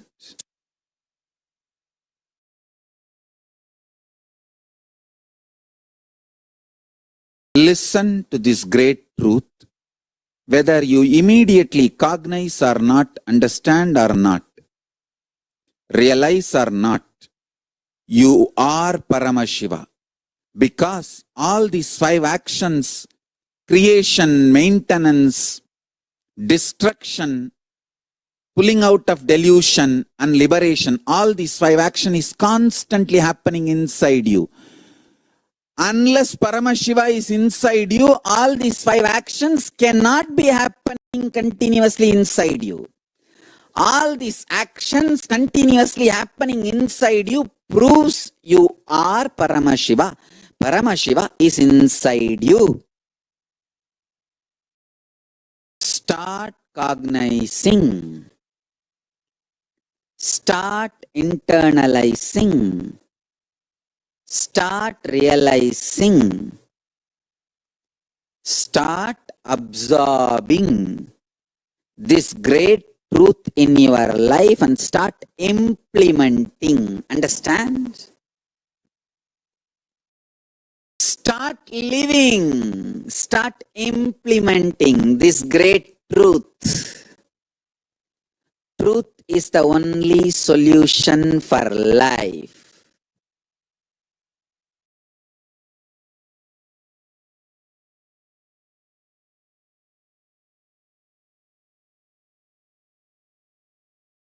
I wanted you to know, at any situation in the life, truth is the most powerful strategy for life. The truth is you are Paramashiva.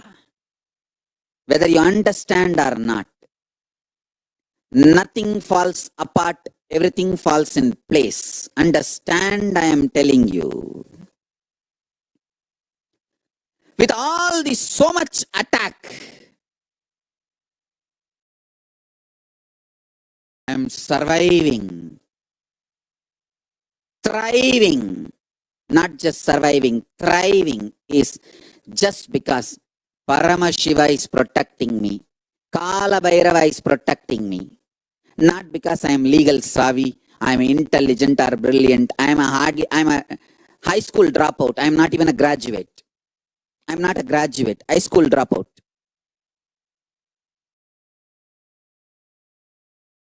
I am not graduate.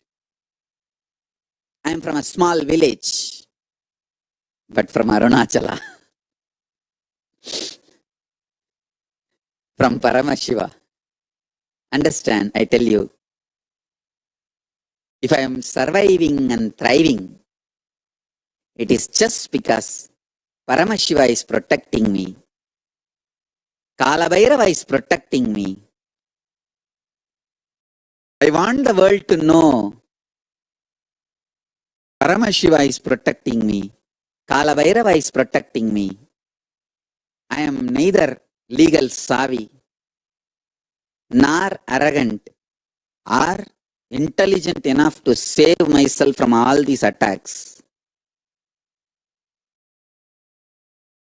I just know I will live integrated to Paramashiva, to my commitment to him, and he is protecting me. Kalabhairava is protecting me.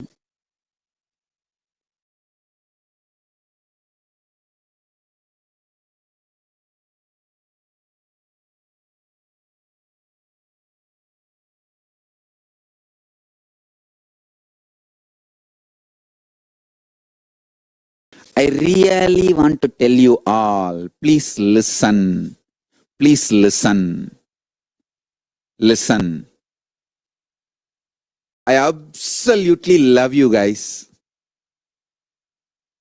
All of you who are here for initiation and mandala process, I absolutely love you guys. I am revealing the most sacred truth. Understand? I know Kalabhairava is protecting me.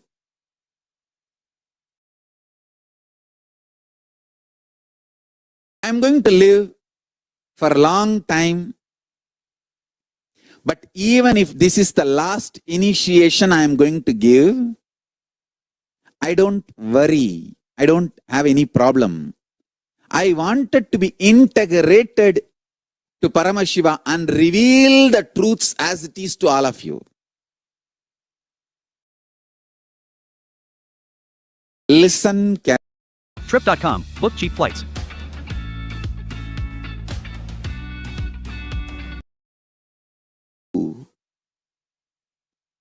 Start internalizing, start chewing this idea. How can this be the truth? My core content, source material is Paramashiva.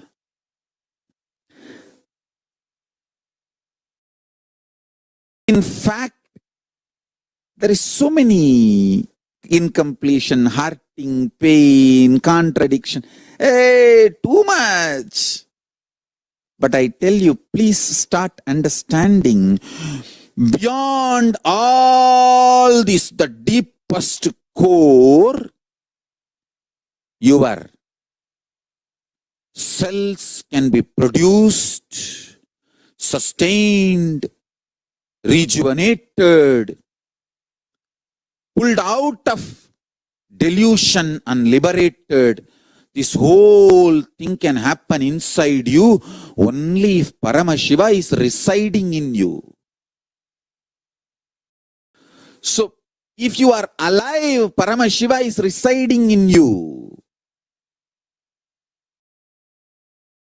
Really is residing in you.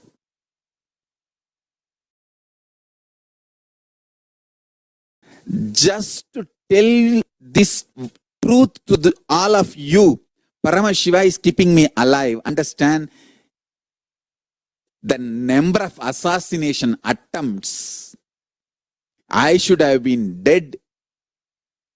I don't know how many hundreds of times long before. But neither I am dead nor hurt.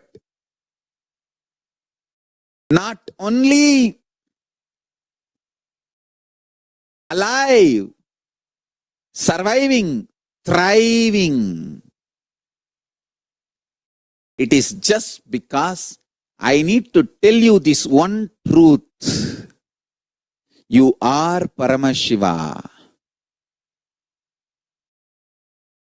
Start functioning from this core cognition.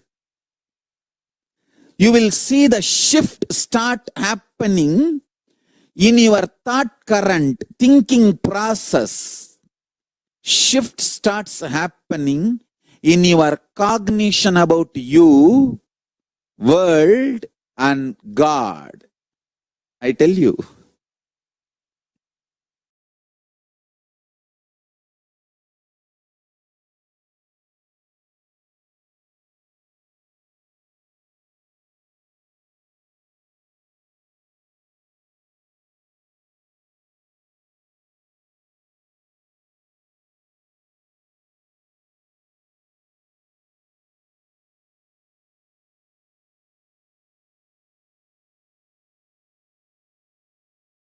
From 2002, the recorded assassination attempts with evidence and lawfare. How many times? So much of hate speech, atrocity material. Somebody was telling me, Swamiji, there is so much of debate about you in all channels. Please understand, debate is a decent word. If both side equal number of people, equally informed people, equally intelligent people sit and discuss some subject, it is called debate.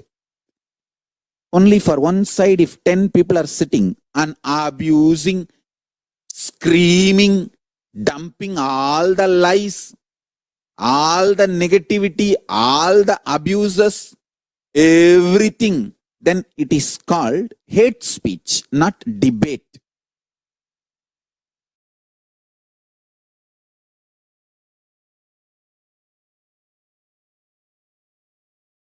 It is hate speech, not debate. Understand? So much of hate speech, atrocity materials getting generated. And then lawfare. When you generate an atmosphere of extreme negativity, the kind in US everywhere I see board that everyone hates Raymond. All these shows how they say everyone hates, all that kind of boards.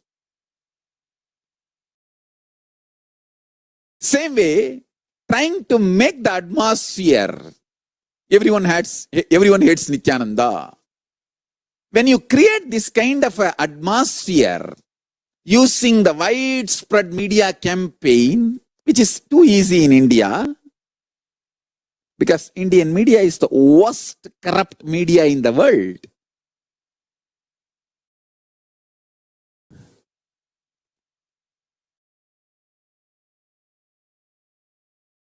When you try to create that kind of a atmosphere using the media, which is too easy, then it is too easy to pressurize the police, state mechanism, everything, and then the lawfare starts. File false cases, faltu FIRs. I have seen so many faltu FIRs without even having a victim, filing a rape case, and then arresting me, keeping me in prison for 52 or 53 days, I forgot. And going on calling in the Facebook, in the social media, in the news channel, in the newspaper, please, please come, please, please come, please, please come. That one officer, I don't know whether Charan Reddy decided or Guru Prasad decided to arrest me. That one officer destroyed the whole credibility of the Karnataka CID. Because you arrest someone in rape charge, no victim, and you beg, oh, we have accused, we want victim, please, please come, we will give you free, we will give you travel allowance, we will keep your name secret, and we will do what you want, please, please come, please, some of you come. The whole credibility of the Karnataka CID is destroyed by that one decision. The faltu information report is not first information report. And then in 2012 again, I think that time 2 or 3 cases they filed. Some faltu FIRs only. I don't remember. And then again arresting me. Having a big show in front of media, producing me. And all that big drama show. I think, I don't know whether the local SP made the decision that time or who made the decision, I don't know. Again, not only court quashed all those FIRs, it came heavily on the government for misusing government machinery. We have orders, court orders. And again, and I have seen so many faltu FIRs. This cloth, the tiger skin color printed cloth, this is being told as tiger skin.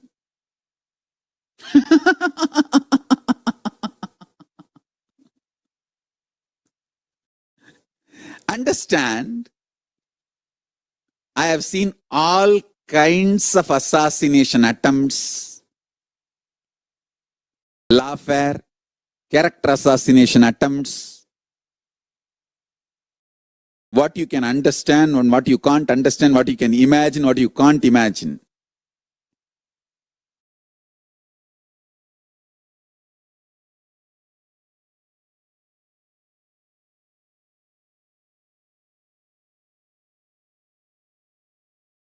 I feel there are still some responsible journalists who have ethics in India.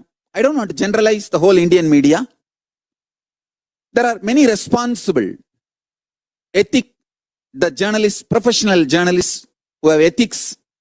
I request all of them, please study the whole material. Study the legal content. I wanted to tell you all, I neither did anything illegal, nor did anything immoral. I am not anti-social. I am not anti-national. I am not against any nation, any society. I am not interested in politics. I have actually moved out of the world long before. Long before I have moved out of the world. I am only doing my spiritual work, this initiation, this spiritual initiation. I have nothing to gain from the world. I have not done anything wrong to the world. I am only interested in continuing my spiritual work. So I request the sincere professional journalists who respect the ethics of the journalism, please do little research, both side material. Just listen to what Nithyananda and Tattvapriya need to say. Here I am no way involved in any of this situation. It is family problem. I already told very clearly Tattvapriya and Nithyananda, please go and sort it out. I told very clearly and moved out of the whole thing. I am no way involved. But maybe only if you get Nithyananda's name, you get eyeballs. That's the reason my name is being dragged and pulled and abused and attacked. And media itself is telling long before he has moved out of the human society. Actually, the number of people I see physically in my life is less than the number I can count with my fingers. I don't even see human beings. I only see the computers and the screens in which devotees are sitting to receive the initiation. With all these attacks, character assassination, with all these attacks, if I am surviving and thriving, it is just because of only one thing. Paramashiva, Kalabhairava is protecting me.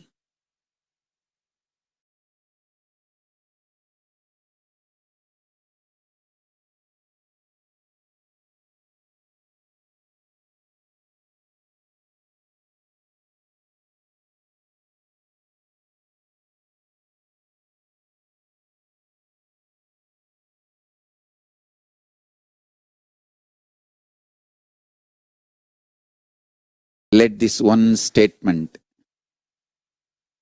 Kashika Puradinata Kalabhairava is protecting me, and the Sangha be written in every chapter after the each persecution attempt.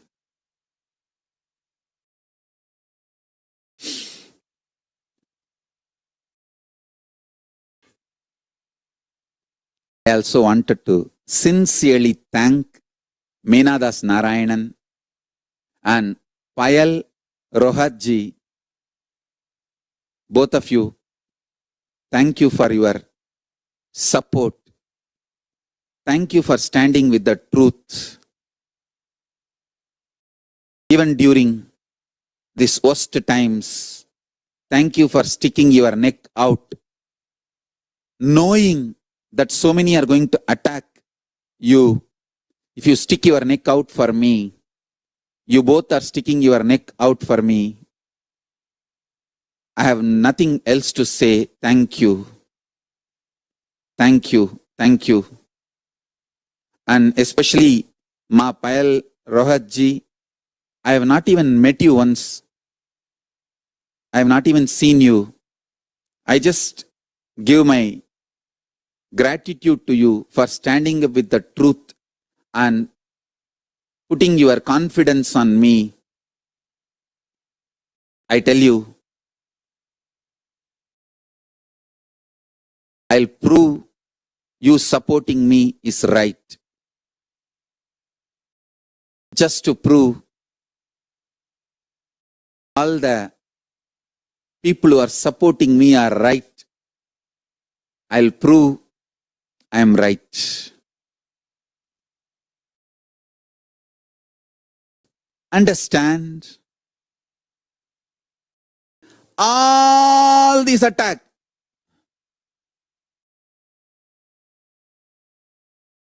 not only they did not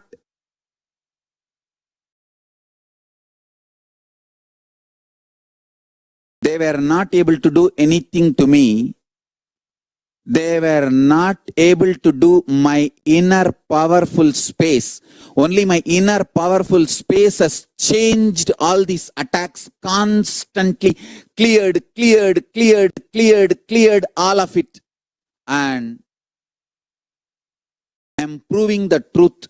Paramashiva is real. Kalabhairava is real.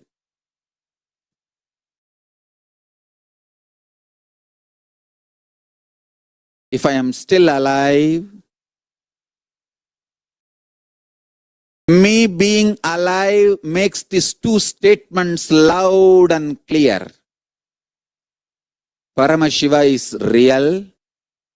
Kalabhairava is protecting me.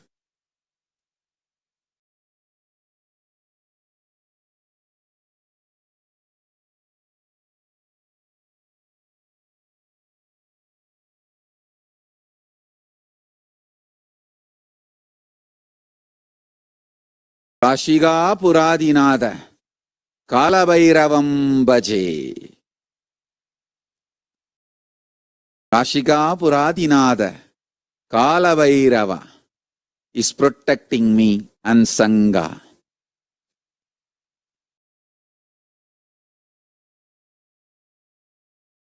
Understand? I give you all the commitment, and I am authorized to give you all that commitment. Paramashiva is real, and he is the core content. source material, source of your being, consciousness. And when you start practicing and living, he himself protects you, makes you manifest all the powers, solves all your problems, makes you live the best life.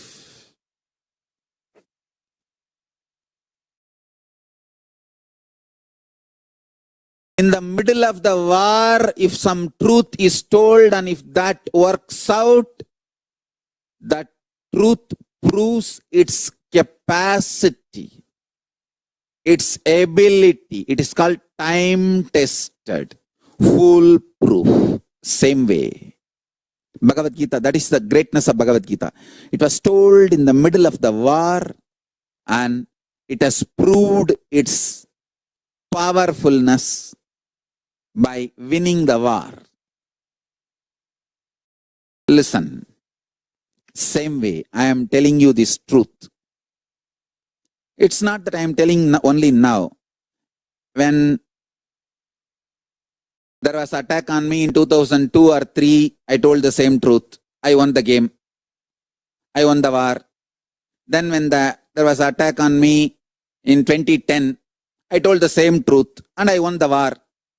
And even there is a video records where I am declaring, I am Kala Bhairava and I am Mahakali. Anybody, come on, make fun of this statement. Let me play with it.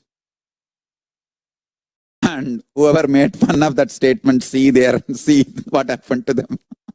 Now, because we have 7 or 8 years documented evidences, just go and see that video.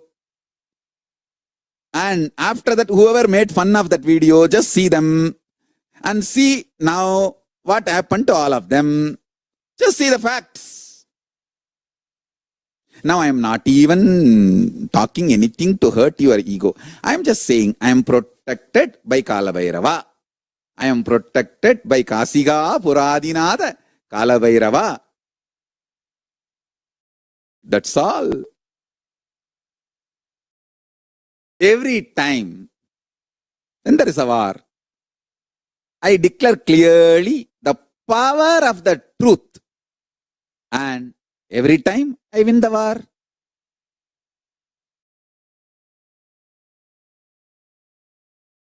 Now I am telling you, again this time, I am going to have the last laugh. And I am already having the last laugh. Be very clear. Paramashiva is protecting me. Kala Bhairava is protecting me. Kashiga Puradinada Kala Bhairava is protecting me. And Sangha.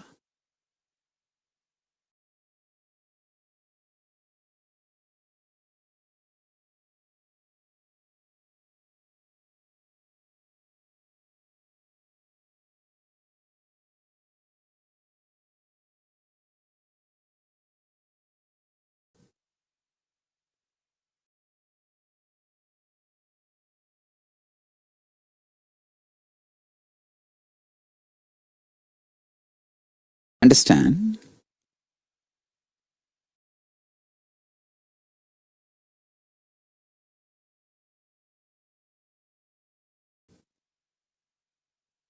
Listen carefully.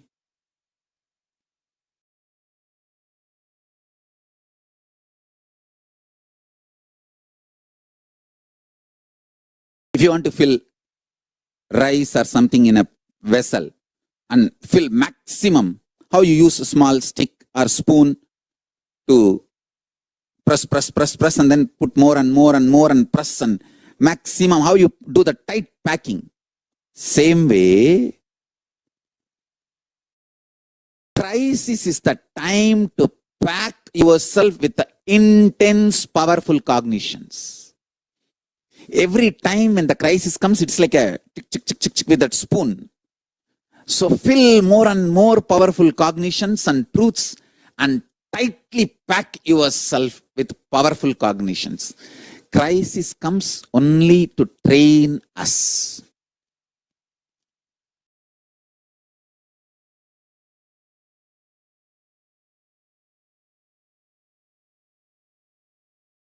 All crisis comes only to train us. Look at this in this angle.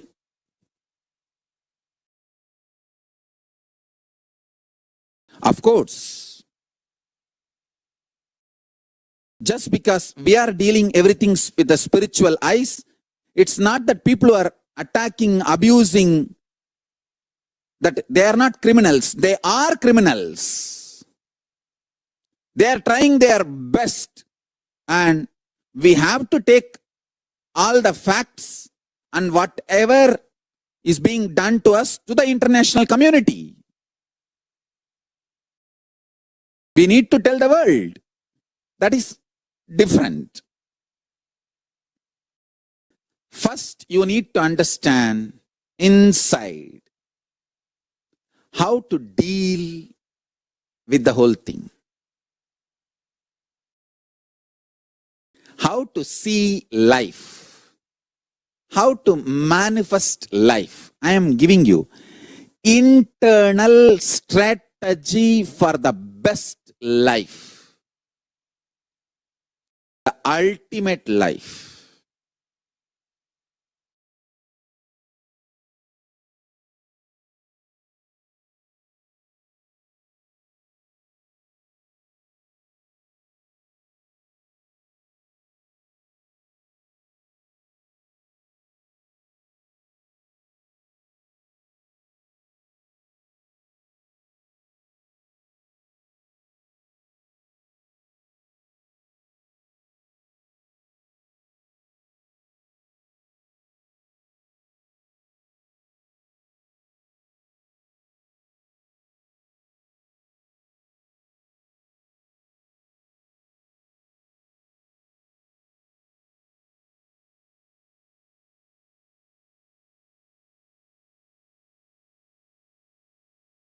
Listen.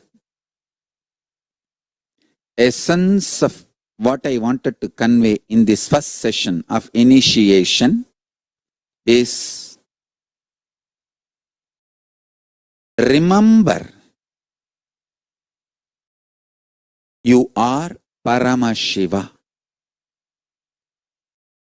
and based on this truth inside you, start digesting, building life, powerful cognitions, intelligence, involvement. Start doing all this.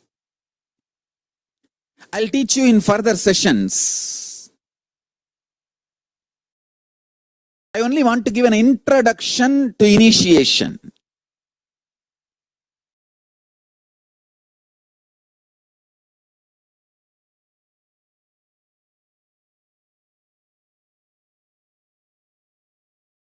Please sit straight. Inhale and exhale as deeply as possible and as slowly as possible. I want to start the initiation. Yes, now, please all of you open your eyes.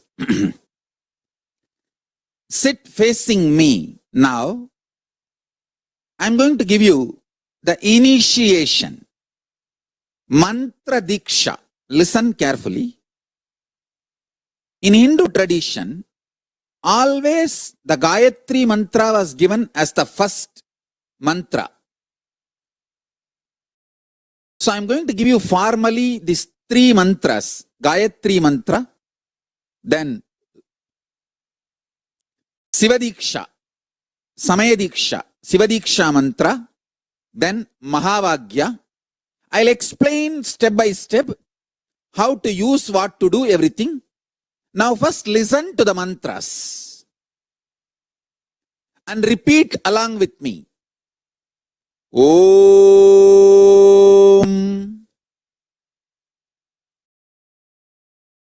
Bhur Bhuvaha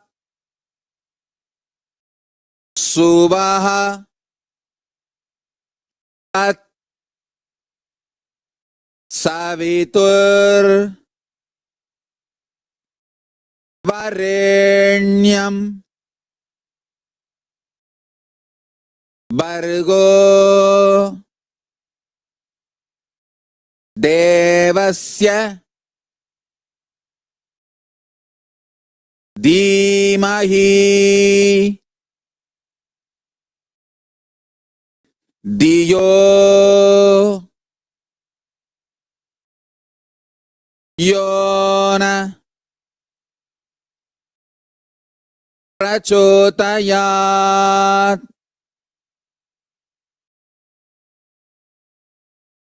Repeat again. Om Bur Buvaha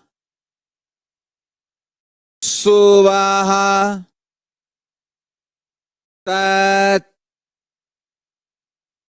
Savitur Varenyam Bargo Devasya Dhimahi Diyo Yonaha Prachotayat. Listen, repeat along with me once more. We will be uploading all these mantras. You can download from there and start chanting. Now repeat along with me. Om Bur Bhuvaswaha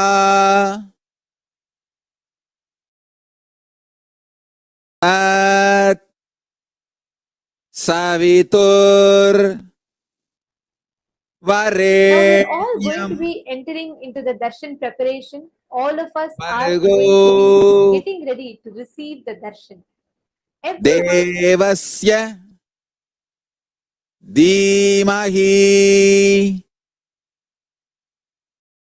Diyo Yonaha Prachotayat. Om Bhuvaswaha Tat Saviturvarenyam Bargo Devasya Dhimahi Diyo Yona Prachotayat. Now, next mantra.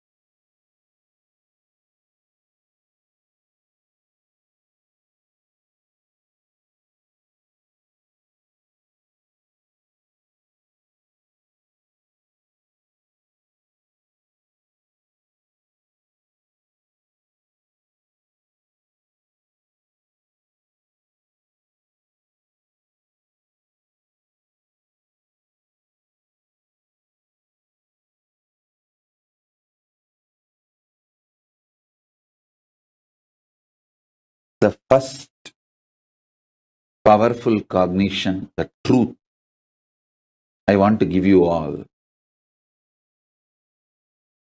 Now, through the initiation I am going to give you all,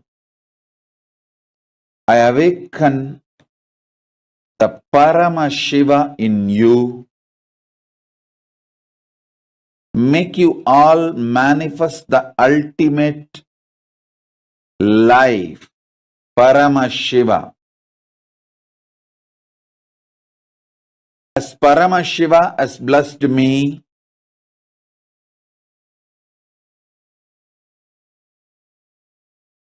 He Himself has manifested in me, I'll make Him manifest in you all now, because He has authorized me to manifest Him in all of you. Listen. Listen intensely. I'll give you some of the most guarded secrets of the spiritual world. In the spiritual world, there may be some gurus who experienced ultimate within them, but they will not know how to teach. There are some, even if they know to teach, they do not know how to transmit the experience. There are some who would have had experience, but not the traditional initiation. There are some who would have had experience and initiation, but may not know how to transmit.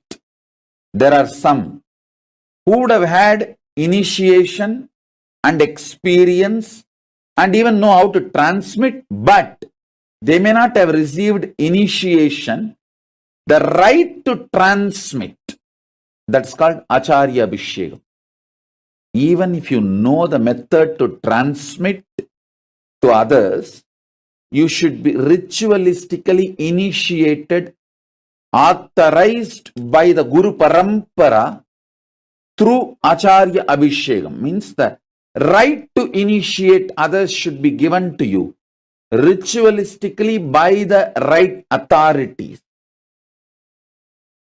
There are some who may have capacity to transmit the initiation, can in turn initiate others.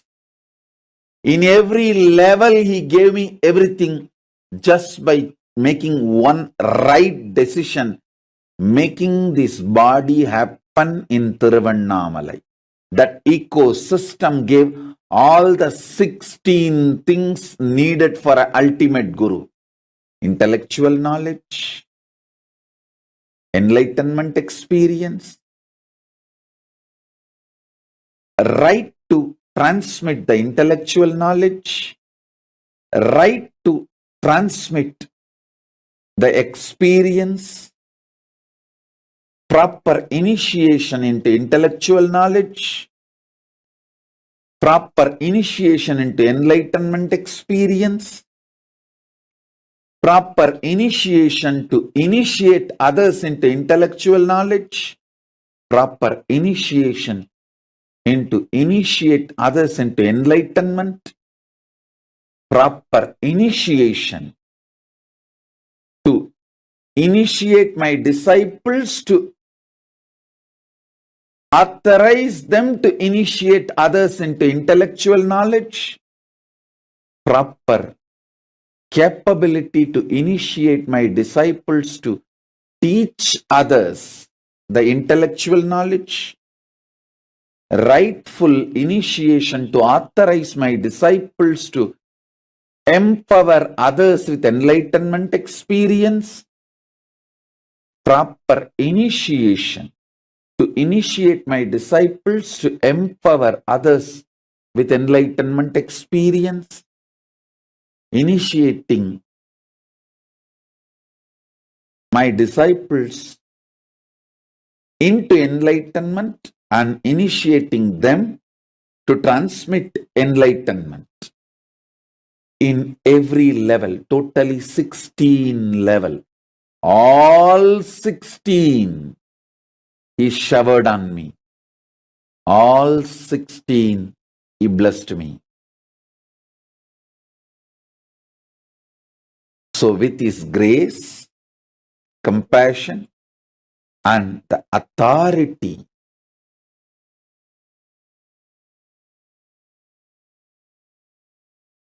with His grace, with Paramashiva's grace and Paramashiva's compassion and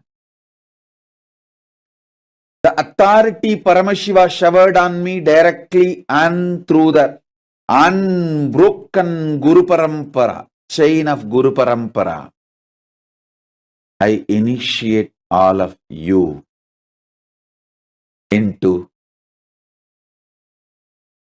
Paramashiva Jnana, Paramashivadvaita, intellectually, experientially, ritualistically, and giving the Shakti Pada, Shakti Nipada initiation. So understand this initiation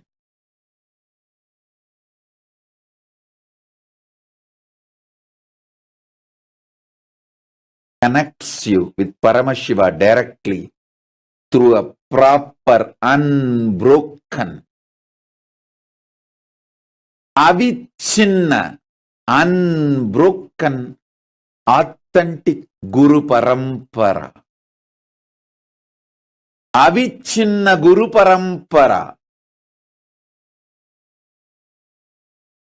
which is a fundamental requirement along with enlightenment experience. Please understand, just because of enlightenment experience, somebody is not authorized to initiate. Listen once more, once again.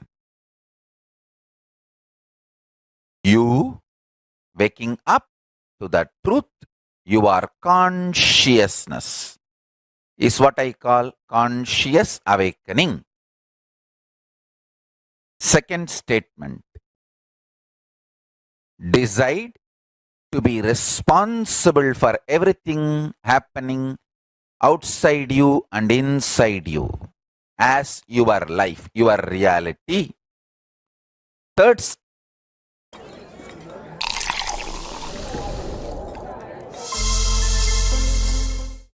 you are responsible. Do not try to engage with those complications, confusions, delusions. Don't get tempted to engage with them and correct them, alter them, repair them, thinking that you made the mess, you need to repair. No. No. Listen to the secret. The delusion is not trying to engage with you to come to peace. It is trying to engage with you. The moment you engage with them, the delusion won the game.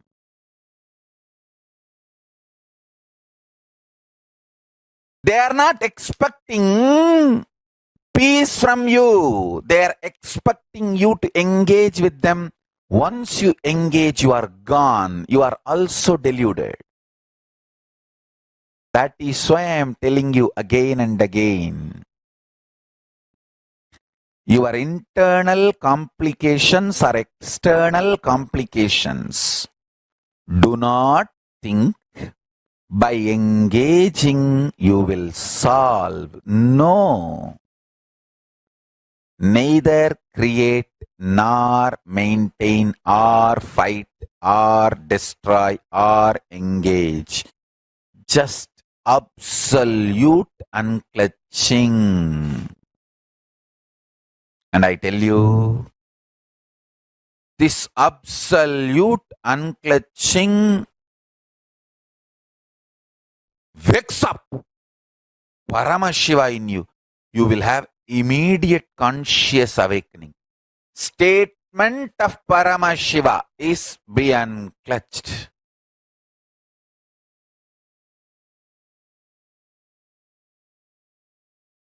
state of Paramashiva is be unclutched.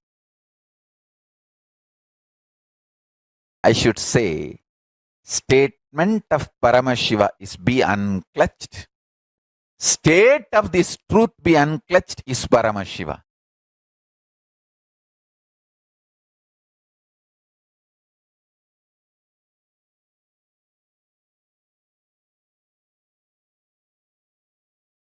Celebrate yourself because you are consciousness.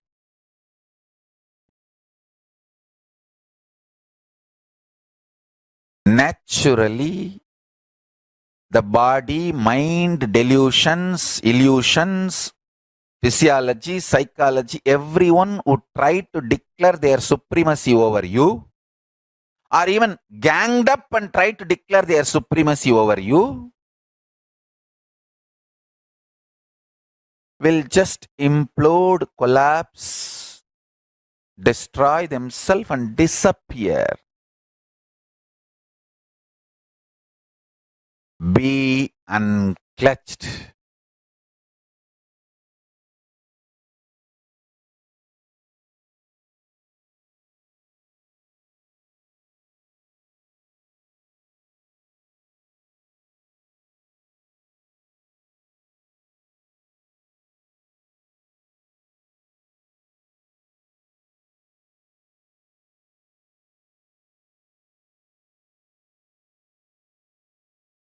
Listen intensely.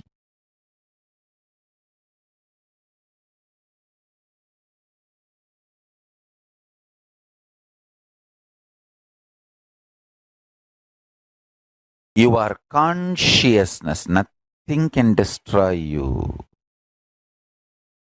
Many times people tell me, Swamiji, your solutions are too simple. Arey, your problems are too simple. Actually, even you are not that big guy as you imagine and delude yourself. So your problems are also not that big. If you just unclutch, you will understand neither your problems are too big nor your solutions need to be too big. You just need to stop repeating the stupid delusions with which you are engaged for quite a long time.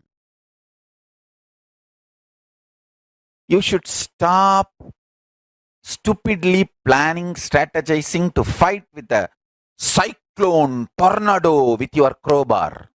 Do you know the power of this crowbar? For last 3-4 generations we use this crowbar. I'll go out and finish off this tornado and this cyclone with the power of this crowbar. You are fool. Your logic and your delusory idea, with your logic and your mind, you can handle delusion. You can handle the deadly combination of arrogance and delusion is stupidity. Take responsibility for all the internal, external problems and be unclutched. Never get tempted by the delusion. Delusion will always try to tempt you, misguide you. Hey, just answer this one question and then go. Gone. Don't even peep through peephole to see who is knocking at the door.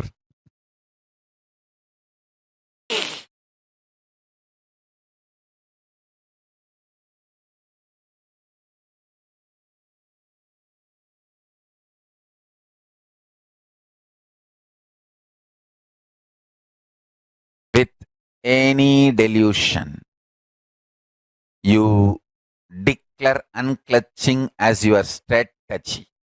That delusion will just disappear. Not enough money? This airplane, you confirm enough? Some more? Plus this one. More. You power. This Heya plane all also have. Confirm best deal.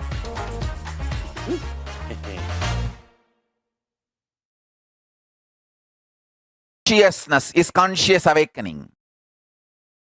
Not allowing your body, mind, delusion, illusion, arrogance, ignorance, all of it alone or together trying to declare their supremacy over you.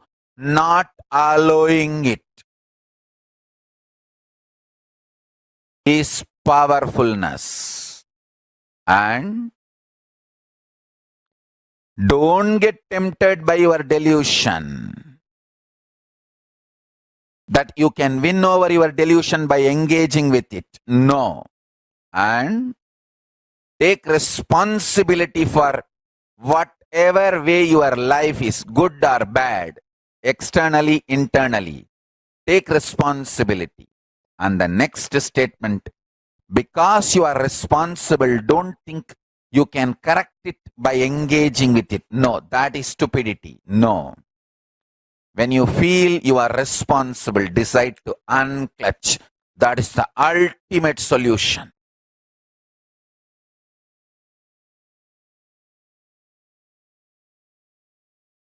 When you declare unclutching, you are Paramashiva, Parashakti. Even if you try to engage with delusion, you will subtly fall into the trap of violence, anger, powerlessness, and you will try to declare your supremacy over the delusion. That's it, you are gone. Neither accept somebody declaring their supremacy over you, nor have anger and violence to declare your supremacy over others. No. Be Paramashiva. People who try to declare their supremacy over you will implode, collapse, destroy themselves and die, disappear.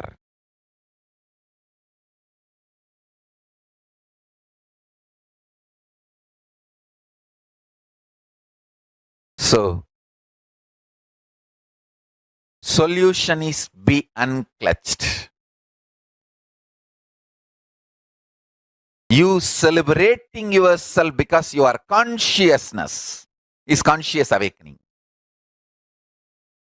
If you understand, at some point of time in your life, no, even when all these hormones, chemicals, body, mind, these ups, downs, all these impermanent things are not functioning, I am existing, I exist.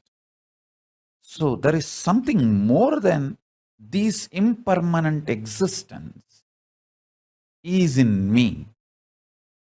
If you get the glimpse of, if you cognize that, if that hits your existence, the moment you know you have an existence, you may call it as identity or different words you may use. Pratyagatma Chaitanya Jagratam, conscious awakening, any word you may use. If you start understanding you exist more than these impermanent components, impermanent permutation combination, body mind. If you understand you exist more than this body mind complication, then you know the cosmos also has some Parameshwara, superior conscious existence, more than the permutation combination of impermanent things. More than these impermanent things, impermanent permutation combination, something exists. So if you understand your identity, you will understand the identity of Paramashiva, Parameshwara.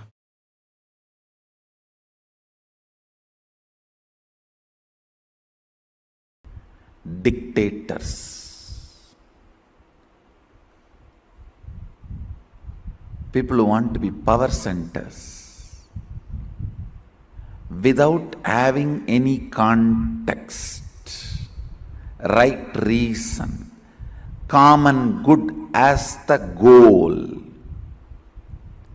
When they form their vested interest based vidhis, that become laws. That becomes law. If the common good is the priority, then whatever is formed is vidhi. If their individual interests, vested interests become priority, then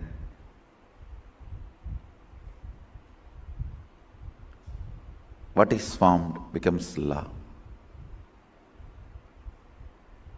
You need to understand this fundamental truth. In all the levels, first person, second person, third person. I and you, and they. Whatever you perceive as your life,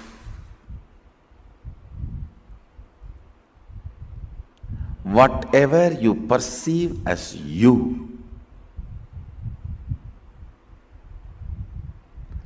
that needs to be brought to completion. That is the fundamental lesson of Sanatana Hindu Dharma. The first verse you hear from the source books of Hindu tradition, Purnamata, Purnamidam, Purnat, Purnamudachyate, Purnasya, Purnamadaya, Purnamevavasishyate.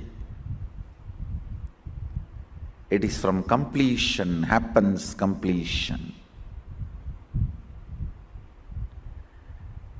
From completion, completion comes out and continues to be established in completion.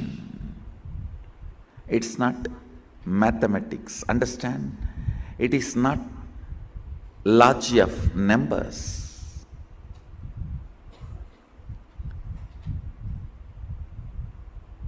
Each field works with a different logic. The logic with which bio works is biology.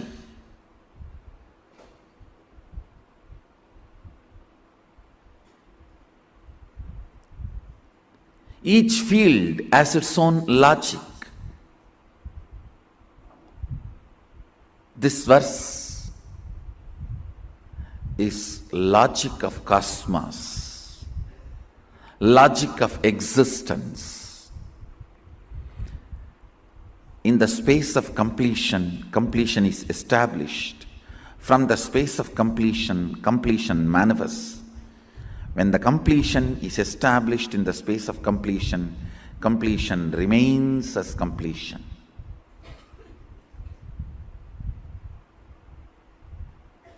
Even when the completion feels it has left the completion and it is incomplete, it continues to remain complete.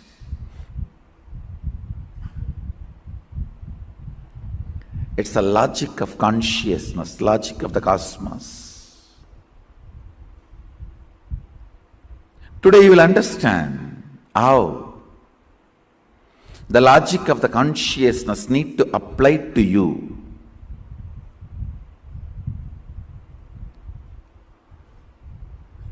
I'll teach you the science of how to apply the logic of the consciousness to understand you. As long as you apply the biology or psychology, you cannot understand you. Understand? You are neither bio nor psycho. So the logic of the bio cannot make you understand what you are. Logic of the psycho cannot make you understand what you are. Logic of the physio cannot make you understand what you are. Logic of the consciousness only can make you understand what you are and bring you to completion. That is the proof you are consciousness. Neither physiology nor psychology or biology. You are not bio, because the logic of the bio does not bring completion to you. If you perceive about you based on the logic of the bio, it doesn't fit, it doesn't match.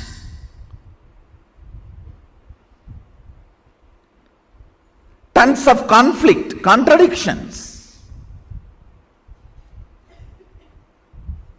If you try to perceive you based on the logic of physio, again, it doesn't fit, doesn't match. I can give you 1,000 reasons why that logic doesn't fit with what you identify or feel, perceive, realize as you. Neither the logic of the bio, logic of the physio, logic of the psycho fulfills, completes all the questions and doubts you have about you. It is logic of consciousness that fulfills, completes, answers all the haunting questions you carry from the time you started remembering you.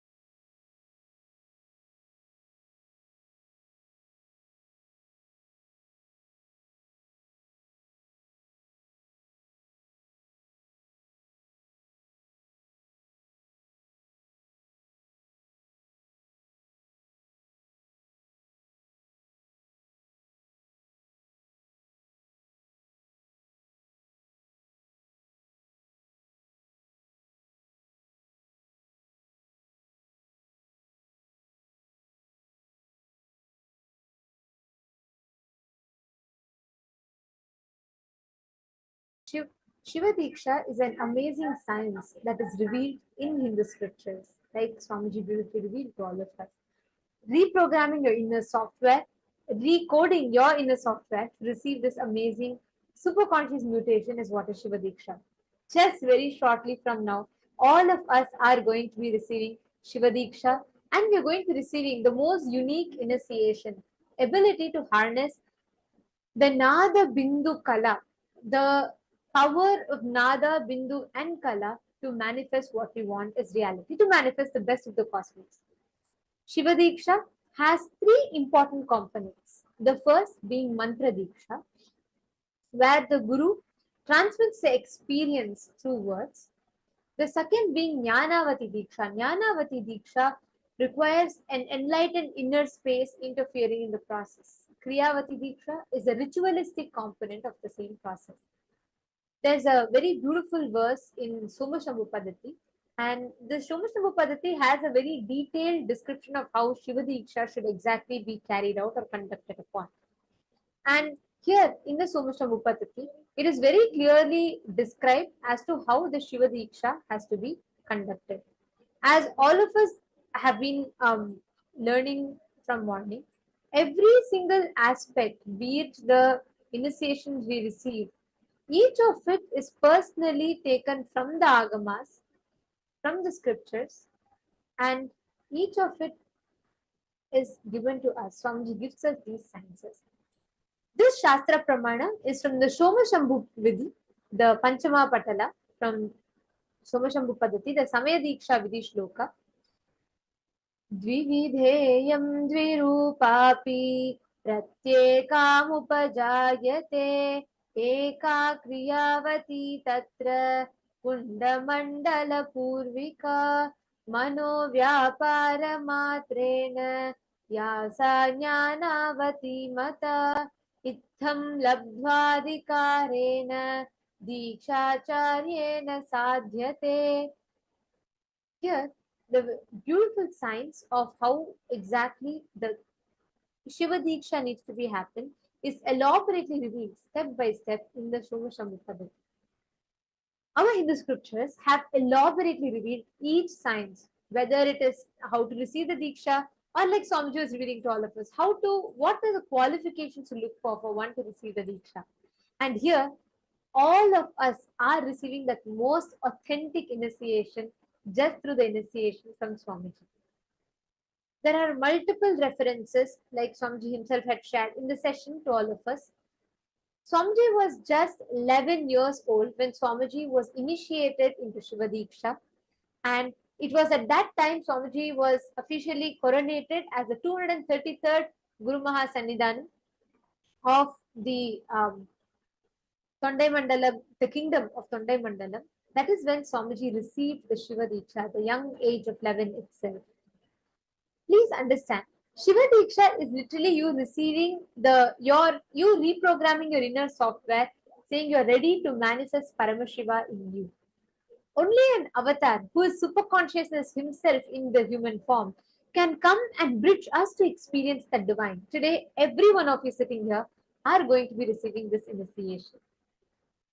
All the Shiva Diksha participants that are here with us, today, all of you will be receiving along with Shiva Diksha a unique Diksha name, as you all can see here in the Sadashiva Mandala.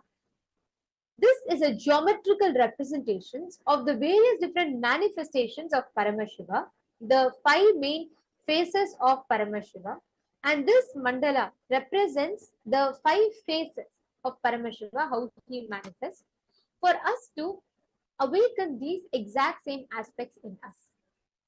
So what you all will be doing is during the Diksha, when you're about to receive the initiation, you will be offering the flower in this mandala and you will be receiving the initiation. How many of you are here who are going to be receiving the Shiva Diksha for the first time today?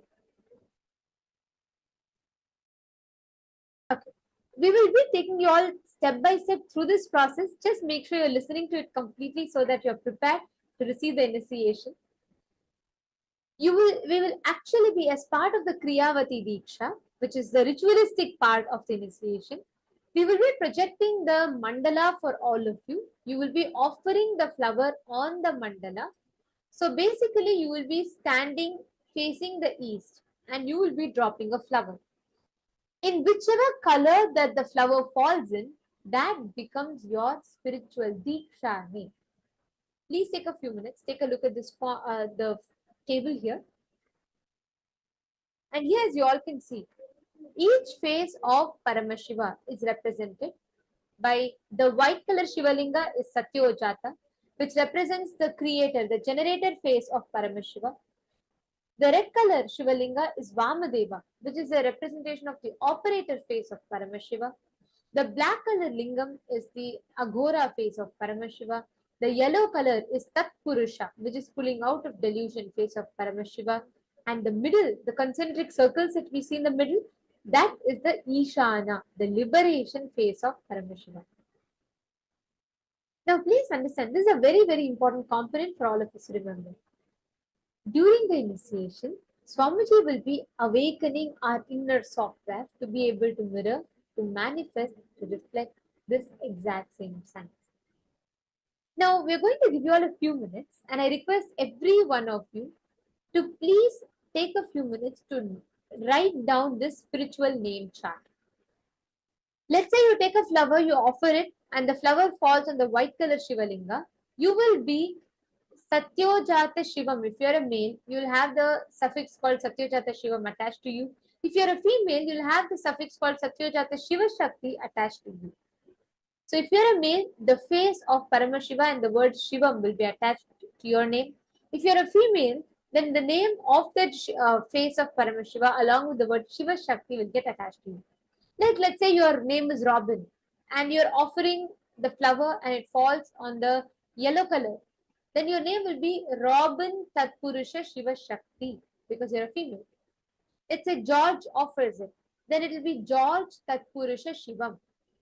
Based on your name, you will attach the suffix of that particular face of Paramashiva Linga and that particular manifestation, that face of Paramashiva, and you will be attaching the name Shivam, the suffix called, the suffix called Shivam at the end of your name.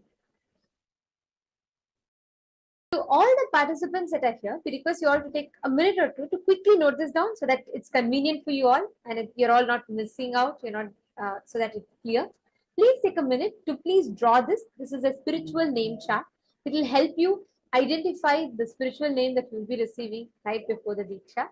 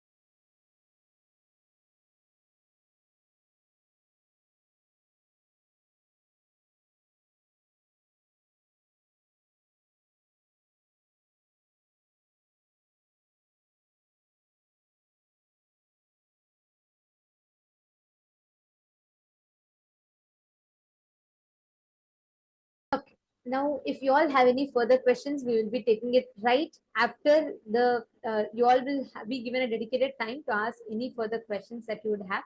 So we'll be able to address it and walk you all through the comfortable process. Now, let us all get ready to receive the darshan. To all the participants who are receiving the Samaya Diksha, the Shiva Diksha level 1, all of us are literally going to be having our inner softwares reprogrammed to start manifesting Paramashiva in us. Through this initiation, you literally receive the Mahavakyas, the initiations to be able to transverse into the parallel universes to manifest the higher states of consciousness.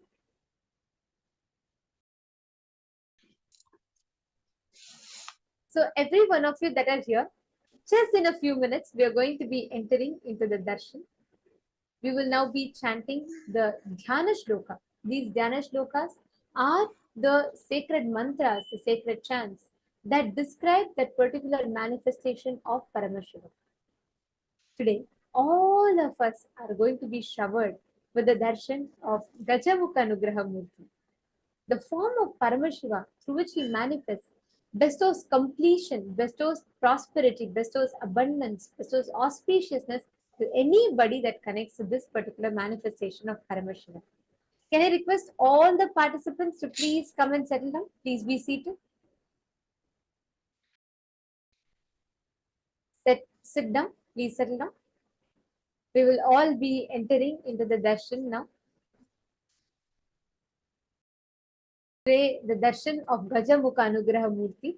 Swamiji will be initiating all of us into being able to harness the Nada Bindu Kala principles from the cosmos to manifest the reality that we want. So let us now take a few minutes, connect, meditate upon the form of Gajamukha Anugraha Murti as we chant the Dhyana Shloka. Chaturbhujam Trinetram cha Jata Makuta Samyutam Abhayam Shirasinyasya Varadam Vamahastake Krishna Parashu Samyuktam Vignesho Dakshine Sthitaha Shayanam Dakshinam Padam Vadhum Vamam Tulambitam Sarvabharana Samyuktam श्यामवर्ण सुशोभितं देवस्य वामपार्श्वे तु देवीं प्रहसिताननम्.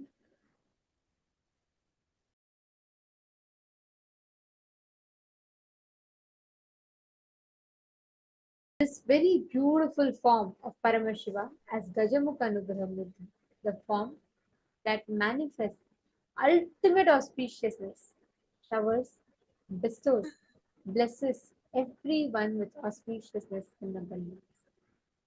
And that is the very darshan we are going to experience.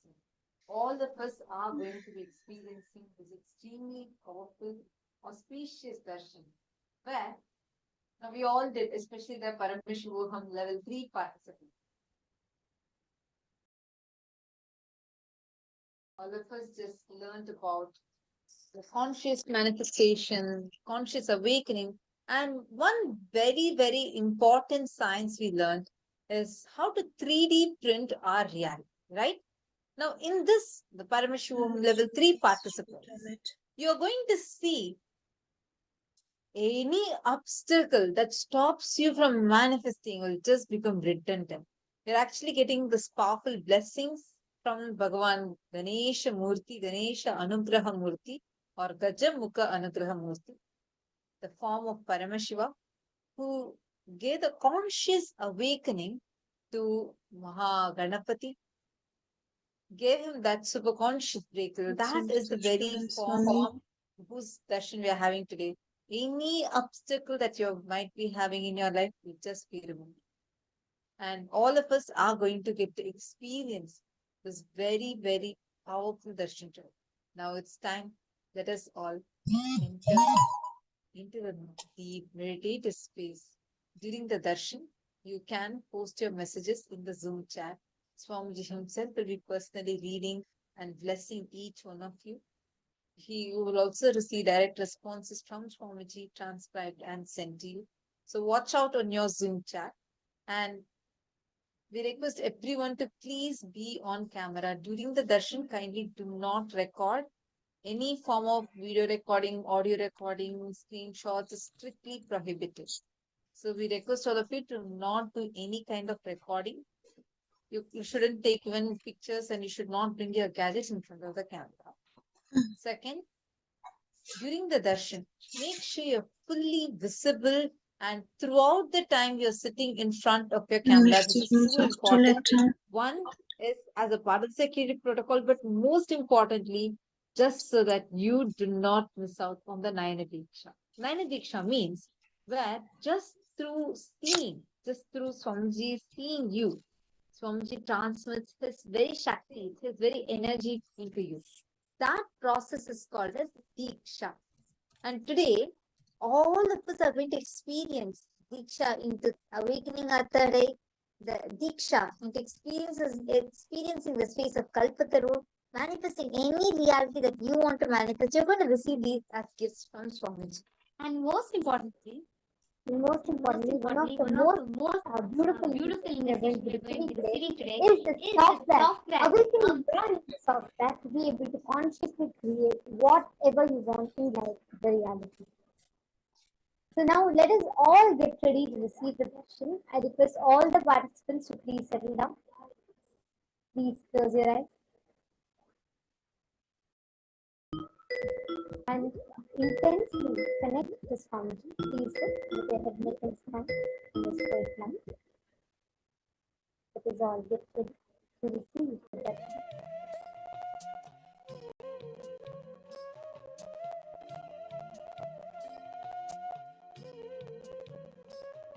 And